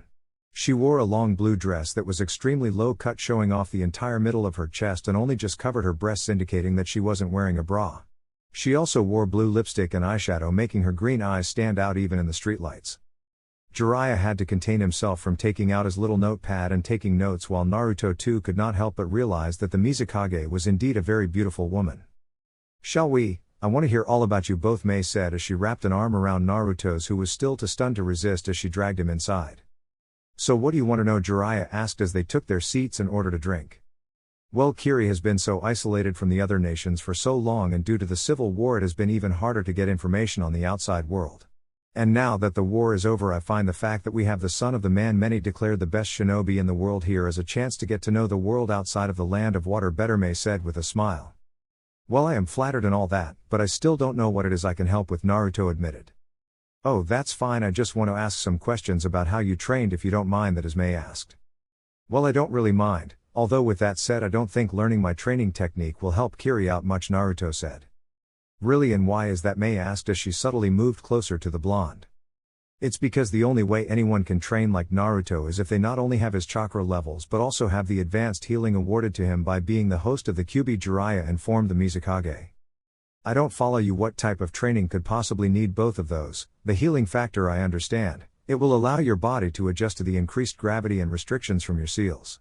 But what is the reason for the chakra levels? Mei asked with a smile. Well, there is a kinjutsu in Konoha that is only allowed to be taught to Jonin level ninja who have high levels of chakra. It is the Kagebushin no Jutsu. Shadow clones are created by splitting a person's chakra in half and making an exact replica, Jiraiya informed the Mizukage. Yes, I could see why that would be a kinjutsu. If you made too many you would surely die. But why even bother? I mean, elemental clones are far easier on your chakra, Mei said. Because of their advantages, like all other clones they will dispel with one good hit. But unlike other clones, the shadow clones that are made up of the person's chakra will collect the knowledge and send it back to the original. It is the ultimate technique in spying because you can learn anything the clone learns without being anywhere that is dangerous. Now the problem with this is memories. If you receive too much information too quickly your brain will basically melt from the overload. For someone like Naruto who could make well over 500 clones when he was only 12, the chakra strain was no big deal. However, for the mental strain, that is where the Kyuubi comes into play, Jiraiya said proudly. Amazing, so he has been completing close to a year's worth of training for every day that he trained, Mei said in awe. Not quite, I don't usually let him push himself that hard, but around 6 or 7 months or so in a day is not bad. It's a good thing too because when I found him he was useless, Jiraiya said with a laugh. Well, you have done quite a good job, he has turned into a remarkable ninja, Mei said, eyeing Naruto as their sake arrived. Hey, thanks I guess, but it was really more fun than anything to train him, kind of like having a family, Jiraiya said. He was struggling with Tsunade's rule about not being a pervert, and it seemed to have kicked in what little modesty the old toad sage had. This seemed to interest Naruto, who was surprised that he had not jumped up on the table in exuberant fashion and started performing a dance about just how great he is. Not that Naruto minded the fact he omitted his usual kabuki dance in the slightest. In fact, Naruto could barely care anyway, even if he did decide the dance was necessary. Naruto felt rather happy that Jiraiya considered him to be like family, because that was exactly the way he thought of Jiraiya. The three talked and drank a bit more after that and began cooking their meat while still drinking heavily. Naruto, thanks to Kyuubi, had a rather high tolerance to alcohol and was easily able to keep up with the seasoned professional that was Jiraiya. Mei, on the other hand, seemed to be a little less of a heavyweight when it came to alcohol and had become quite buzzed. She was however still quite eligible, and the only signs to the fact she was indeed tipsy were a pink flush on her cheeks, and she was more obvious in her attraction to Naruto and had moved around to sit right next to him. Jiraiya, seeing Naruto's pleading looks for help, did the thing any good father would do in that situation. He pointed and laughed silently. Damn you sensei, you will pay for this. How am I supposed to get away from her? Naruto thought as they ate slowly and talked about Naruto, Jiraiya and what Kiri had been like since the Civil War, which Naruto had been unsurprised to find had been mostly just 3 years of rebuilding and looking for remnants of the now scattered bloodline clans. Well, it has been a lovely evening. We better get going though, Jiraiya said, standing up, followed by Naruto and a by now very drunk Mizukage. Sensei, I think we better help her back to her hotel, Naruto said with an uneasy look at Mei, who was standing using a chair as a support but still smiling happily. Yeah, you're probably right, at least walk her back. She probably won't let us do more than that, Jiraiya said thoughtfully. Oh no, you don't both have to come. Naruto-kun here will be fine, said Mei happily as they left the restaurant. They didn't need to pay because as foreign ambassadors their food was paid for by the Tsuchikage's office, or if it was too expensive a detailed bill would be sent to the other cage. I don't think that is such a good idea, Mei Dono, Nar, but Jiraiya didn't get further than that when Yamato arrived to deliver a scroll to the elder Toad Sage. Scanning the scroll's contents, he wrapped it back up. Ah, sorry Naruto, I have to go see Oonoki. Orders from Tsunade Haim in regards to the Akatsuki, Jiraiya said. Naruto's eyes widened in fear. He couldn't let Mei walk back to her hotel alone, and now Jiraiya wouldn't be with him to put a break on her advances. They walked back and Naruto was quite happy to find that Mei had not attempted anything. Sure, she would occasionally grab or lean on his shoulder for support, but other than that they just talked normally. That changed when they made it to her hotel, however. Here we go, Mei, hope you had a good night, Naruto said kindly. What, aren't you going to help me up to my room, she said with a seductive pout. I don't think that is such a good idea. My girlfriend is waiting for me and I really need to get back, Naruto said, trying to escape without having to escort the drunk Mei to her room. But I need something to lean on and help me to get to my bed, she said again. Naruto was sweating now. He was struggling to find an excuse not to help her out. Luckily he was saved by Ao, who had chosen this moment to return to their hotel. What are you doing? Get away from Mei-sama, Ao ordered threateningly. Oh, thank Kami. You see, Mei has had a little too much sake and needed me to help her home, Naruto said defensively. Well then, I guess I owe you thanks. But I can take her from here, Ao said, causing Naruto's heart to leap in joy. I'm saved, Naruto thought in relief as Ao removed a now rather annoyed Mei. It seemed she wasn't as drunk as Naruto and Jiraiya had thought, and once Naruto had left she stood up straight without any assistance. If you do that again, I'll kill you, Mei said in a sickly sweet voice that caused Ao to pale and wonder what it is he had done. With Itachi. Itachi had left Iwa after the second task but had decided to go to several of the Uchiha clan hideouts that were scattered all over the elemental nations to gather information. While mostly useless, he could use it as an excuse as to why he was gone so long, as well as hopefully give the Nanabi Jinchuriki a little bit more time in this world. He walked into a dark cave quite close to the waterfall village where he knew he was supposed to meet with Kisame. Where the hell have you been? The shark man's voice called out. I went to go check on my primary target. I wanted to see if Zetsu's report was accurate, and he was indeed as strong as he said. Itachi lied, but with his expressionless face it was impossible to tell. What, why didn't you tell me? We could have taken him together, Kisame said angrily. I wasn't there to fight him, I just wanted to observe his skill level for myself. If I had you there we would have had a full-scale war right in the middle of Iwa, Itachi reasoned. PFFT, fine, so what did you find out? Kisame said now eagerly. He is completely immune to my genjutsu and is superior to me in taijutsu, while I am better than him in ninjutsu but not by much. He also uses some strange form of chakra. I can't see it with the Sharingan but I can feel it coming off of him. He found me while I was watching him during the second task. Luckily for me my foolish little brother did as well and I was able to escape with my life, Itachi said. So he is really that strong that he made you run away? I never would have thought I would live to see the day. What about Tsukiyomi, did that work? Kisame asked. I was unwilling to attempt it. Should it fail, or as would be the most likely outcome, the Kyuubi healed him before I could attempt a capture, I would be severely weakened, Itachi informed the taller Akatsuki member. We have his healing on record, it should have still worked, Kisame said defiantly. Yes, but in case you have forgotten, Naruto's other chakra source seemed to heal him at an even faster rate, and combined with the Kyuubi most injuries that he sustained seemed to heal like they were not even there. With that said, he did not receive any substantial wounds to test the extent of his healing, Itachi said. Well, we should at least inform Leader Sama. What else have you been doing? It couldn't have taken that long just to get back, Kisame said. Well, I was injured so I couldn't move very fast. I then went to check out several of the old Uchiha hideouts for information from the animals that occupy them. Cats mostly, but they hear things. Didn't get much, only that Sasuke had been to one of the southern bases with some large tube of water that could talk, the stoic Uchiha said calmly. With Jiraiya. Come in, came the voice of Oonoki as Jiraiya entered the Tsuchikage's office. Ah, Jiraiya Dono, to what do I owe the pleasure? The elderly Kage asked. I came to ask you about the locations of your Jinchuriki. During the second task, Itachi showed up in an attempt to take Naruto, as you know. My guess is they would have been targeting your Jinchuriki first and maybe changed target when they saw Naruto would be open, Jiraiya said. I will not divulge that information. If a country has its Jinchuriki taken, it should make efforts to retrieve it themselves. I do not require your assistance in this, Oonoki said. Very well, but should you need assistance in dealing with the Akatsuki, Konoha will be willing to help, Jiraiya said flatly. I will keep it in mind. Now if you will, I have paperwork to finish, the short Kage said grumpily as he took out another sheet of paper from a large stack that was much taller than he was. Jiraiya left after that. He got the impression that Iwa had already lost the Inbi and Gobi, which meant that they now had at least 3 with Shukaku. 2 days later, Naruto was packed and ready to go. The doctors gave Ino the all clear and Naruto was missing Konoha. He missed his own bed, and his new apartment. Most of all, he missed being able to stay in bed half the morning with Yugito while he couldn't be disturbed unless it was an order from Tsunade. So ready to go, Jiraiya said, sticking his head through the door to check to see if they had packed everything up. Yes, we're ready, Jiraiya-sensei, no need to fuss about us, Naruto said with a smile. Well, I want to get back to Konoha. I will have you know I am quite behind on my research, Jiraiya said with a lecherous smile. Sure, whatever you say, sensei. Was behaving for a couple of weeks really that bad? Naruto asked seriously. I don't know. Was the 6 months you spent without ramen bad? Jiraiya retorted.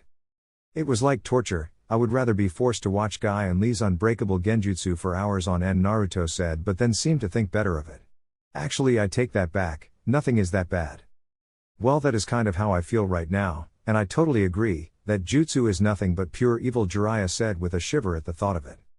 Around half an hour later, Naruto and the group from Konoha waved goodbye to Iwa and were on their way back to Konoha. Chapter 48, No Time to Rest. Naruto and the others walked at a reasonable pace back to Konoha. Because of Ino's injuries, they could not move at full speed, but that really didn't bother anyone. In the end, it took around 5 days to return to Konoha. Hey, you're all back, said Izumo as Naruto and Jiraiya walked past, not bothering to get their passports stamped. But Naruto stopped so he could talk with the gate guards anyway. Yeah, it was quite a bit of fun, and I'm a Jonin now along with Shikamaru, Naruto said as the lazy Nara walked past. Ah, then I guess the message Tsunade sent was for you. She told us to tell you that she wanted every promoted ninja to come to her office immediately after returning, Kotetsu said, handing Naruto a scroll. Yeah, thanks for reminding us, we completely forgot about it, Izumo admitted. Troublesome blonde, you just had to go and open your big mouth, didn't you, Shikamaru said. Aw man, we just got back, you would think Tsunade Ba-chan would give us a rest, Naruto moaned.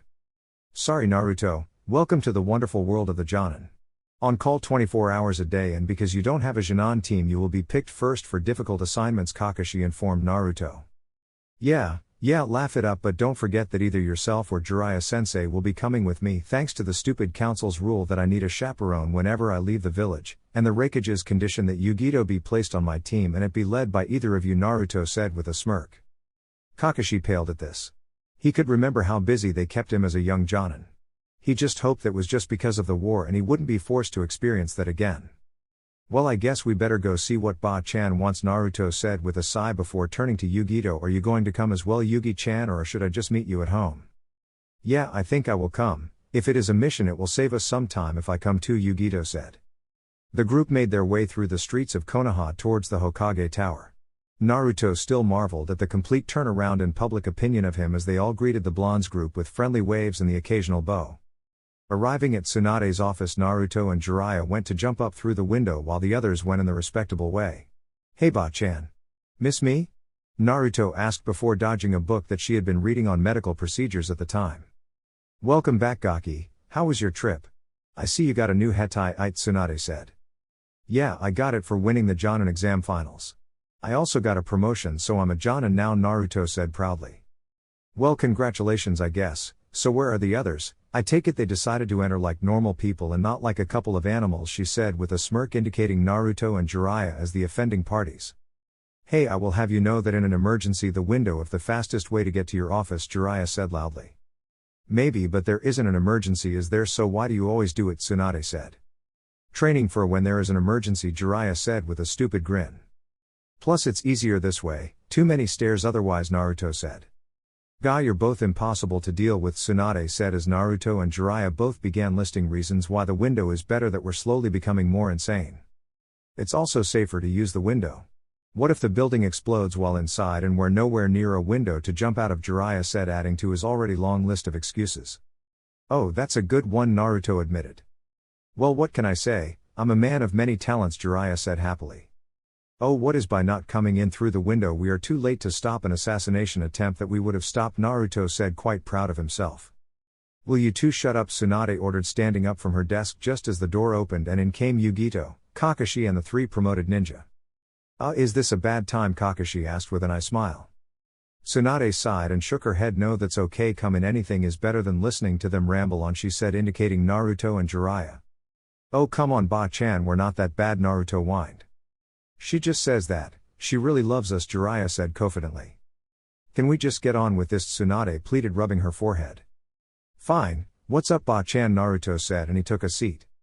I asked you all here so you can receive your new jackets and first assignments, as John and Tsunade said. Cool, so what have you got for us, Naruto said eagerly.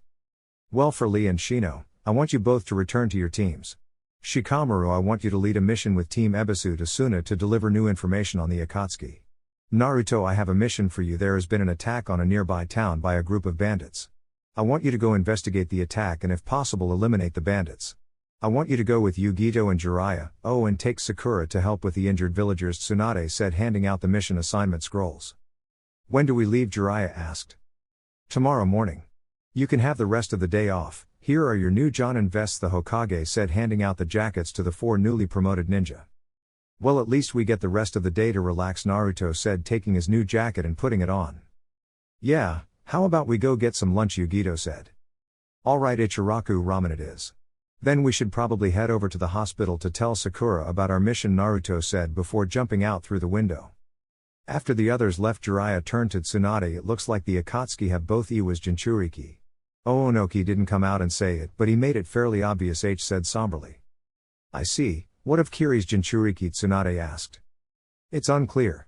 Yagura was the last Sanbi Jinchuriki and the Rakubi has been a missing ninja for a long time, Jiraiya said.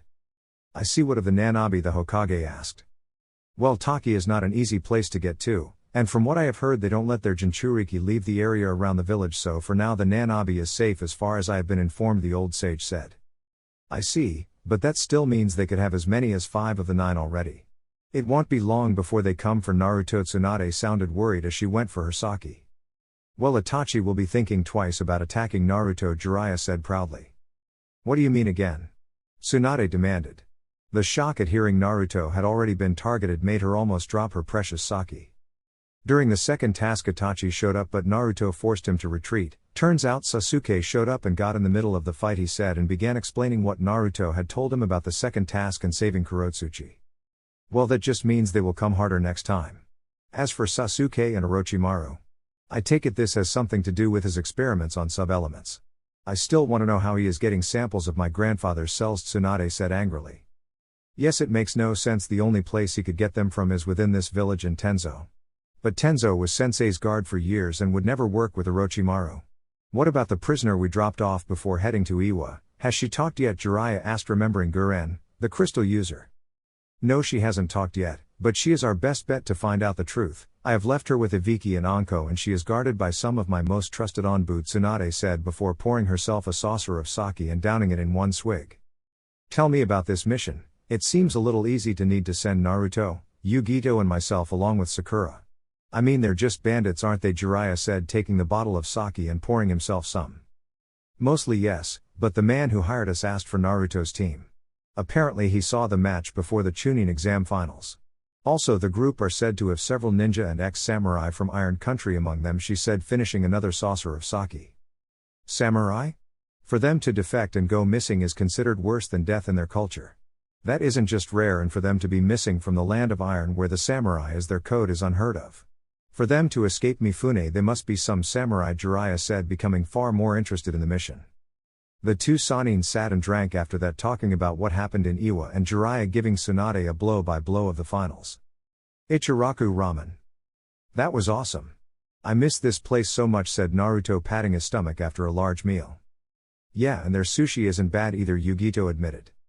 Thanks for the food, old man, Naruto called out to Tucci. No worries. Any time for our favorite customer, the old ramen chef called back. Well, we better go find Sakura and tell her about our mission, Yugito said, licking her fingers clean of the taste of sushi. I guess so. See ya, old man. Ayame ne-chan, Naruto said as he stood up from the counter. The ramen chef and his daughter gave the blonde a friendly wave as the couple left in the direction of the hospital. So what do you think about this mission we have been given? Yugito asked as they walked down the street with the hospital in the distance. I think that there are people that will be or already are injured, which is why we are taking Sakura. Other than that, it seems like a standard case of bandits squeezing the life out of a small town and us being called in to clear them out, Naruto said. I guess, but don't you think sending us is a bit of an overkill? I mean, you could probably do this job yourself with clones, Yugito reasoned. Maybe there is a lot of them or their leaders are ninja. Either way, it's an A-rank mission and so the pay will be good for both of us, Naruto said happily.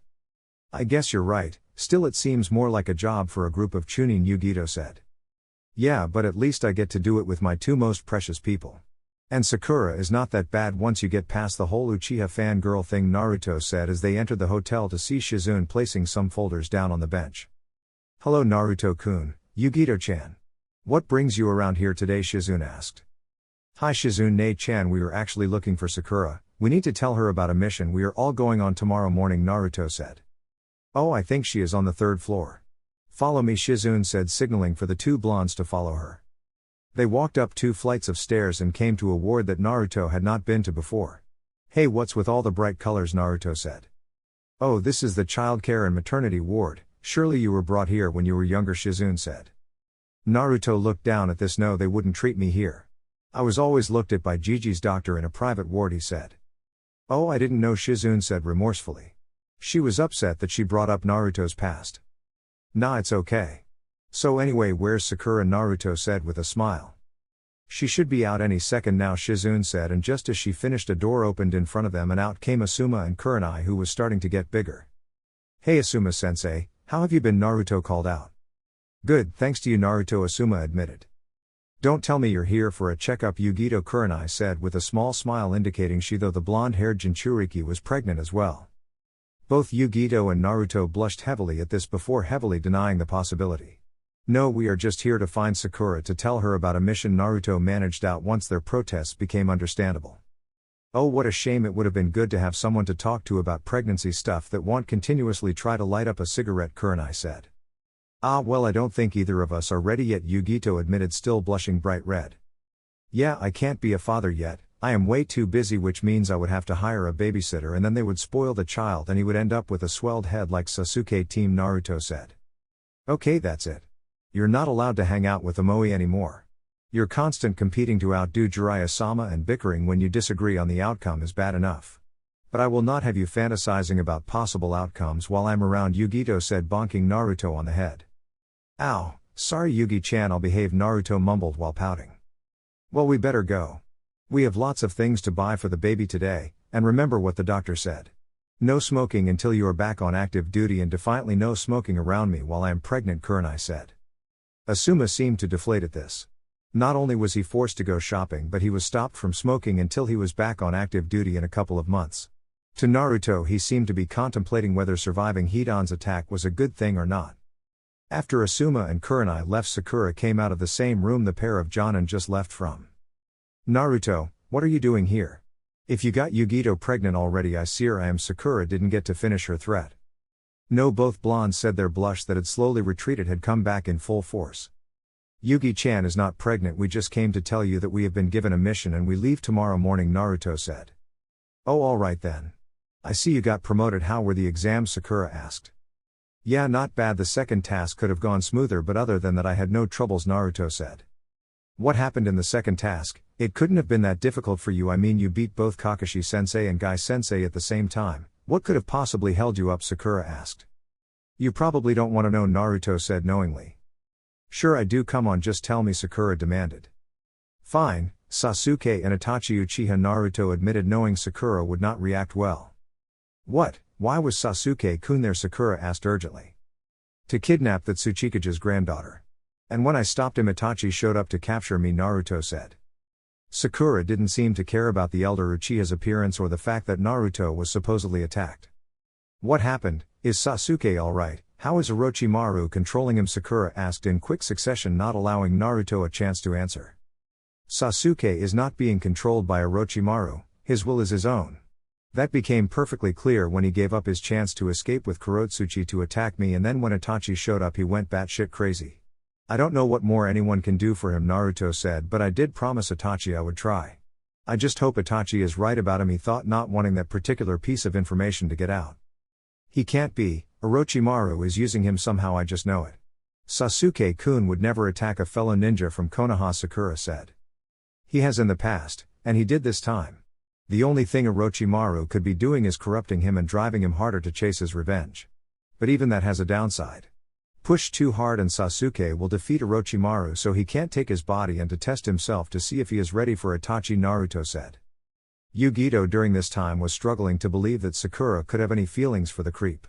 She had only met him once when she first came to Konoha over 3 years ago, and he seemed arrogant and completely unlikable. In fact, of all the Konoha teams that graduated, the only people who have a nice thing to say about the younger Uchiha were Sakura and Ino. And even Ino had cooled considerably on her old crush. Sakura began to tear up at this. She couldn't stand the thought that Sasuke was lost to her. He can't be, you must have missed something, Sakura said as tears began to fall down her face. Look, I'm sorry Sakura, but that is what happened. He still has a chance of redemption, but it is becoming a slim one, Naruto said. I'm all right now. So who is leading the mission, or are you taking charge? Sakura asked, wiping the tears from her eyes. Na Ba-chan put Jiraiya sensei in charge, Naruto said with a smile, glad they had changed the topic off of the emo brooder. Jiraiya-sama is coming too. How dangerous is the mission that it will need 2 Jonin and a Sannin? Sakura asked. I don't know, it only seems like a group of bandits terrorizing a town, but you never know. Remember our trip to Wave Country? That was supposedly a simple C-rank mission, Naruto said. Yeah, I guess you're right. Well, it looks like we're working together again. I still have a lot of work to do, so I guess I will see you both tomorrow, Sakura said with a slight smile before taking the scroll and reading through it quickly before leaving to go upstairs.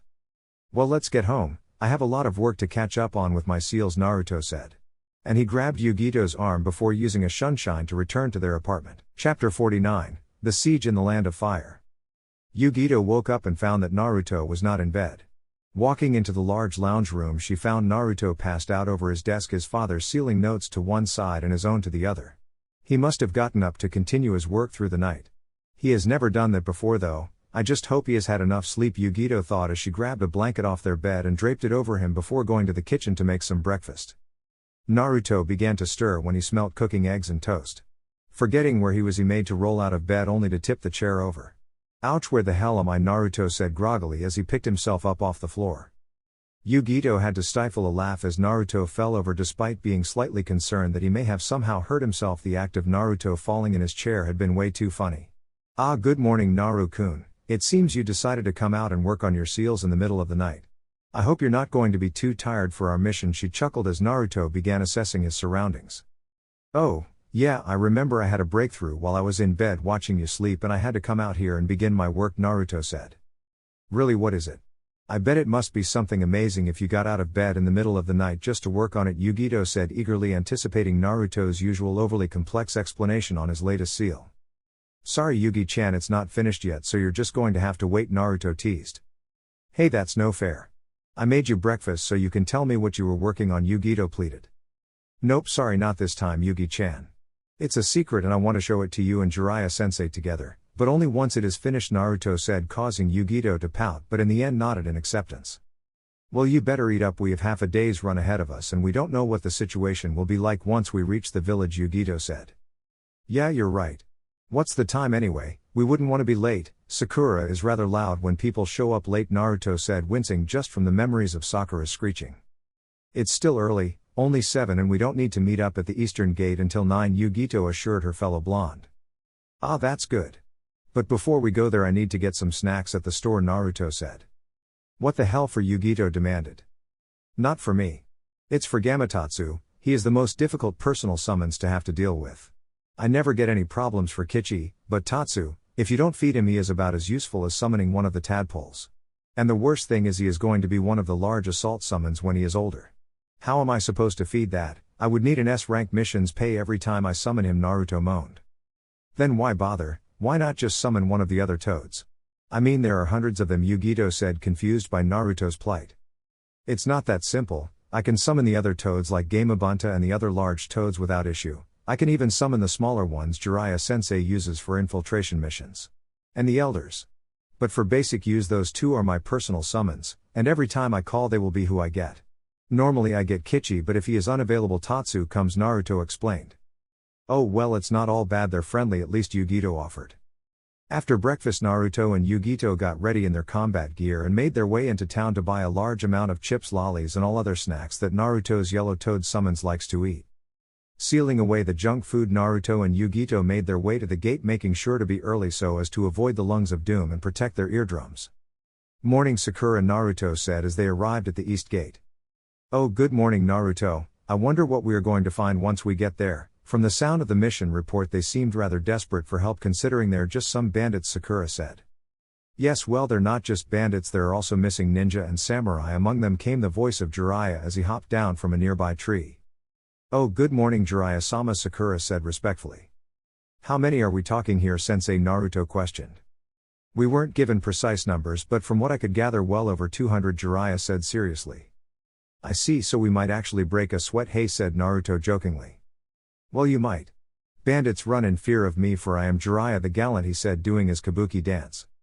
Whatever, Sensei, I bet they would run away from your dancing though, Naruto said with a smirk. Low blow, Naruto, seriously low, Jiraiya moped. Are they always like this, Sakura asked Yugito, pointing out Naruto and Jiraiya's friendly argument. Yeah, pretty much, you get used to it. It's actually kind of funny sometimes, Yugito said. Oh. Why do I have the feeling I shouldn't have taken this mission, Sakura said while Jiraiya began telling Naruto the reasons why his kabuki dance is important in an introduction for someone like him. After a long and tedious debate about the importance of Jiraiya's introduction, the group left on the road to their destination. What is the name of the town anyway? Naruto asked after around an hour. I think it is Tabaima Town. I think the locals named it after the Nidaime Hokage after he created the river that runs throughout the village with his Suiten manipulation, Jiraiya said. Man, he must have been crazy good at Suiten manipulation to be able to do something like that. To be able to just create a river. I can only create water if I have some water to start off with, Naruto moaned. Don't feel too bad, Tobirama was a genius with Suiten the same way you are with seals, while he may be better than you will be with Suiten. You are a better seal master than he was, Jiraiya said as they continued to move on, increasing their pace slightly. Around 3 hours later they came to a large town in the middle of a large field. There was a large river that ran from a nearby mountain out of the woods and right through the center of the village. Large wooden walls had been erected and there were very few entrances to the village, by the looks of it only 3. Of those 3 entrances there was only one open, a small gate with several militia guards preventing entry. Halt, who are you and why have you come here? A tall man asked with a bowl haircut like Lee's. The only difference was his hair was light brown and his eyebrows didn't consume most of his face. We're ninja from Konoha hired to protect this village, Naruto said. What, they only sent 4 of you? We need more than that, the guard said desperately, but still ushered them into the village. I don't get it, sure this place is nice and looks like there are quite a few wealthy people living here, but why is it being targeted by bandits? Naruto said as he had a look around. Their streets were paved in cobblestone and several large expensive houses scattered the otherwise normal looking village. It's because we are a small village that they attack us. They think we would just roll over and give them all of out money, but we refused and a member of the town militia killed one of the bandits. After that they have been coming back every couple of nights with more and more people. They haven't attacked yet, but I just know they are planning to, the guard said as he led the 4 Konoha ninja to a small tavern where they were given rooms to stay in until this situation was sorted out. So what do you think? Jiraiya asked the 3 younger ninja when they came downstairs for something to eat. I think it's a large group of bandits trying to make an example out of this village. If they ruin one village, others will be less likely to fight back, Naruto said. I was thinking the same thing, but we don't know how many we are dealing with. From some people they say there are close to 1,000, others say slightly less than 500. Without an accurate count we can't afford to leave the village unprotected, Sakura said. We are just going to have to wait.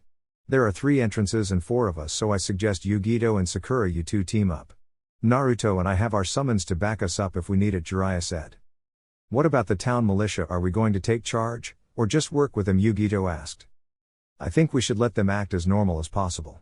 They know the town and if they are acting weird the bandits might suspect something, Jiraiya said. Fair enough. Well, we're not going to help this village by just sitting around in here all night. I say we go get to work, Naruto said and began walking to the door. Wait, we need to know what gate you're going to take so we don't go there as well, Sakura called out.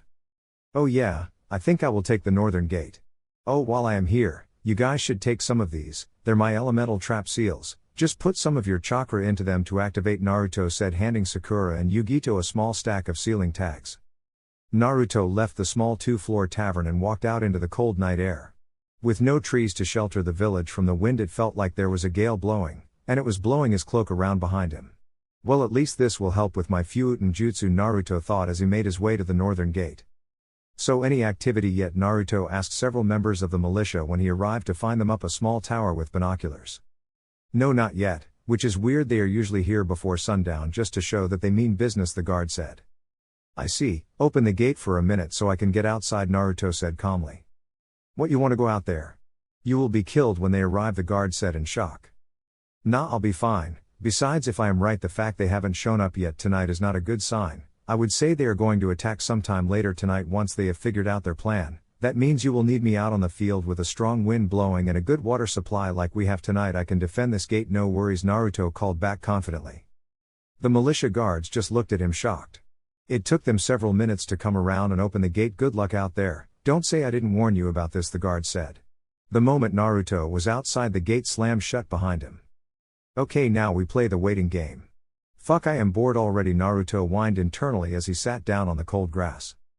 Naruto sat outside for the next couple of hours, and sent several shadow clones to scout the area. At around 1 in the morning, however, he was given a shock. His shadow clone was destroyed. So it begins, huh? There sure are a lot of them, Naruto thought before creating 2 more clones to go inform Jiraiya and the girls. With Yugito and Sakura. The 2 kunoichi were busying themselves by playing with some cards when Naruto's clone showed up. Hey Yugi-chan, Sakura, we got company. Around 15 minutes out, Naruto said. Really, how many? Yugito said. Hard to say, it was dark from the north, at least 500 though, Naruto said. I see, are they just bandits? I mean, that is a serious number for just some low-life group, Sakura said. I don't think so, there seems to be at least some missing ninja, seeing as my clone was taken out by a Doton Jutsu, the clone of Naruto said. So in other words, we are outnumbered more than 100 to 1 and there are at least some ninja. Why did we take this job again? Yugito asked. Oh come on, it's not all that bad. I suggest you guys go scatter my seals around the entrance, then move up onto the wall. That way you can use long-range jutsu and projectiles. And we always have the militia to help out, Naruto said with a smile. How can you be so calm about this? Sakura yelled, bonking Naruto on the head, not realizing he was a clone. Oh well, we better do what he said. It was the smartest course of action after all. And as for your question, it's kind of hard to be worried about numbers when you're Naruto. He can make hundreds of clones and not even feel the strain, Yugito said, taking out the seals Naruto had given her and began placing them throughout the field. With Jiraiya. The elder toad sage was sitting on top of a large yellow toad when Naruto showed up. So I take it they are almost here, Jiraiya said. Yeah, I'm unsure of the numbers though, Naruto admitted. That's fine. This kind of reminds me of the last war. But I want to know how so many bandits are able to work together. There has to be someone paying them enough to do this, Jiraiya said. Before Naruto could answer, however, there was movement at the edge of the surrounding forest and hundreds of torch-lit fires came into view. We could always ask them, Naruto suggested, indicating the area where the lights were appearing. They continued to come for some time, forcing Naruto to re-evaluate their amount. Okay, so there are around 1,000. That's no biggie, just 250 each, Naruto said to himself as they began to spread out around the clearing. You're a clone, right? Why don't you go tell them this place is protected by Konoha? If that doesn't work, well, it looks like we are going to be busy tonight, Jiraiya said seriously. The Naruto clone shrugged and walked out to meet the small army that had assembled around the village. So the village has decided to finally surrender then, has it? A rather scraggy-looking man said with a short beard that seemed to grow wildly in every direction. Not exactly. I am here to tell you that if you attack this village you will die. It is now under the protection of Konoha, Naruto said. Being the talkative bunch the bandits were, they contemplated Naruto's words thoughtfully before shooting the clone with several bolts from a crossbow.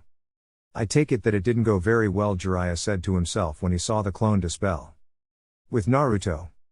Well, it looks like things are about to get very interesting, Naruto thought, and created around 20 clones who each pulled out kunai and got ready for the attack. Once all of the small bandit army was in place, a large flare was shot into the sky, illuminating the whole village and surrounding area, and they charged. Naruto didn't waste any time in retaliating, removing several of his small shuriken and handing them out to his clones. Now, Naruto yelled once the first wave was in sight, and they threw the miniature shuriken. Once the tiny projectiles were within range, they expanded with Fuuten chakra and ripped a massive hole in the center of the charging line. What happened next shocked Naruto, however, as massive boulders appeared from the trees and were sent cascading toward the wooden walls of the village. Entering Sage Mode, Naruto charged forward, slamming a fist into the boulder as hard as he could, shattering it. It appeared that Sakura had a similar idea over at the other gate as he felt a second shake of the earth seconds later. Jiraiya, it appeared, had gone on another route and turned the field in front of him into a swamp, stopping the boulder before it had a chance to get anywhere near his gate. This didn't dishearten the bandits at all, and they just sent another wave of people charging down until they surrounded Naruto. Not realizing that they were totally outclassed by Naruto, the bandits charged, blades drawn, ready to spill the blonde Jinchuriki's blood. Naruto, however, just calmly removed a small white knife from his belt and crouched low. Every strike that was sent his way was expertly dodged and countered. The only problem was the large numbers that were piling up around him, and the even larger number of newcomers that either ran past and were intercepted by his clones or decided that they wanted to attempt to kill the fast-moving blonde. Suddenly there was a huge explosion that came from the southeast gate where Yugito and Sakura were. Naruto jumped back from the approaching group of bandits to give himself enough time to take a quick look. As it happened, the large explosion was caused from one of Yugito's more powerful Katen jutsu, so Naruto relaxed slightly. Unfortunately, the small distraction that Yugito had created had let the on-rushing army overpower Naruto's clones. Quickly rushing through some hand seals, Naruto used a Suten jutsu to pull water from the nearby river and create a wave to wash the bandits away. Naruto stood back and looked at the destruction he had caused. The dead bodies of many attackers scattered around the field, and the others who were waiting to attack seemed to be thinking twice. After another couple of moments, the sound of fighting seemed to die away from the village, and not a sound could be heard apart from the many small fires that had been lit mostly by Yugito's jutsus. "I suggest you leave Konoha, ninja," came a voice that seemed to be coming from thin air. "If you don't, we will have to enter the battle ourselves. We require that town as a base of operations. We don't want to have to destroy it," the voice said confidently. "PFFT, whatever, just bring it on. I'm not scared of you," Naruto yelled out. "Very well then. Prepare to die," the voice said, and from the edge of the forest 12 men in cloaks came out and separated into groups of 4, one group heading to each gate. So these must be the heavy hitters, thought Naruto as he prepared for their attack. From what Naruto could make out, the group in front of him had 2 samurai and 2 missing ninja, but he couldn't see the symbol on their forehead protectors. Once the other 2 groups were in position, the 2 samurai charged while the other 2 began running through hand seals. 2 large boulders grew from the earth, and the first one began rolling straight towards Naruto. The second, however, was shot at the wall of the village off to the side. "Oh shit, I have to stop that boulder," thought Naruto, and he ran forward to meet the first one that was aimed at him, shattering it with a punch. Before he could turn to intercept the second boulder, however, Naruto was forced to duck under a swipe of a sword that was glowing from chakra. "So samurai, well, let's just get this over with. I have a boulder to stop," Naruto said urgently, readying for another attack. "We're not just ordinary samurai, we were members of Mifune's guard. A simple punk kid ninja like you is no match for us," one of the samurai said. "So in other words, you're not your average samurai." "Well, that's good, because I'm not your average ninja," said Naruto, who took that moment to race forward and slam a fist right into the face mask of the closest samurai and used that as leverage to jump up into a spin kick for the second. Both samurai flew back and Naruto sped off, forced to release his restriction seals in order to stop the boulder. "Well, we have a talented one. I guess we better show him what it means to mess with us," one of the ninja said, and both charged forward at a high speed. Unfortunately for them, to Naruto it was not fast at all. The closest one arrived and, attempting to put Naruto onto the defensive, went for a kick to his head, which Naruto easily ducked under. The second arrived and, seeing that Naruto had just ducked, went for a leg sweep, only for the blonde to roll to the side and knock the first ninja down with a leg sweep of his own before kicking the second in the gut, sending him rolling back. "You know, I don't think you guys thought this through very well," Naruto said calmly as the 2 ninja and samurai slowly began to stand. "Whatever, kid, you may think you're winning, but we still outnumber you," the samurai with the busted face mask said, and with a small sign to the forest men rushed forward from all around the clearing, charging at the gates.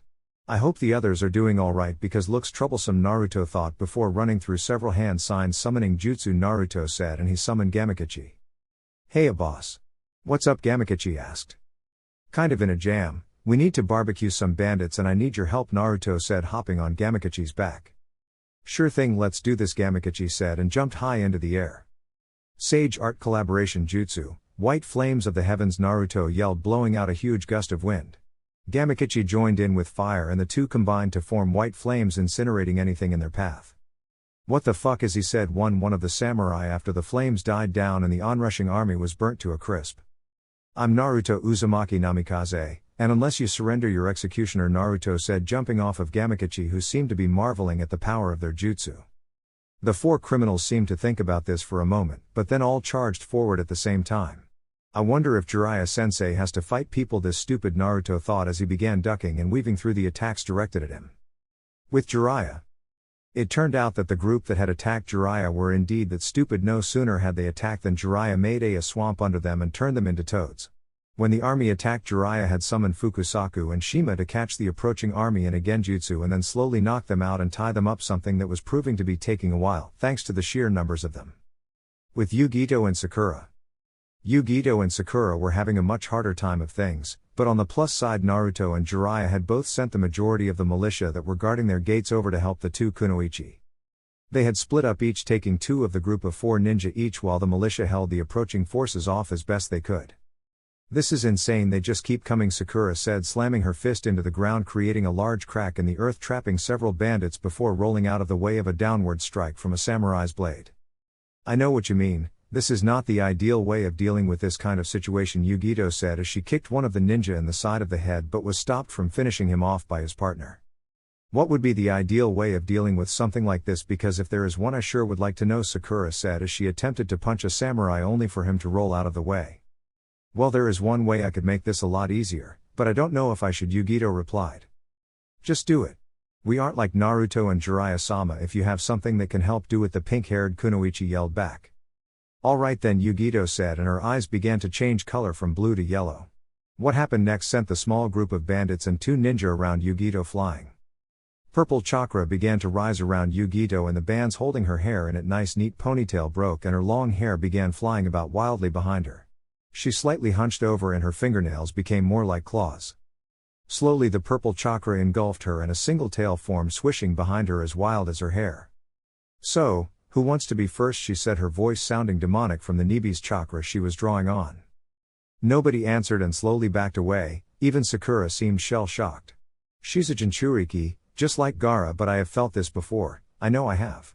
Back in the land of waves, on the bridge, but that means that Konoha's Jinchuriki is." Naruto thought Sakura as she fell over from the realization of what Naruto held and of course the power that was radiating off of Yugito. Yugito, seeing that nobody wanted to attack, decided that she would take over and charge, leaving a path of destruction and bodies in her wake. Sakura was still shocked still. Why wouldn't Naruto tell anyone? "Kakashi-sensei told me Jinchuriki are often hated. That would explain why Naruto's childhood was so bad. Now that I think about it, Naruto's birthday is the same day as the Kyuubi attack. Then that means the Baijuo he contains is the strongest demon of them all," Sakura thought, feeling sorry for Naruto. With Naruto moments earlier. Naruto was still weaving in and out of the strikes attempted by the ninja and samurai, but everyone stopped when a huge explosion of chakra could be felt. "That's demonic yokai. Then that means Yugi-chan," Naruto thought. His fun was over, now he was just worried for Yugito. "Well, I am sorry, but this game has to end now," said Naruto seriously. Naruto moved faster than any of them could see, and when he reappeared he had his fist planted firmly into one of the samurai's guts. Not wanting to waste any time, Naruto chopped him behind the neck, making sure he was knocked out, and moved on to his next target. The other missing ninja and samurai didn't stand a chance. Naruto took them down with ease before removing some ninja wire and tying them up. "Okay, now I have to go check on Yugi-chan. If she isn't alright, I will make sure that whoever hurt her will beg for death before the end," Naruto thought to himself, subconsciously channeling a small amount of Kyuubi's chakra. When Naruto made it to the gate that Yugito and Sakura were defending, he saw his blonde girlfriend tearing through bandits who were now running in fear of the woman. Their screams could be heard loudly as Yugito would catch them. Much to Naruto's surprise, most her victims were not dead but just unconscious, indicating that Yugito was still in control. "Yugi-chan, that's enough, it's over.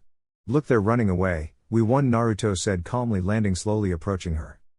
"Naruto, what do you think you're doing? She's dangerous at the moment," Sakura yelled in warning. "No, she's not. She's my Yugi-chan. She knows how to control her demon," Naruto said as Yugito turned to face him. While Yugito was indeed still in control, that didn't mean that Nibi had no influence over the blonde kunoichi. The moment she saw Naruto, her expression changed from angry and serious to hunger and lust. Yugito charged and tackled Naruto to the ground and began passionately kissing him. However, to Sakura, all she saw was Yugito charge and tackle the newly promoted Jonin. "Naruto, are you alright?" Sakura screamed and raced forward to save him. However, once she arrived, her attitude changed. "Pervert," she screeched when she saw the two blondes seemingly oblivious to the fact they was basically dry humping each other in a battlefield. Sakura's intervention seemed to wake the two Jinchuriki out of a trance. And once they came to their senses, they blushed a shade of red that would make Hinata jealous. They were quite fortunate that the light from the chakra flares that had been illuminating the battlefield were slowly fading now that the leaders of the small army were either incapacitated or dead. "Hey, what's going on over here?" "I felt a surge of demonic chakra," said Jiraiya, arriving after capturing the last of the attackers on his gate. Sorry Jiraiya-sama, that was me, we were getting overwhelmed and needed some extra help," Yugito said, omitting the part about losing control and attempting to fuck Naruto in the middle of the open field. "Well, it looks like it is over. I sent a message to Tsunade and she is sending some squads of Onbu to collect the prisoners," Jiraiya said with a sigh. There were a lot of them, but it's a good thing they were not very skilled. But still, to gather a group that large, if they had more time and were allowed to continue unopposed, they could have caused a problem to all of the Land of Fire, Yugito said. "Yeah, let's just rally them all up together to save work for the Onbu," Naruto said, earning nods in agreement before they each left to collect their captives. The Onbu from Konoha arrived early in the morning, much to the joy of the severely tired group. "When will you be returning to Konoha, Jiraiya-sama?" a monkey-masked Onbu asked. "Well, I think we have earned a break, but first, I'm going to sleep," Jiraiya said before yawning. It had been a long night for the four ninja. Orochimaru's hideout. Kabuto was returning to Orochimaru's room with some medicine when the door opened in front of him. "Sasuke-kun? Is that you or Orochimaru?" Kabuto asked tentatively. "Who do you think?" said Sasuke, turning on his Sharingan before leaving the stunned medic still holding the medicine tray. Once the silver-haired ninja came to his senses, he entered the room to see what happened for himself. Inside the room there was a lifeless husk of a snake, which usually would mean that Orochimaru had changed bodies. However, as he had just seen, Sasuke was very much still his same old arrogant self. Which meant only one thing. Orochimaru was dead. Chapter 50, The Sixth Sealed. Naruto and the others spent the rest of the morning sleeping in the tavern they were given rooms in. That afternoon, when they finally all awoke, Naruto made his downstairs to find Jiraiya and Sakura already packed. "Are we leaving already?" Naruto asked as he walked over to Jiraiya. "Yeah, there has been news from my spy network on the Akatsuki. It seems that 2 members of the group have been spotted at the border of the Land of Water," Jiraiya said. "Do you think they have captured another Jinchuriki?" Naruto asked angrily. "Can't be certain, but if they have, the only one it could be is the Jinchuriki for the Rakubi, as the Nanabi is safe in Taki. The only way to get in there is to know where the secret entrance is, so they must either be looking for or have found the other one," Jiraiya said, unusually serious. "So basically we are not going back to Konoha and instead are going to check on your information source to see if he knows anything else," Naruto surmised. "You're right, but this information is a couple of days old now that it has finally reached me. If the Akatsuki have indeed captured another Jinchuriki, I am not sure if we will be able to save him," Jiraiya said somberly. "I will go tell the others to get ready then. We can't let those bastards get any stronger," Naruto said before racing back upstairs, entering his room to start packing and tell Yugito what's going on. "So basically we are going to go hunt the Akatsuki near the border of the Land of Water," Yugito said after Naruto finished his retelling of events. "Yeah, that's basically it, but we have to act fast, because we don't know if they're still hunting or they have already captured who they are looking for," Naruto said quickly while sealing the remaining of his belongings into a scroll. "Well, let's go tell Sakura then," Yugito said. She still was quite embarrassed about what happened when Nibi's influence and downright perverseness made her try and jump Naruto in front of the pink-haired medic. After passing the message on that they were not heading back to Konoha yet, and were going to head towards the border of the Land of Water, Sakura seemed confused. "Why would we be doing that? Have we been given extra orders from Tsunade-sama?" Sakura asked as she slowly began packing. "Not exactly. Jiraiya-sensei has received information regarding the Akatsuki and we need to go check it out," Naruto said. "Don't we need authorization from the Hokage to do something like that though?" the pink-haired Kunoichi asked. "I think you're forgetting who Naru-kun and Jiraiya-sama are," Sakura. "If I recall, they disappeared without a trace for 3 years without clearance," Yugito said. "I guess you're right, but what about us? I need to get back to the hospital, and do you really think it is wise for both of you to be hunting the very same people who are after you?" Sakura questioned. "Don't worry, Shizune-chan can cover you at the hospital. And with the 4 of us, 2 Akatsuki members won't stand a chance," Naruto said confidently. "Well, I am not as confident as you. They are still S-ranked criminals and they're after you. This is not a good idea," Sakura said, obviously concerned for the pair. "Oh, you worry too much. You never know, Jiraiya's informant might even have news on Orochimaru and Sasuke," Naruto said. He included the Uchiha's name for the sole purpose of getting Sakura interested, and it had worked like a charm. "Do you think they might? This could be our chance to find Sasuke-kun," Sakura said, oblivious to how obsessed she had become. "Kami, it's like she has a one-track mind. One second she is scolding me about being reckless, the next she is packing ridiculously fast. I wonder if she even realizes just how much of a fangirl she is, thought Yugito as she watched Sakura shoving her spare clothes into her bag. There is always a possibility. Jiraiya-sensei usually asks for updates on what Orochi team is up to. He should be approaching the end of his regeneration cycle and will be looking to change bodies soon, Naruto said. This was the wrong thing to say and Sakura seemed to deflate. Then we are almost out of time. Orochimaru will take Sasuke-kun's body and we will be too late to save him, Sakura said, depression setting in. We couldn't save him even if we wanted to. He has to return to Konoha himself and repent for his desertion. Otherwise he will be trialed as a criminal. And I'm sorry to say, becoming a missing ninja to join Konoha's most hated missing ninja is not a crime that comes with a slap on the wrist. But it's not all bad news. Orochimaru will be incredibly weakened and Sasuke will be able to see any holes in Orochimaru's body transfer jutsu with his Sharingan. So there is still a chance for him, Naruto said, giving Sakura the cold hard truth as well as hope. Sasuke-kun will win. He will kill Orochimaru and then return to the village, you will see, Sakura said confidently. Maybe after he kills Itachi. I still have my doubts though, Naruto thought to himself as he gave Sakura a friendly smile and nod. I guess we will meet you downstairs with sensei. Don't take too long, the Rakubi Jinchuriki could already be captured, Naruto said, keeping his tone friendly but at the same time trying to get across the urgency of the situation. So are you ready to go? Jiraiya asked when Sakura made her way downstairs several minutes later. Yes, Jiraiya-sama, she said as she walked over towards the door. Good, we have no idea how long this could take. If we can help it, we don't want to have to go into the land of water. It could be weeks getting back out. They are still recovering from the civil war after all, Jiraiya said. Where on the border are we heading, Jiraiya-sama? The oceans of the land of waves encompass the entire east coast of the land of fire and south coast of the land of lightning, Sakura said, unsure of where they needed to go. We are heading southeast. There is a stretch of land outside of fire country. It was once controlled by Uzu but now it's a land of fire protected state whilst not being part of fire country, Jiraiya said. Mention of Uzu grabbed Naruto's attention. Is Uzu close to where we are going? Naruto asked. Not really, it is a ways to the north. But Uzu controlled that stretch of land because it was given as a gift to symbolize the friendship of the Senju and Uzumaki clans, Jiraiya said. Uzumaki clan? I didn't know that there was an Uzumaki clan. If there was, how come Naruto grew up alone? Sakura said. There was an Uzumaki clan, but not anymore. They were an old clan that was considered one of the strongest in the world. But at the start of the Third Shinobi World War, Uzu was attacked by Iwa and Kiri out of fear of the Uzumaki clan. They were all wiped out apart from Naruto's mother, who came to Konoha as a young girl, Jiraiya said. Why didn't Konoha send help? Sakura asked as they began to walk towards the exit of the village. We did, but it was far too late. Iwa, who had hired Kiri ninja for their boats, had burned the village to the ground and killed everyone who lived there, sinking any boats that tried to navigate through the whirlpools surrounding the island, Jiraiya said sadly. But why target a small village like Uzu when they could have attacked our other allies? I thought Konoha was always allied with Taki and that is far closer to Iwa, Sakura said. Yes, that is true. However, the Uzumaki clan was feared all over the world, not for a flashy bloodline but for the skills in sealing. And you have seen just how effective Naruto's seals can be. Imagine having hundreds of seal masters supplying Konoha throughout the war. Iwa would have lost horribly. The problem was they were never expecting an attack and were caught off guard, Jiraiya said. Okay, I guess that makes sense. But if Naruto is the last Uzumaki and the son of a Kage, wouldn't that put Naruto under the Clan Restoration Act set up by the Nidaime Hokage? Sakura said.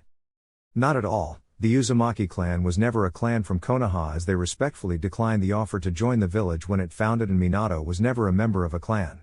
Also, the CRA was set up for clans with a bloodline and Naruto does not have one, Jiraiya said, much to the relief of the two blondes in the group.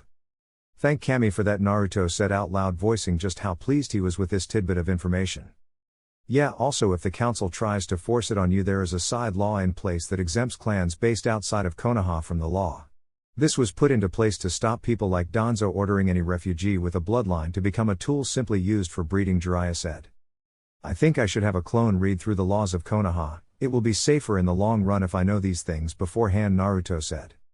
Probably a good idea. Politics can be a bitch. That's why I spend so long outside of the village.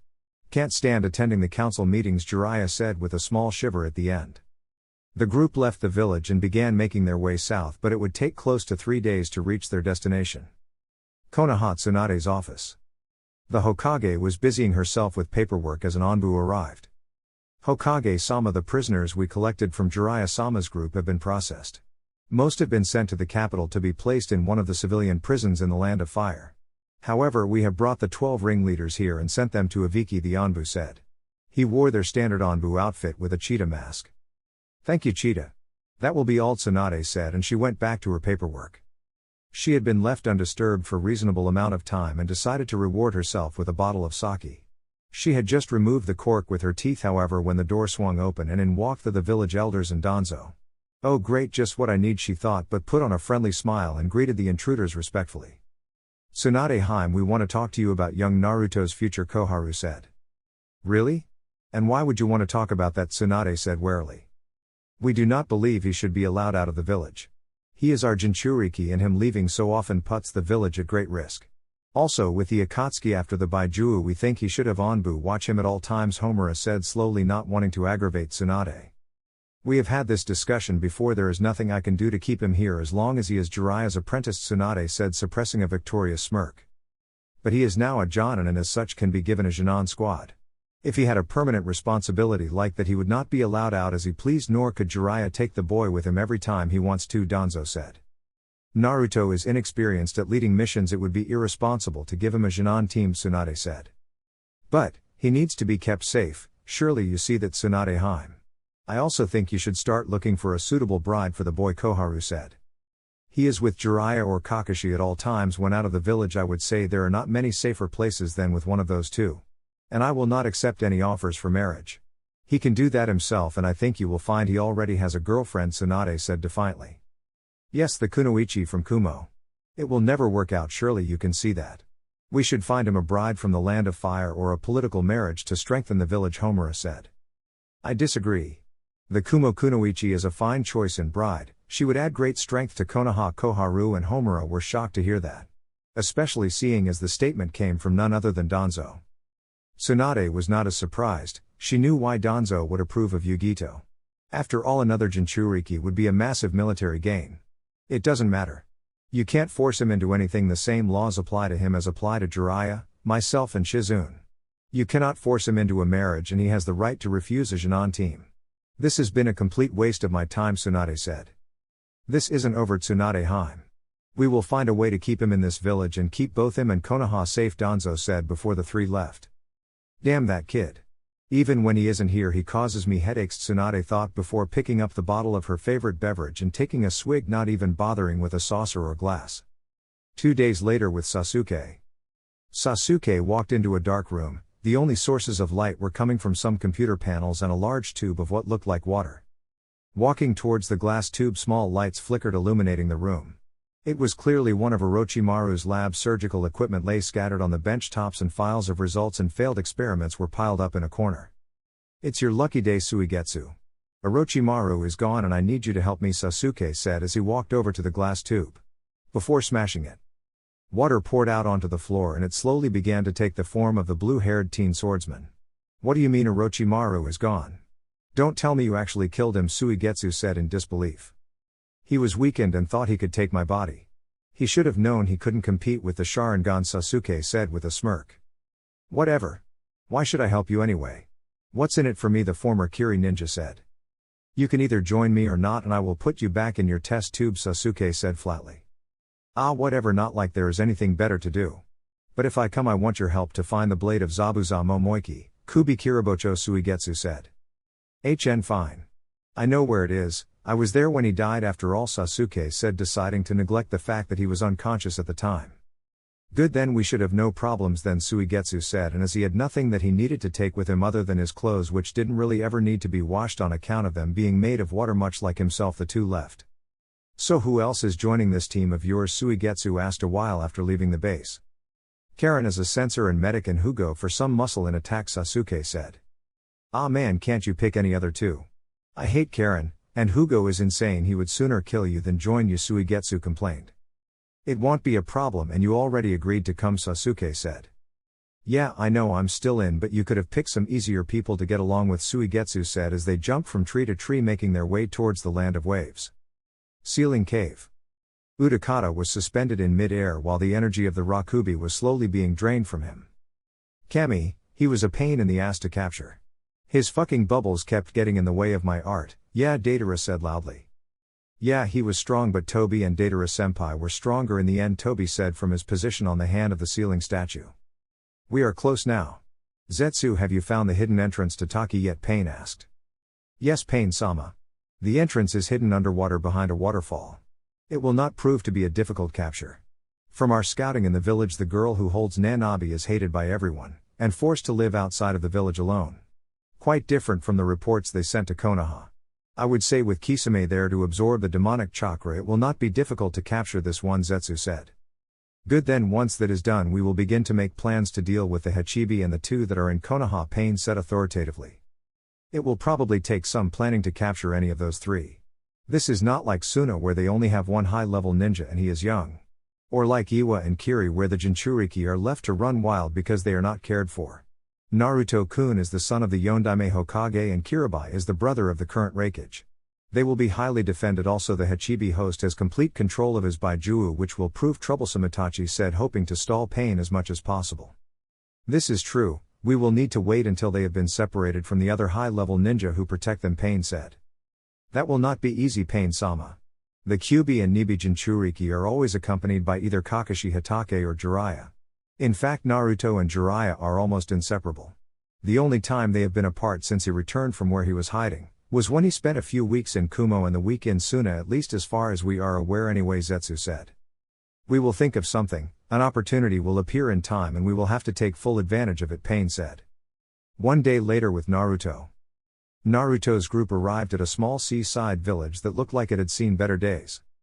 This place could do with a coat of paint, said Yugito as they walked through the streets. It's what you would expect. There are not many villages in this part of the world as they have no country to support them anymore, Jiraiya said as they walked. Why do you keep spies in a place like this then, Jiraiya-sama, Sakura asked. Well, for the exact same reason, because there is no country to support this area anymore. It has become a haven for missing ninja. The area itself is under the protection of the Land of Fire, but its laws are not upheld and it is mostly just in principle to stop Water Country from setting up a base on the mainland. As long as we don't stake a claim on it for ourselves, the Land of Water seems to be happy, Jiraiya explained. I see. Does that mean Orochimaru will have been active in the area, Sakura asked. Most definitely, all of Orochimaru's dealings in the Land of Water come from a base he has somewhere in this area. An advantage of being able to hire boats that will have no log books or records. I do the same thing when I need to sneak into Kiri undetected, Jiraiya said. But everything looks so run down, these people must be so poor, Yugito said, looking at an old playground that had rusted swings and a broken slide. Don't let appearances fool you, Yugito-chan. The people here are among the most wealthy in the world. But with no taxes they just let the place get run down. Trust me, you do not want to pay for anything in this place. It will be at least twice as expensive as Konoha, the elder Toad Sage said. So where is this informant of yours, Sensei? Naruto asked as they walked past a tavern that Naruto had expected to be their destination. In this area, all information has a price, but conventional meeting places are dangerous. We have to go to a private location. We're going to his home, Jiraiya said and pointed to what looked like a grand manor house almost as big as the Hokage Tower, but instead of being multiple stories tall only have 2 levels and extended out wide.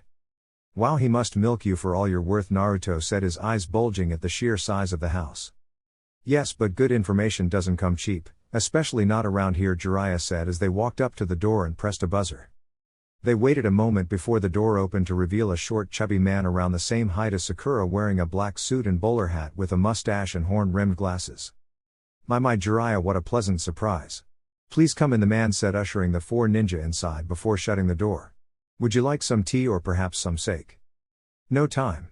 We need to know more about the members of the Akatsuki you saw, Jiraiya said seriously. Ah, I see. Business as always. Very well, let's see. There were 2 of them, a tall blonde with his hair pulled back into a tall ponytail, a lot like the young beauty here except it started higher up his head, the man said, eyeing Yugito appreciatively. Naruto coughed in mild annoyance to return the man to his thoughts. Oh yes, the other was a man with black hair and I could not see his face because it was hidden by a orange mask, looked a bit like the old Uzumaki swirl, the man said. Was anyone else with them or were they carrying anything large enough to be a person, Jiraiya asked. I couldn't tell, they were up on a big white bird.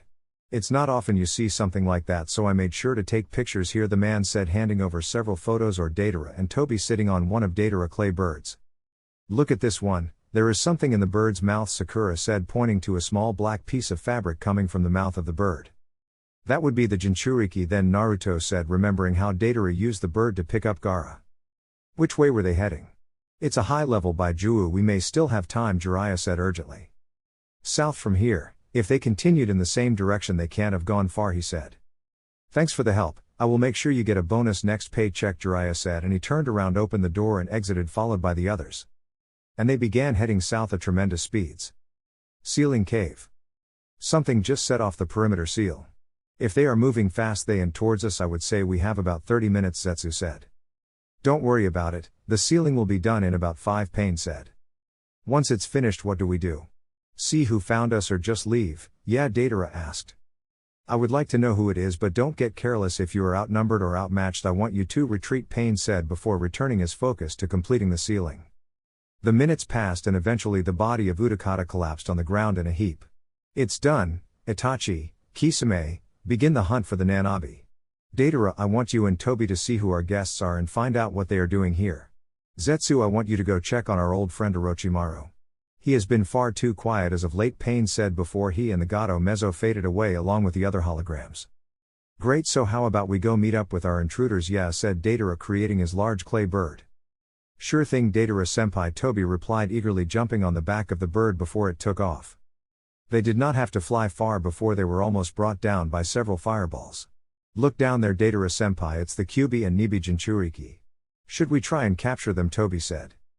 That's strange, they seem to be alone. I would have thought that the copy ninja at least would be with them. Yeah, Deidara said, unsure if he would be able to come out of a fight with the blonde alive.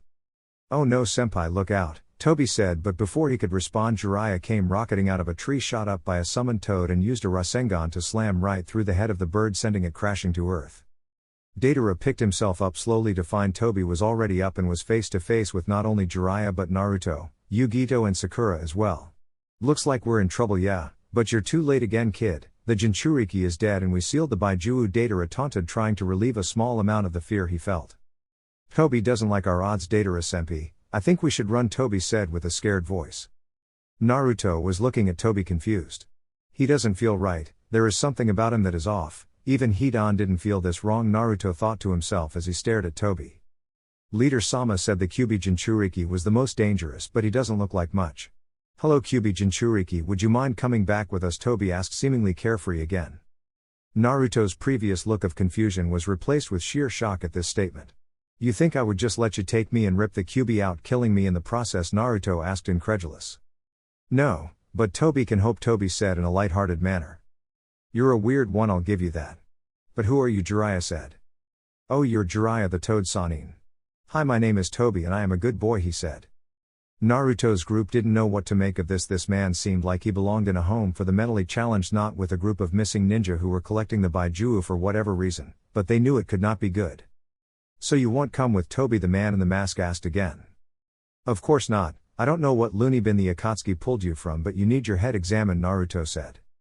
That's mean, but hopefully we will get to play later. We have to go now, Toby said. You're not going anywhere, Jiraiya said, but just as he was about to move, the air around Toby and Deidara began to ripple and they both faded from view. That was. Naruto just stared at where they had disappeared, not believing his eyes. No way. There is not even a trace of chakra indicating where they went, so it has to be.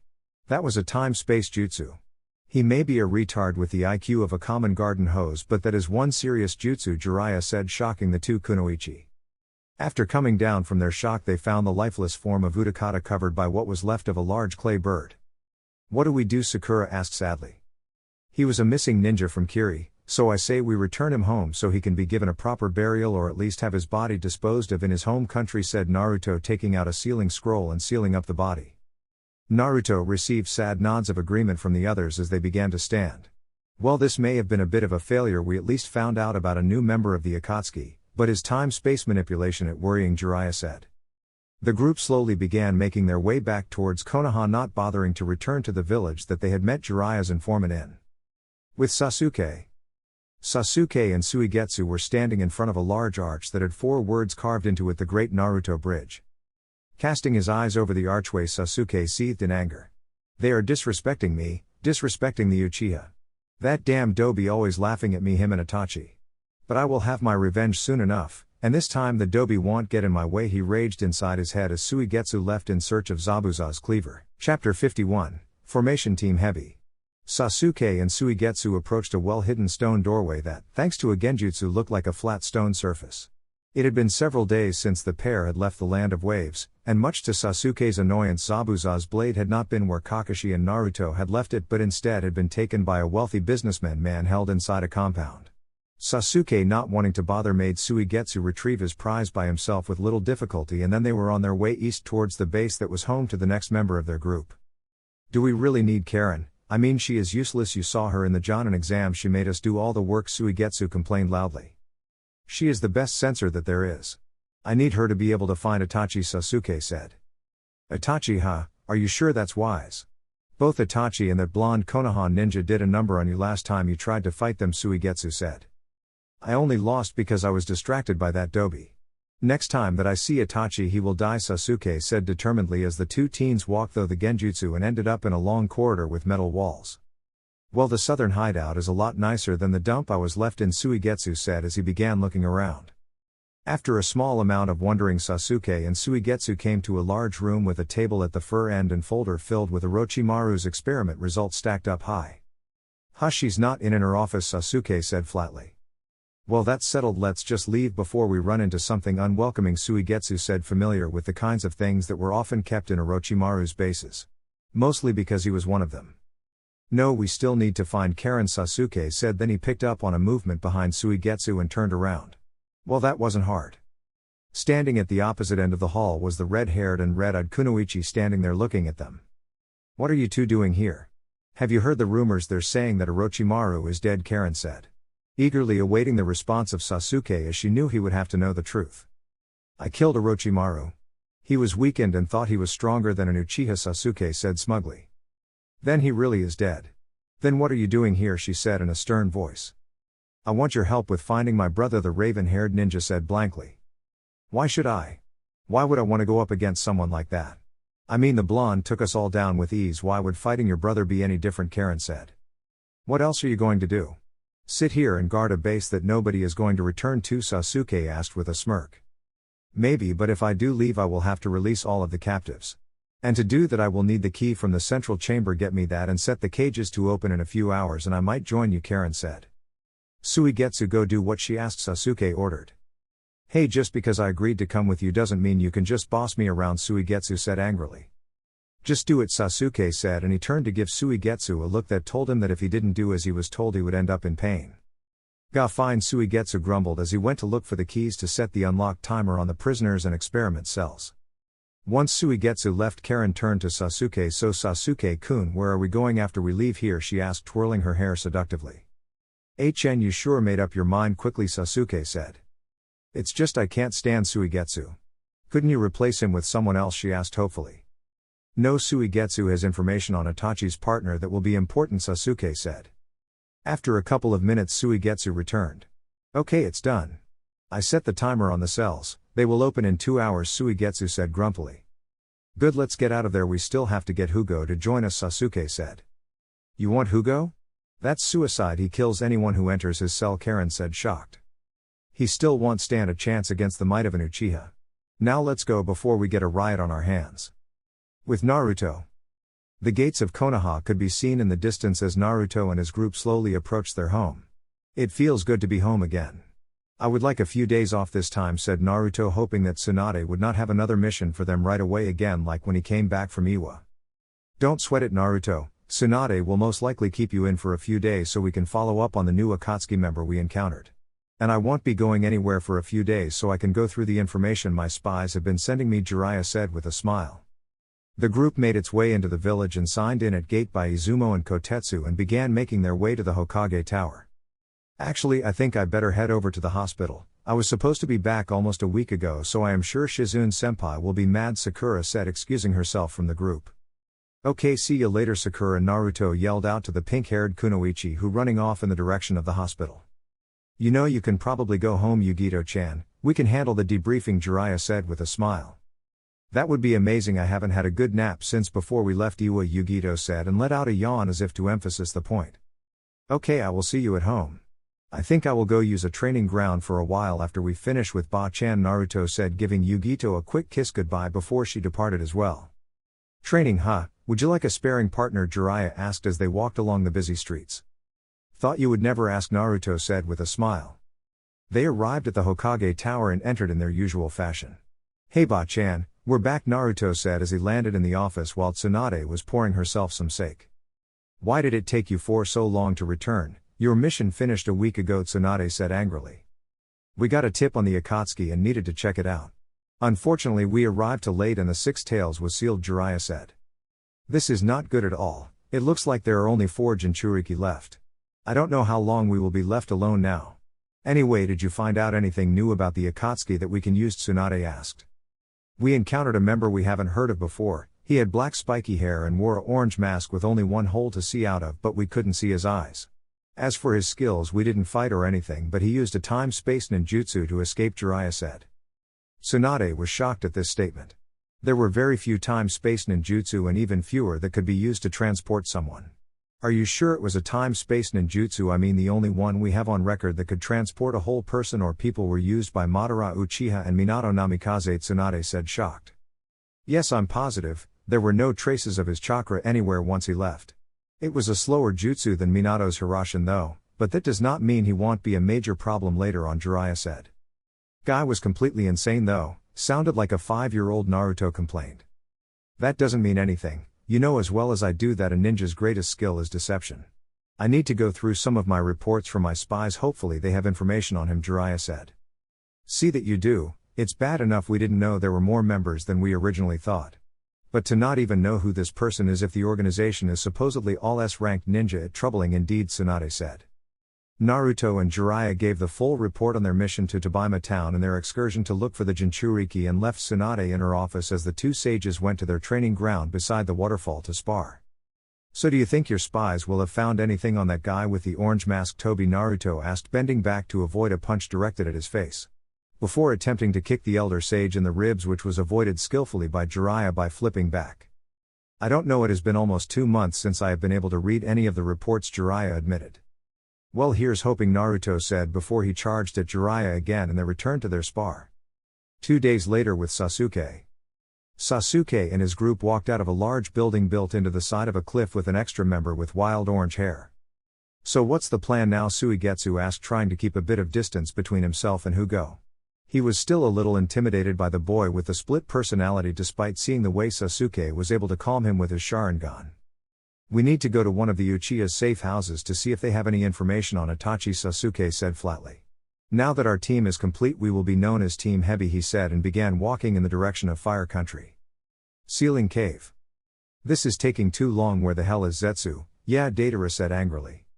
He is finding out what Orochimaru has been up to, but I am surprised he should have been back days ago, Pain said. Could it be that Orochimaru has captured him? He was always fascinated with the creep, Kisame said. Tobi thinks you shouldn't be mean to Zetsu. Zetsu is a good boy just like Tobi, Tobi said. Hey, I just think it is funny you calling anyone a freak. Yeah. I mean, weren't you called the monster of Kiri? Datara joked. Before Kisame could reply, another holographic figure arrived, this time that of the half-plant man. Pain-sama, we have news, the black half said while they began joining in with the ceiling. Well, what is it? What has Orochimaru been up to now? Pain said. That's the thing, Orochimaru is dead, killed by Sasuke, Uchiha, Zetsu said. What, Orochimaru is dead? I was supposed to kill him, and I didn't know there was another Uchiha. Yeah, Datara said angrily. That was your little brother, wasn't it, Itachi? Kisame said. Yes, was the stoic Uchiha's only reply. That's not all. We found Sasuke and he has put together a team of rather skilled ninja. There is a censor by the name of Karen, but she is mostly non-combative. Then we have Suigetsu Hozuki, who seems to be able to dissolve and heal with just water, making him rather difficult to fight. The final member of their group is the source of Orochimaru's curse mark, a powerhouse by the name Hugo. And one last thing, they have called themselves Team Heavy, and are currently hunting Itachi, Zetsu said. They could be a problem in dealing with the remaining Jinchuriki. We should deal with them, yeah. Besides, he killed Orochimaru when I wanted to do that. He has to pay, Datara said. But Datara-senpai, are you sure that would be a good idea? I mean, if Sasuke is able to kill Orochimaru, he must be tough.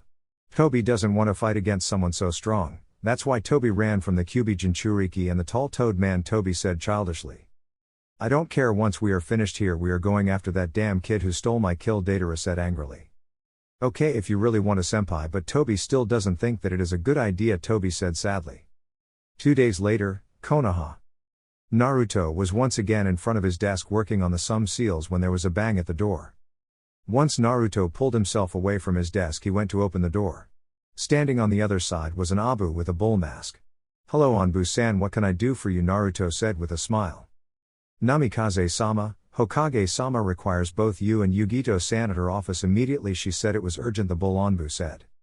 Well, I can come, but Yugi-chan is out with Hinata and Ino at the moment. You best try downtown at some of the clothing stores or one of the training fields. Also don't call me Sama, it's embarrassing, Naruto said. Very well, I shall look for Yugito-san elsewhere. Thank you for the help, Namikaze-sama, the Anbu said before disappearing. Hey, didn't you hear me? I just told you not to call me that, Naruto yelled out, but knew that the Anbu was already gone. Naruto jumped through the window into Tsunade's office to find Jiraiya, Kakashi and Sakura waiting for him. Hey guys, what's the deal? Another mission already? Naruto asked the group. Not as such, but it is something you need to hear, and so does Yugito-chan, Jiraiya said seriously. Oh alright, but why are Kakashi-sensei and Sakura here? Naruto said, taking a seat to wait for his girlfriend. That would be because of information Jiraiya has received on Orochimaru and Sasuke Uchiha, Tsunade said. The mention of Sasuke's name caused Sakura's eyes to widen. What about Sasuke-kun? Is he alright? Orochimaru hasn't taken his body, has he? Sakura said, begging for answers. He is alive, but Orochimaru is dead. From the reports that I got, Orochimaru failed in his attempt to take Sasuke's body, Jiraiya said, slightly stunned at how devoted Sakura was toward the emo Uchiha. Does that mean Sasuke-kun is coming back home? Sakura asked eagerly. I doubt it. He won't be coming back, at least not until he kills Itachi, Naruto said. Sakura was about to respond when the door opened and Yugito came in. I'm not late, am I? She asked when she saw the room was already full. No, you're not late, don't worry, Tsunade said with a smile before turning to Jiraiya. I called Naruto and Yugito here because of a letter that arrived this morning sent to us from Taki. 3 days ago the Nanabi Jinchuriki Fu was taken from their village by the Akatsuki members Itachi Uchiha and Kisame Hoshigaki. If you take into account that it would take almost a week just to get to the village from here, and the fact that they said there is no leads as to where the pair were heading, we can only assume that the Nanabi is lost. Meaning that there are only 3 Jinchuriki left, Tsunade said seriously. Have you sent word to Kumo yet? Naruto asked sadly. Yes, I sent a letter to Kumo to warn them that our Jinchuriki are all that are left. Our positions as the 2 strongest villages will cause them to hesitate for a while, but we have to assume that they won't be put off for long, Tsunade said. Why don't we take the fight to them? I'm sick of responding to their attacks. I say we hunt them down and take them out, one at a time if we need to, Naruto said, clenching his fist in anger at the thought of all the pain they have caused to his fellow Jinchuriki.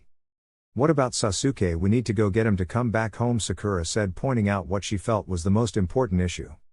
Actually, that is not a bad idea, Sakura. If we find Sasuke, we will find Itachi. And if we can capture Itachi, Sasuke will come to us. It will be like killing 2 birds with 1 stone, Tsunade said.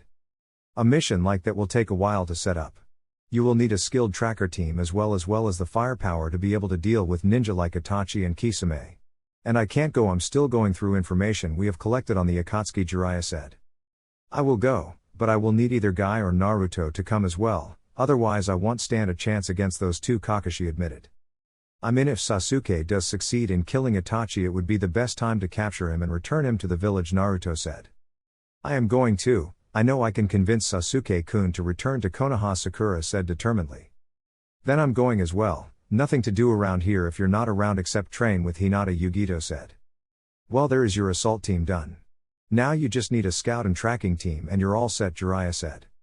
Well, Team 8 returned from a mission earlier today and I gave them the rest of the day off, but they could join you tomorrow so you could leave as early as then, Tsunade said.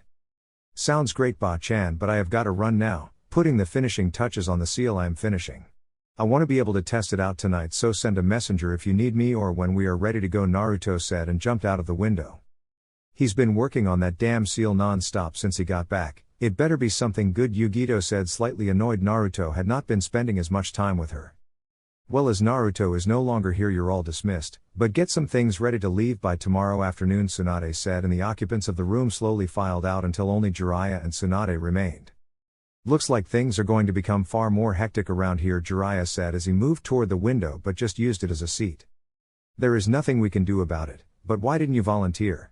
I thought you would jump at another mission with Naruto, Tsunade asked.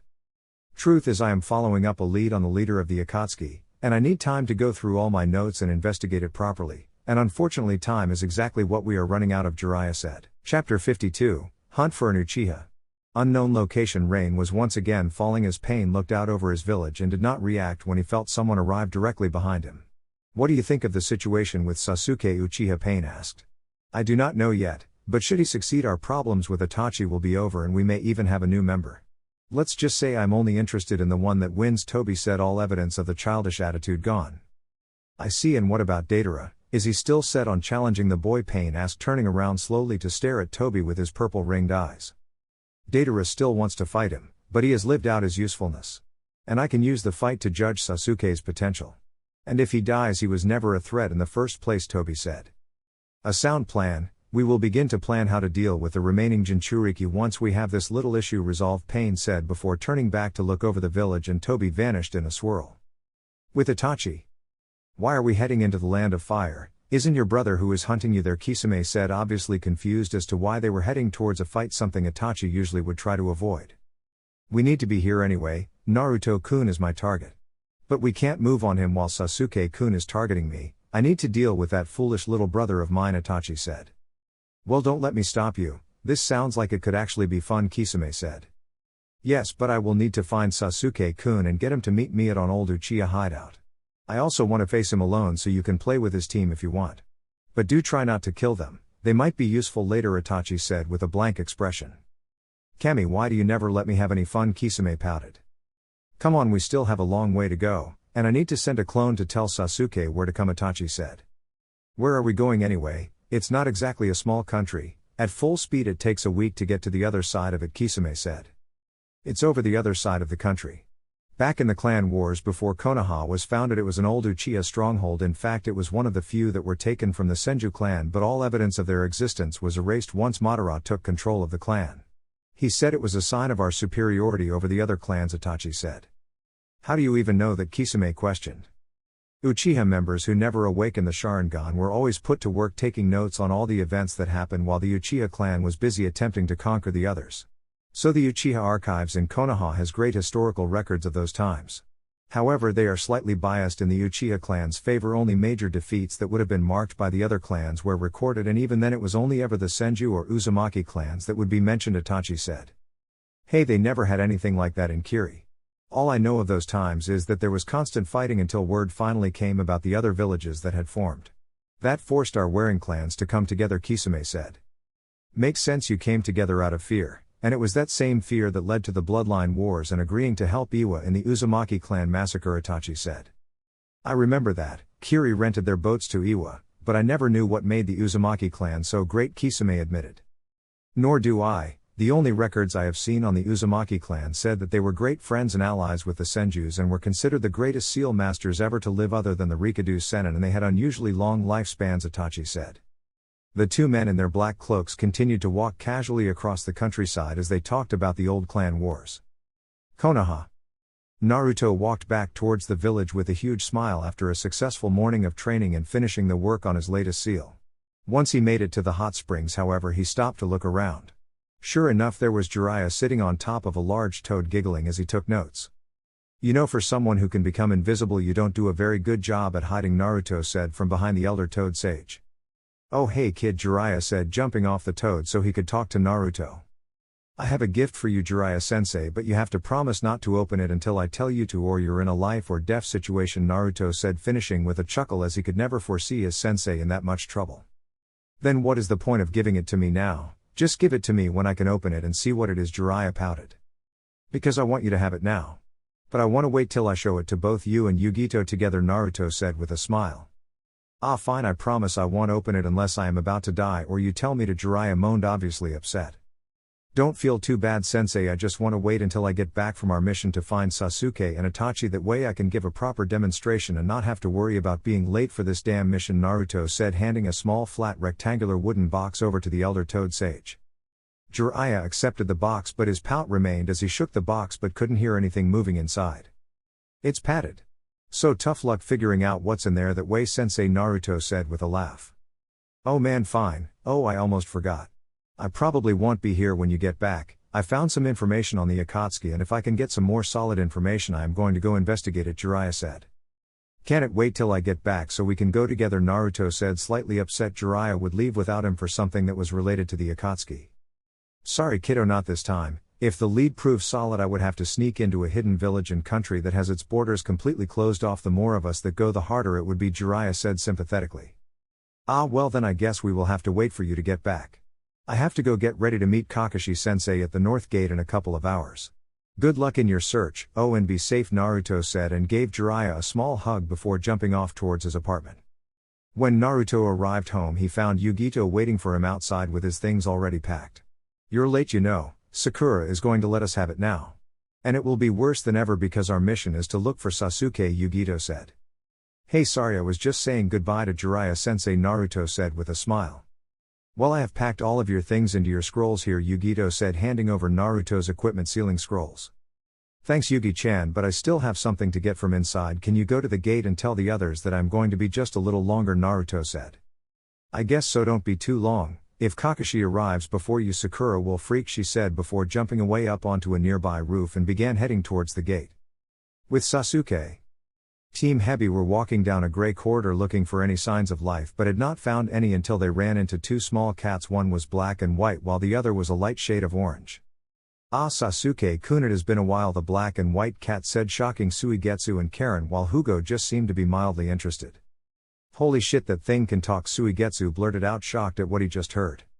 Of course we can, we are ninja cats trained to speak over many generations, the smaller orange cat said. That's amazing. Do you think they will know where your brother is? Karen asked.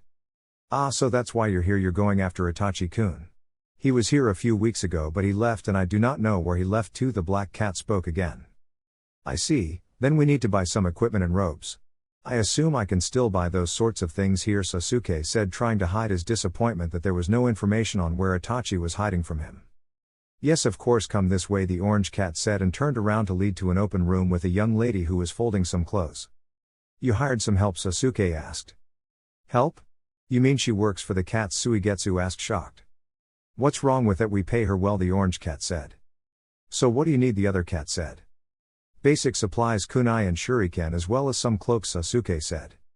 Several hours later they left the underground area wrapped in their new cloaks and they made their way out of the town they were in and began heading towards the north of the Land of Fire. So now what? We still don't have any ideas as to where Itachi is, Karen said. We need to split up, that way we can cover more ground. We will meet up here again at the end of the day, Sasuke said, and the group split up. Once the other members of Team Hebi left, Sasuke began to head in the opposite direction to the others, but after about 5 minutes stopped dead in his tracks when two people wearing black robes with red clouds came out of the forest in front of him. Hello, Toby said with a friendly wave of his hand. With Naruto. The team that had left Konoha had been heading north for a few hours when Kakashi stopped. We're going to need to split up and search for any information we can find on either Uchiha. I will go further north with Naruto and Yugito. Hinata and Sakura, there is a town to the east, go look around and see if you can find anything out there. Shino and Kiba, I want you guys to split up and search for any signs of their tracks or scent, he said, getting nods from the three groups that would be splitting up.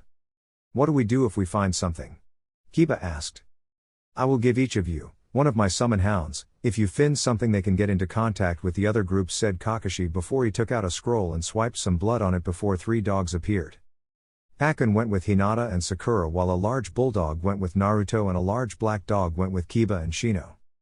With Sasuke. Akatsuki. You will know where Itachi is. Tell me now, Sasuke ordered as he stared down Deidara and Tobi. He's not like Itachi-senpai at all. Tobi thinks Itachi is much nicer, Tobi said happily. I don't care, tell me where Itachi is before I kill you, Sasuke said angrily. Well then I guess we are agreed on something, because I want to kill you too, said Deidara. Like you could stand against me, I'm an Uchiha, an elite, you are nothing to me, Sasuke sneered. Tobi thinks this Uchiha is underestimating you, senpai, Tobi said. Well, that will just make this easier, Deidara said, and behind Sasuke small clay birds shot out of the trees and flew straight at the Uchiha with anger management issues. Sasuke reacted at the last second to jump out of the way while the clay bird slammed into the ground, causing an explosion. And a large hole in the ground. Fine, if you want, tell me where Itachi is, I will beat it out of you, Sasuke said, activating his Sharingan. And withdrawing the katana that was on his back. I'm just going to watch. Toby wants to be friends, said Toby, jumping into a tree and sitting down on a branch. PFFT, fine, I don't want your help anyway, Datara said. As he jumped onto his clay bird and flew into the air before Sasuke could arrive to attack with his sword. You stole my kill. Orochimaru was supposed to be killed by me, so I guess you will have to do, Datara said as he sent more small animals made of clay at Sasuke. The clay creatures encircle Sasuke before flying down and exploding, giving Sasuke nowhere to run. However, once the smoke cleared, all that remained was a wooden log. Toby thinks it's funny that there is always a log around when people need one, Toby said from where he was sitting in his tree. Datara was not one to be put off by a simple substitution and sent more clay birds to attack Sasuke, who easily avoided them. Well, it seems that my C1 is not enough to cause you problems, let's see how my C2 works. C2 clay dragon, Datara said from on top of his bird and from his deformed hands. The dragon flew at Sasuke, forcing him to jump out of the way. This time the clay creature didn't explode, instead it came onto the ground and pushed back off, chasing the emo Uchiha. With Naruto, Yugito and Kakashi arrived in a small clearing, but the second they arrived Naruto stopped dead. What is it? Kakashi asked, confused as to why Naruto would stop like that. We're not alone, there is someone watching us. He feels familiar, but it is weird, I can't tell what it is, but it seems off, Naruto explained. Kukaku, I should have known I wouldn't have been able to sneak up on you, Naruto-kun, came a sickly smooth voice before from the trees came Kabuto. Kabuto. What do you want? Kakashi demanded, getting ready to strike. Easy, Kakashi, I am not here to fight, don't worry, Kabuto said. Then why are you here? Yugito asked wearily. I am here to give you all of Orochimaru's information on the Akatsuki. I think you will find that it is rather useful, Kabuto said, taking out a small book and tossing it to Kakashi. What happened to you? You don't feel right, Naruto said cautiously. I have injected Orochimaru's cells into my body and they are currently fighting for dominance over my own. But I am confident I can control them in time. Orochimaru's notes on cellular transfer of genes were the world's best after all, Kabuto said. That's just sickening, Naruto said, clearly disgusted by what he was hearing. Why is it? I idolized Orochimaru, but now that he is dead I had no purpose. But then I realized that I could become far more than he ever was. In fact, it was you who showed me that when you, a 16-year-old boy, caused Orochimaru to become incapacitated for weeks. So really think of that book as a thank you for giving me the inspiration to become more than I could ever dream of, Kabuto said before he began to back away. He is worse than ever, that is disgusting, Naruto said after he left. Yes, but what do you think about this book? Kakashi said, examining the book skeptically. I think we should check it out once we get back to Konoha. We don't have time for this now, Yugito said, not wanting to waste any time on something when they had a job to do.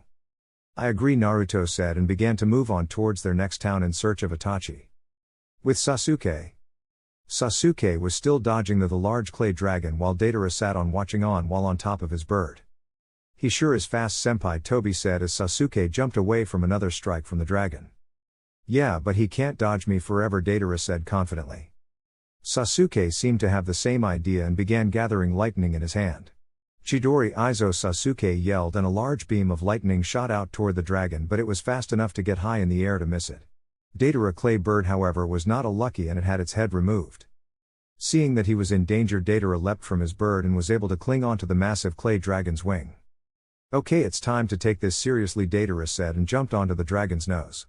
Take this, the blonde Akatsuki member said, and the dragon began to open its mouth and it shot out a large chunk of clay towards Sasuke. Sasuke just got out of the way of the large explosion, but he didn't have time to rest. When he turned to the side, he saw two clay men charging at him. Sasuke removed his sword and began slicing them up, but they seemed to remake themselves just as quickly as he cut them. Now, Katsu, Datara yelled from his high perch upon the dragon. The clay men who were surrounding Sasuke exploded, but before Datara could celebrate, two demon shuriken came flying from the smoke right at him, forcing him to swerve out of the way. Damn, why won't this fucking brat just die? Datara thought angrily after the blades flew past his creation. Toby, you're up here, use these, Datara said, and his dragon flew to the ground and made a bunch of small round clay balls for Toby to use. Aw, but senpai, this guy looks tough, and Toby didn't want to get involved, Toby said sadly. I don't care, you're my teammate now, do something useful, Datara said. Sasuke, seeing that the dragon had descended and was not paying any attention to him at the moment, charged, but before he got anywhere near the range to attack, the dragon turned his head and spat out a smaller dragon that flew towards the Uchiha. Sasuke changed direction, but this time the bomb followed him. What the hell is this? A homing bomb? I'm going to have to let it get close enough to explode without getting hit in the explosion. Good thing with the Sharingan I would never be hit by something like this, Sasuke thought as he successfully avoided the explosion. The dragon took off again and began spewing the mini dragons at Sasuke, forcing him to jump out of the way once more. This time when he landed, however, the ground underneath him felt different. A huge explosion rocked the area where Sasuke had landed. Senpai Tobi set up the clay mines like you asked, because Tobi is a good boy, Tobi said, appearing from underground, yet strangely did not have a trace of dirt on him. When the smoke cleared, however, there was Sasuke with longer hair and claw-like wings. Damn it, homing bombs from above and mines from below, Sasuke thought to himself while Deidara examined his new form. Now try and dodge me, and to make sure of it, this one is going to be a big one, Deidara said as his dragon slowly opened his mouth. A second later out shot a larger dragon that flew at Sasuke, who had nowhere to run. Leaving him with no choice, Sasuke went to block the explosion with one of his wings. When the explosions, one of Sasuke's sword went flying out of the smoke, landing several feet away. When the smoke cleared, however, Sasuke was still alive and well despite the loss of one wing. Well, it looks like you blocked it, but you won't be able to block this one. Yeah, Deidara said as he prepared to fire again. Then at the same time the dragon shot its next bomb from his mouth. Sasuke tightened several wires that were connected to the shuriken he threw earlier, and out of the woods that they began to return the way they came. Reacting quickly, Deidara had to swoop low to avoid the blades as his explosion went off. Then the explosives expert from Iwa got a bigger shock right from below him. The sound of chirping birds and a large beam of lightning shot up, piercing the dragon's wing before cutting it off. He must have threw his sword for him to stand on and used the demon shuriken to draw me into his attack range, Deidara thought, shocked. Before he could jump off the descending clay dragon, Sasuke used the still-in-motion demon shuriken attached to the ninja wire to pin Deidara to his creation as it landed on the ground. A ground filled with clay mines. The explosions were massive, and it caused a domino effect that set off the majority of the remaining mines in the area. Sasuke, still falling and not wanting to be caught in the blast, used one of Orochimaru's favorite jutsu, the Shadow Snake Hands, to pull himself to safety before his curse mark retreated back. Sasuke looked over at where the smoke was clearing and became noticeably annoyed when another clay bird shot up out of the cloud, with Deidara on his back looking rather angry as he stared down at Sasuke's Sharingan eyes. Those eyes, those damn eyes, just like Itachi. Well, I will show him my ultimate art, Deidara thought, and began eating his clay. This looks bad. Tobi thinks he should get out of the way. Senpai's next attack looks like it is going to be dangerous, Tobi said to himself and began running. Deidara spewed out the clay and it began to grow, and this continued until it formed a giant clay version of Deidara. The giant Deidara took off, destroying anything below his feet, chasing after Sasuke, who did not seem to want to hang around. After a small chase, the large Deidara began to swell before it ripped apart with no explosion. Was it a dud? No, it can't be. He is still channeling chakra, Sasuke thought. Then he realized something was really wrong. All the creatures in the area began dissolving into thin air, being erased. What is this? No way, Sasuke thought as he was wiped from existence. Yes, I did it, I won. My art it. But Deidara's celebration stopped when he felt a genjutsu being released and movement behind him. He only had time to turn his head as Sasuke's hand crashed through his chest. I was in a genjutsu all along, damn him and those eyes. But this isn't over. I may be dead, but I will take him with me, Deidara thought as Sasuke removed his hand from his chest. Senpai! Tobi screamed from where he ran to when the giant Deidara formed. You're finished now, tell me where Itachi is. And I might spare your life, Sasuke said, deactivating his Sharingan. Fuck you. If I'm going to die, I will be taking you and everything else in a 5-mile radius with me. Now experience my final art, the C5, he said as the bird he was standing on fell to earth. His heart began to glow and his body began to change shape. Sasuke could see the chakra building around him and used another Chidori to kill him before he could finish the jutsu. It's too late, yeah. This cannot be stopped. It was created to go off immediately after my death, he said defiantly as blood began to pour from his mouth. Sasuke for once had a look of fear as Deidara grew to the size of a tall building. The last word Deidara ever spoke was Katsu. And the following explosion shook the area for miles around. Chapter 53, Who Are You? Unknown location. Sasuke lay on a large square pillar in a room that looked completely black. Where am I? Did I die? Sasuke said to himself as he began to stand. Hello, came the childish voice of Tobi to the left of the Uchiha. Turning around, Sasuke saw Tobi sitting on another large square pillar waving at Sasuke in a friendly manner.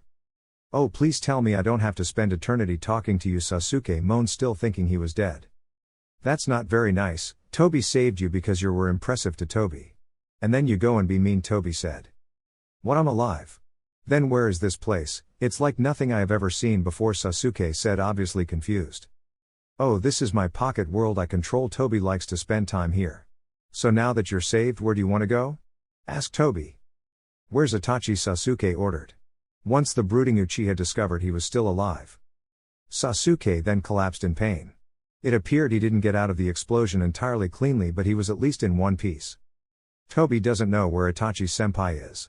Last time I checked he was in the land of waterfalls, but Toby doesn't think Itachi and Kisame-senpai will have stayed there. Maybe they decided to head for Konoha, where Itachi-senpai's main target is. But Toby doesn't know. Itachi-senpai fears the blonde Nine-Tails host. He doesn't say it or show it, but Toby can tell. Toby said, "That damn Dobie always beating me. He will see I will be seen as the greatest hero that Konoha has ever seen, and he will be nothing compared to me." Sasuke fumed quite obviously. So much hate. He will be so easy to turn against Konoha when the time comes. It is funny, Toby thought seriously from where he was sitting. I need to get to my team. Drop me off close to them and I can make my way from there, Sasuke said once his anger had subsided. Okay, Toby will help this time, but be warned, Itachi and Kisame-senpai are a lot stronger than Deidara-senpai. Although Toby still thinks not many people would be able to escape his C5 blast, Toby said, and slowly the world around Sasuke disappeared in a vortex, leaving Sasuke on the edge of a river bank. Your friends are just up the river around 500 meters. So it's time for Toby to say goodbye, the masked man said before he disappeared in a swirl. With Naruto, Yugito and Kakashi arrived at the spot where Deidara used the C5 to end his life and began looking for signs of life. Nothing could survive a blast this big. We need to get Kiba here and see he can smell anything, Kakashi said as they walked towards the center of the newly formed crater.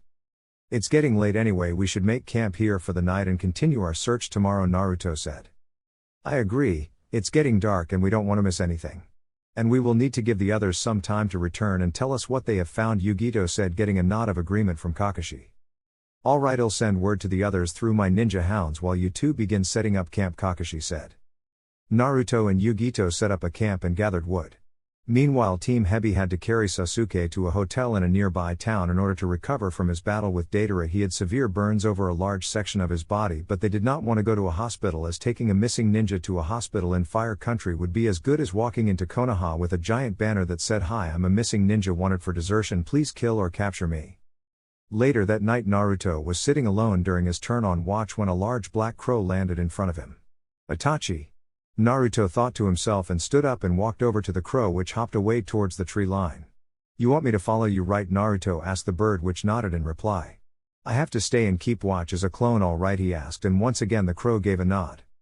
Naruto's clone followed the bird into the forest surrounding their camp, and when the bird stopped its flight and landed on a branch, Itachi Uchiha walked out of the bush before Naruto. Hello Naruto-kun, I am glad you could make it. I have something I would like your help with, Itachi said blankly. Hey, sure, what is it? Naruto's clone said, taking a seat on a log that was lying on the ground. Funny, there are always so many logs lying around, but this is the first one that I have seen that hasn't been used for a kawarimi, he thought as he took his seat. I need to tell you where I will be fighting Sasuke, but you can't show up until after I am dead, Itachi said expressionlessly. So it's time, is it? You know our team is out here hunting for you or Sasuke right now, Naruto informed the stoic Uchiha. I figured as much. I ask you to stall for a few more hours tomorrow, then find this, Itachi said, handing Naruto a piece of his robe with part of a red cloud just visible in the side. It's a good thing that I am a clone, I can go hide this further north and then find it tomorrow in the late morning, Naruto said. Good thinking, you wouldn't want your Inuzuka companion to get my scent off of you. I have located Sasuke in a village to the north, your team will most likely get his scent early tomorrow. But his team is skilled and they have a sensor who is even better than you, so they will know you are coming long before you get there. That is a good thing, however, as it will give you some time to find my robe, Itachi said. So you're going to confront Sasuke with a clone and tell him where to meet you, Naruto deduced. That is correct. Once I get in contact with him, they should arrive at the old Uchiha stronghold. Here, I will show you where it is on this map, Itachi said, removing an ancient-looking scroll from his bag and unrolling it. What is this? I have never seen a map with so many locations marked on it, Naruto said in awe of the highly detailed map. It is an old map of the hideouts and bases the Uchiha and rival clans had before the formation of the great ninja villages. See, these are the Uchiha-controlled areas, and these were known Senju, and over here on this island was the Uzumaki clan. Even Madara was weary about challenging either of them, so he made sure to mark where they were and only attack if they had an advantage. Anyway, the place I will be leading Sasuke to is here just off of the coast of Fire Country, an old Uchiha stronghold used to watch for the Uzumaki clan in case they decided to attack. It once was under the control of the Senjus as a trading village with the Uzumakis, but once the Uchiha took over they turned it into a fortress in an attempt to isolate the Uzumaki clan and prevent aid from coming to the Senju, Itachi explained. That's amazing, I had no idea that the Uzumaki clan was involved that heavily in the clan wars, Naruto said. In truth they weren't. The Uzumaki clan never moved far from their island and desired peace not war. The Senju agreed with them and started making treaties with several smaller clans. But the Uchiha saw this as a threat and began using their military might to defeat smaller clans, adding their strength to the Uchihas, Itachi said. I see. Anyway, the place you will be fighting Sasuke is here just off the coast between the Land of Fire and Uzu, Naruto said, pointing to a spot on the map with an Uchiha fan marked. Yes, it is.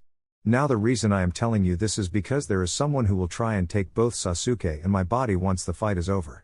I don't know if you will be able to stop him from this as he is highly skilled, but I need you to at least try, Itachi said sadly.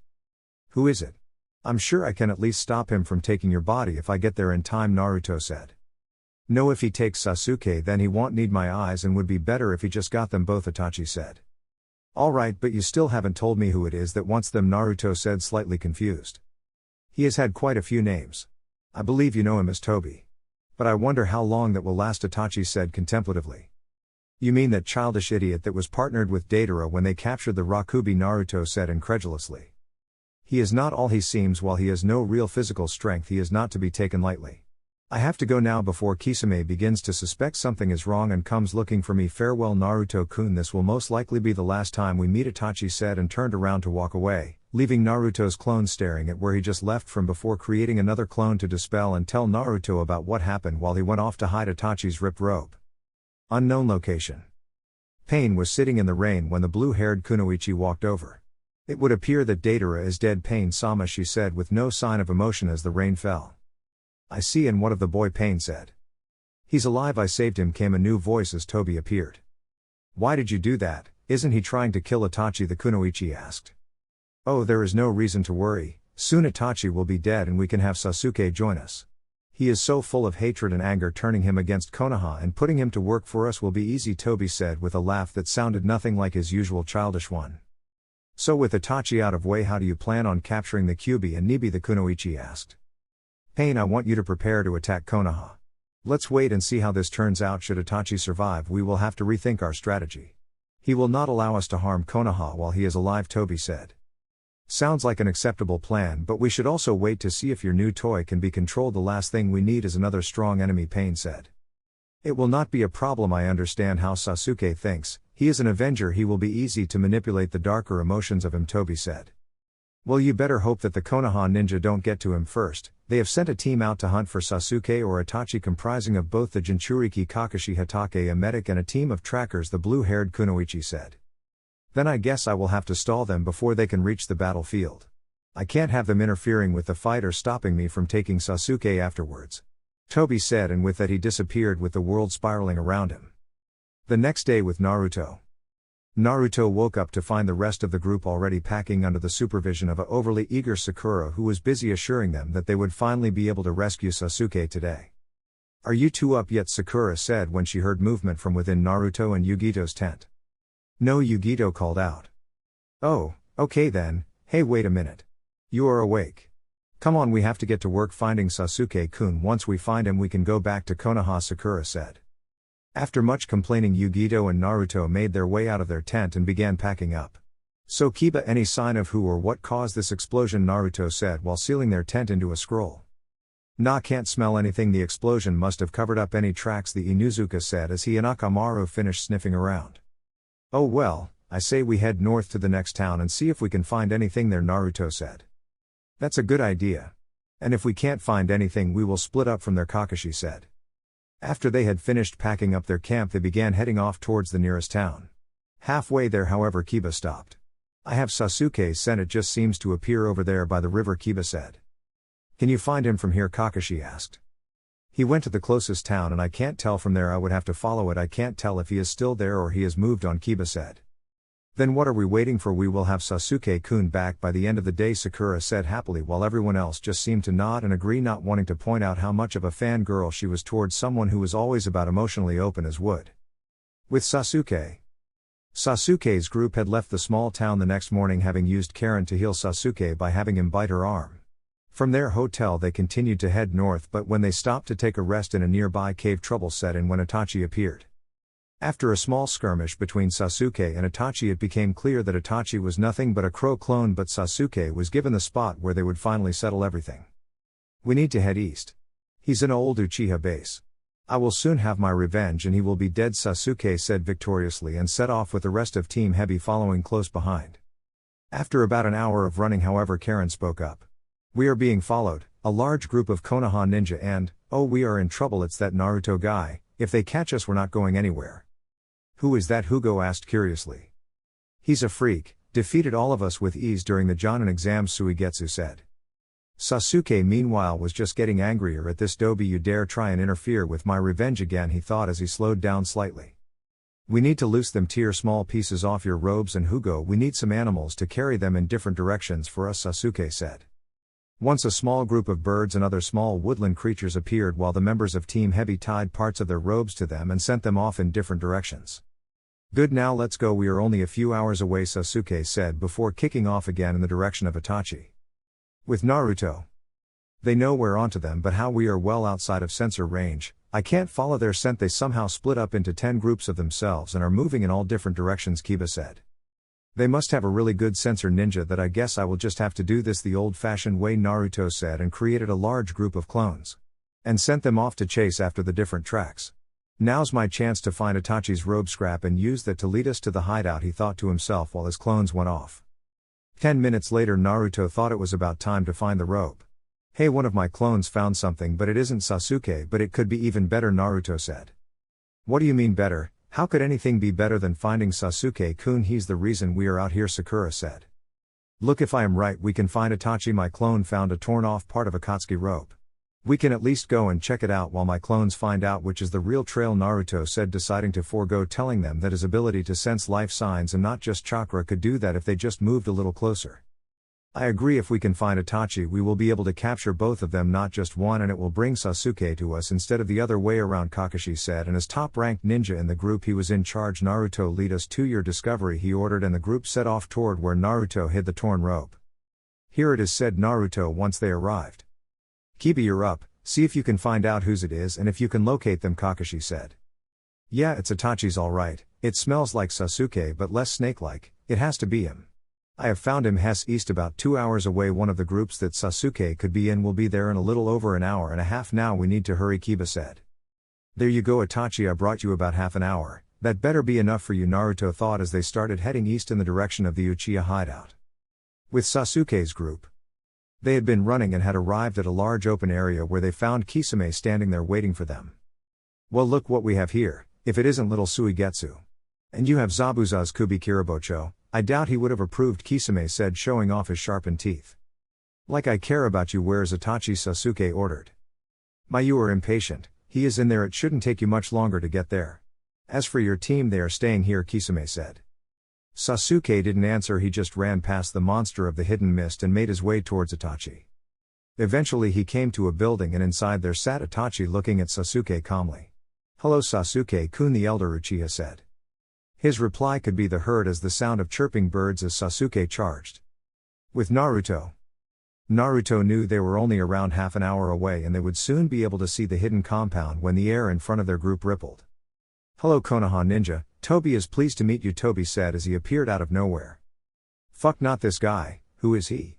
But if I can kill him now I don't have to worry about arriving too late, but first to find out what he wants," Naruto thought, but he wasn't given the chance to ask the question when Kiba charged forward with Akamaru. Quickly performing a Gatsuga, Naruto's eyes bulged when Kiba and Akamaru passed right through the childish Akatsuki member. "That wasn't very nice, Tobi just wanted to talk," Tobi said. The response Tobi got was Kiba attempting to kick him to the side, but the kick just passed through him before Tobi swept Kiba's other leg out from under him.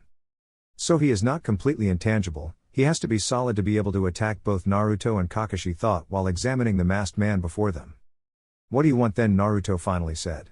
Despite his calm attitude he was getting ready to attack and had began subtly releasing his restriction seals. "Oh, it's you, the Nine Tails. Hello again. Sorry Tobi couldn't stay and play with you last time. Unfortunately Deidara senpai was killed the other day," Tobi said with a happy voice. Kiba's eyes went wide from his place on the ground when Toby called Naruto Nine Tails, but he was the only one. Shino had deduced it in the academy when he sent his bugs to check him out, and Hinata could see both his and Yugito's chakra coils, and being such good friends with Yugito, she knew what she was. Like, I care about that fool. Now tell me, what do you want? Naruto said. That must have been what caused the massive explosion. I always figured he would go off in a bang, Naruto thought. Oh, Toby would like for you Konoha ninja to leave. Toby doesn't want you interfering in Itachi-senpai's fight with Sasuke, Toby said. Too bad, said Sakura, and she sent a kunai flying at Toby. Ah, Toby screamed when the kunai hit and passed through him before his scream turned into a laugh. Toby got you, that was fun, he said. Then the tree he was standing in was turned into splinters when Naruto seemed to have had enough. Toby jumped back into another tree before turning to face Naruto. That's not the power of the Kyuubi, but you are strong. Toby is curious, Toby said.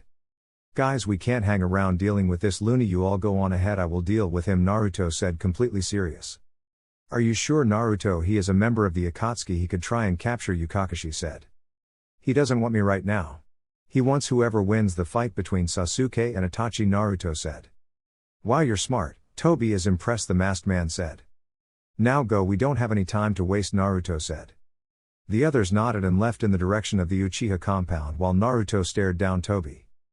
Who are you really? Naruto said. Toby is Toby, he said while scratching the back of his head. Don't give me that bullshit, I know you're not who you say you are. Time-space ninjutsu like the ones you use are not easily controlled, I know that for a fact, so there is no way an idiot like you make yourself out to be can use them, Naruto spat. But Toby is just Toby, Toby said again. Fine, you want to play it that way, that's okay, Naruto said and blurred out of existence only to find himself flying right through Toby. His reaction time is brilliant. Fuck, I am going to need to use counter-attacks, Naruto thought as he spun in mid-air to kick of a tree branch to land next to Toby and begin some obviously sloppy taijutsu. Come on, take the bait, you son of a bitch, he thought as yet another punch flew through Toby. After a while Toby began some light counter-attacks that with Naruto in sage mode could barely feel but would normally have been strong enough. You're tough, Toby's attacks are not affecting you at all. Why? Toby asked. Why should I tell you when you won't even tell me who you really are? Naruto said as he began focusing on if he could tell when a counterattack would come. Aw, you're no fun, Toby was just curious, Toby said with a pout mocking Naruto. Hey, well, you're not taking me seriously, Naruto said, and then it clicked. Now. I've got him, Naruto thought as at the same moment Toby punched. Naruto sent a senjutsu charged kick into Toby's ribs which sent him flying through several trees back first. As Naruto arrived, Toby began to stand, although it was shakily. You little brat, it looks like I might actually have to take you seriously, Toby said, his voice changing from the higher childlike to a much deeper serious tone. Looks like you're ready to drop the act now, how about you tell me who you really are? Naruto said. Why would I want to do that? That would defy the purpose of Toby, he said, saying Toby's name in his childish manner. So this is the power of a sage, it is quite impressive. Sasuke has a lot of work ahead of him if he wants to catch up, the man formerly known as Toby said. What do you want with Sasuke anyway? Surely Itachi is the superior brother, Naruto said. True, but I don't care, I really just want whoever wins. And I am quietly confident that Itachi will die today one way or the other, Toby said. How can you be so sure about that? Naruto asked curiously. It's quite simple. Itachi is already dying. If he uses those eyes of his, much more he won't last and his illness will claim him, Toby said as if he was almost gloating. We will lose Itachi, but it won't be that hard to get Sasuke to join us, Toby said. Why would Sasuke want to join the same organization that his brother was in if he hated him so much? Naruto said. Oh, that's another one of my little secrets, don't feel too bad though, I have a lot of them, Toby said. Then it's time to finish this, Naruto said determinedly and created 4 clones and began gathering Fuuten chakra in each hand while spinning it. What is this? Such amazing power from a single Justu, and he is making 2 of them. I need to be careful here, I can't afford to use Izanagi. I still have too much to do before the day ends, Toby thought as he looked at Naruto. Naruto stood with his hands extended out from his body, a Rasen Shuriken in each hand, just narrowly missing the ground with their blades. Fuuten Rasen Shuriken barrage, Naruto yelled and tossed the first one in his right hand, followed shortly after by the left before jumping back as far as he could. The 2 spinning discs almost seemed to combine in mid-air, doubling their size while Naruto continued to run back away from the blast zone. When they struck, the explosion was enormous, vaporizing close to 100 yards in any direction from the center, and it extended up the gale force winds coming from the Justu forced Naruto to cling onto the ground with chakra while the trees around him were being uprooted around him. With Kakashi. Kakashi felt a massive chakra spike and stopped mid-step and turned as a large dome of Fuuten chakra extended out of the forest. Uncovering his Sharingan, he recognized the familiar trademarks of the Rasen Shuriken, but this was on a whole new scale. Then he felt the gust of wind which caught everyone else in the group's attention. Even Sakura was temporarily removed from her obsession with saving Sasuke and stared at the power behind the Justu. With Kisame. Kisame was currently giving Suigetsu a lesson in Kenjutsu when everyone in their clearing stopped and turned as in the distance a huge explosion was going off. "What incredible power, Seimata is hungry just thinking about it," Kisame said. It's that blonde Naruto," Karen said, slightly scared but also interested in how much chakra Naruto could throw around like it was nothing. "The Nine Tails, huh? No wonder," Kisame said to himself as a longer gust of wind struck them. With Sasuke. Sasuke was terrified as Itachi slowly approached. He was out of chakra and out of ideas. Itachi even removed his curse mark so he could not use that anymore. Itachi's hand began to stretch out towards Sasuke's face in order to take his eyes when they both felt the jutsu. "Naruto-kun, amazing, truly amazing. But it will not be enough to defeat Madara," Itachi thought, and his hand reached out and they came within centimeters of Sasuke's eyes. Sasuke was staring in fear of his brother, too busy to contemplate the huge jutsu he just felt when he noticed something. Itachi was crying. Then he saw Itachi mouth his last words. "I love you, my foolish little brother," before collapsing on top of him. Sasuke didn't have time to react when the large gust of wind knocked both Uchiha to the ground. Sasuke managed to stand before he collapsed. On the wall, Zetsu came out of the ground to observe the final result. So Itachi won the fight, but his body gave out before he could take Sasuke's eyes. "Oh well," the black half said. "We should go tell Madara what happened, but that last jutsu was powerful. I wonder if he is injured at all," the white half said. With Naruto. Naruto picked himself up off the ground. The power of the shock wave had been far too powerful to stand against, and as he looked around him, trees had been uprooted and thrown away like twigs, and there was a huge crater where the jutsu had erupted. But Naruto's eyes widened in disbelief when there was a black-robed man struggling to his feet in the center of the blast. "No way, how is that possible? That is my longest jutsu. At least he is hurt slightly," Naruto thought, noticing that Tobi was missing an arm and his cloak was ripped to shreds. His mask was still in place but had been cracked badly. "How? If there was even a single particle of you, it should have been erased from existence when that jutsu went off," Naruto said in disbelief as he arrived at the edge of the crater. "Well, seeing as you were so entertaining, I will tell you.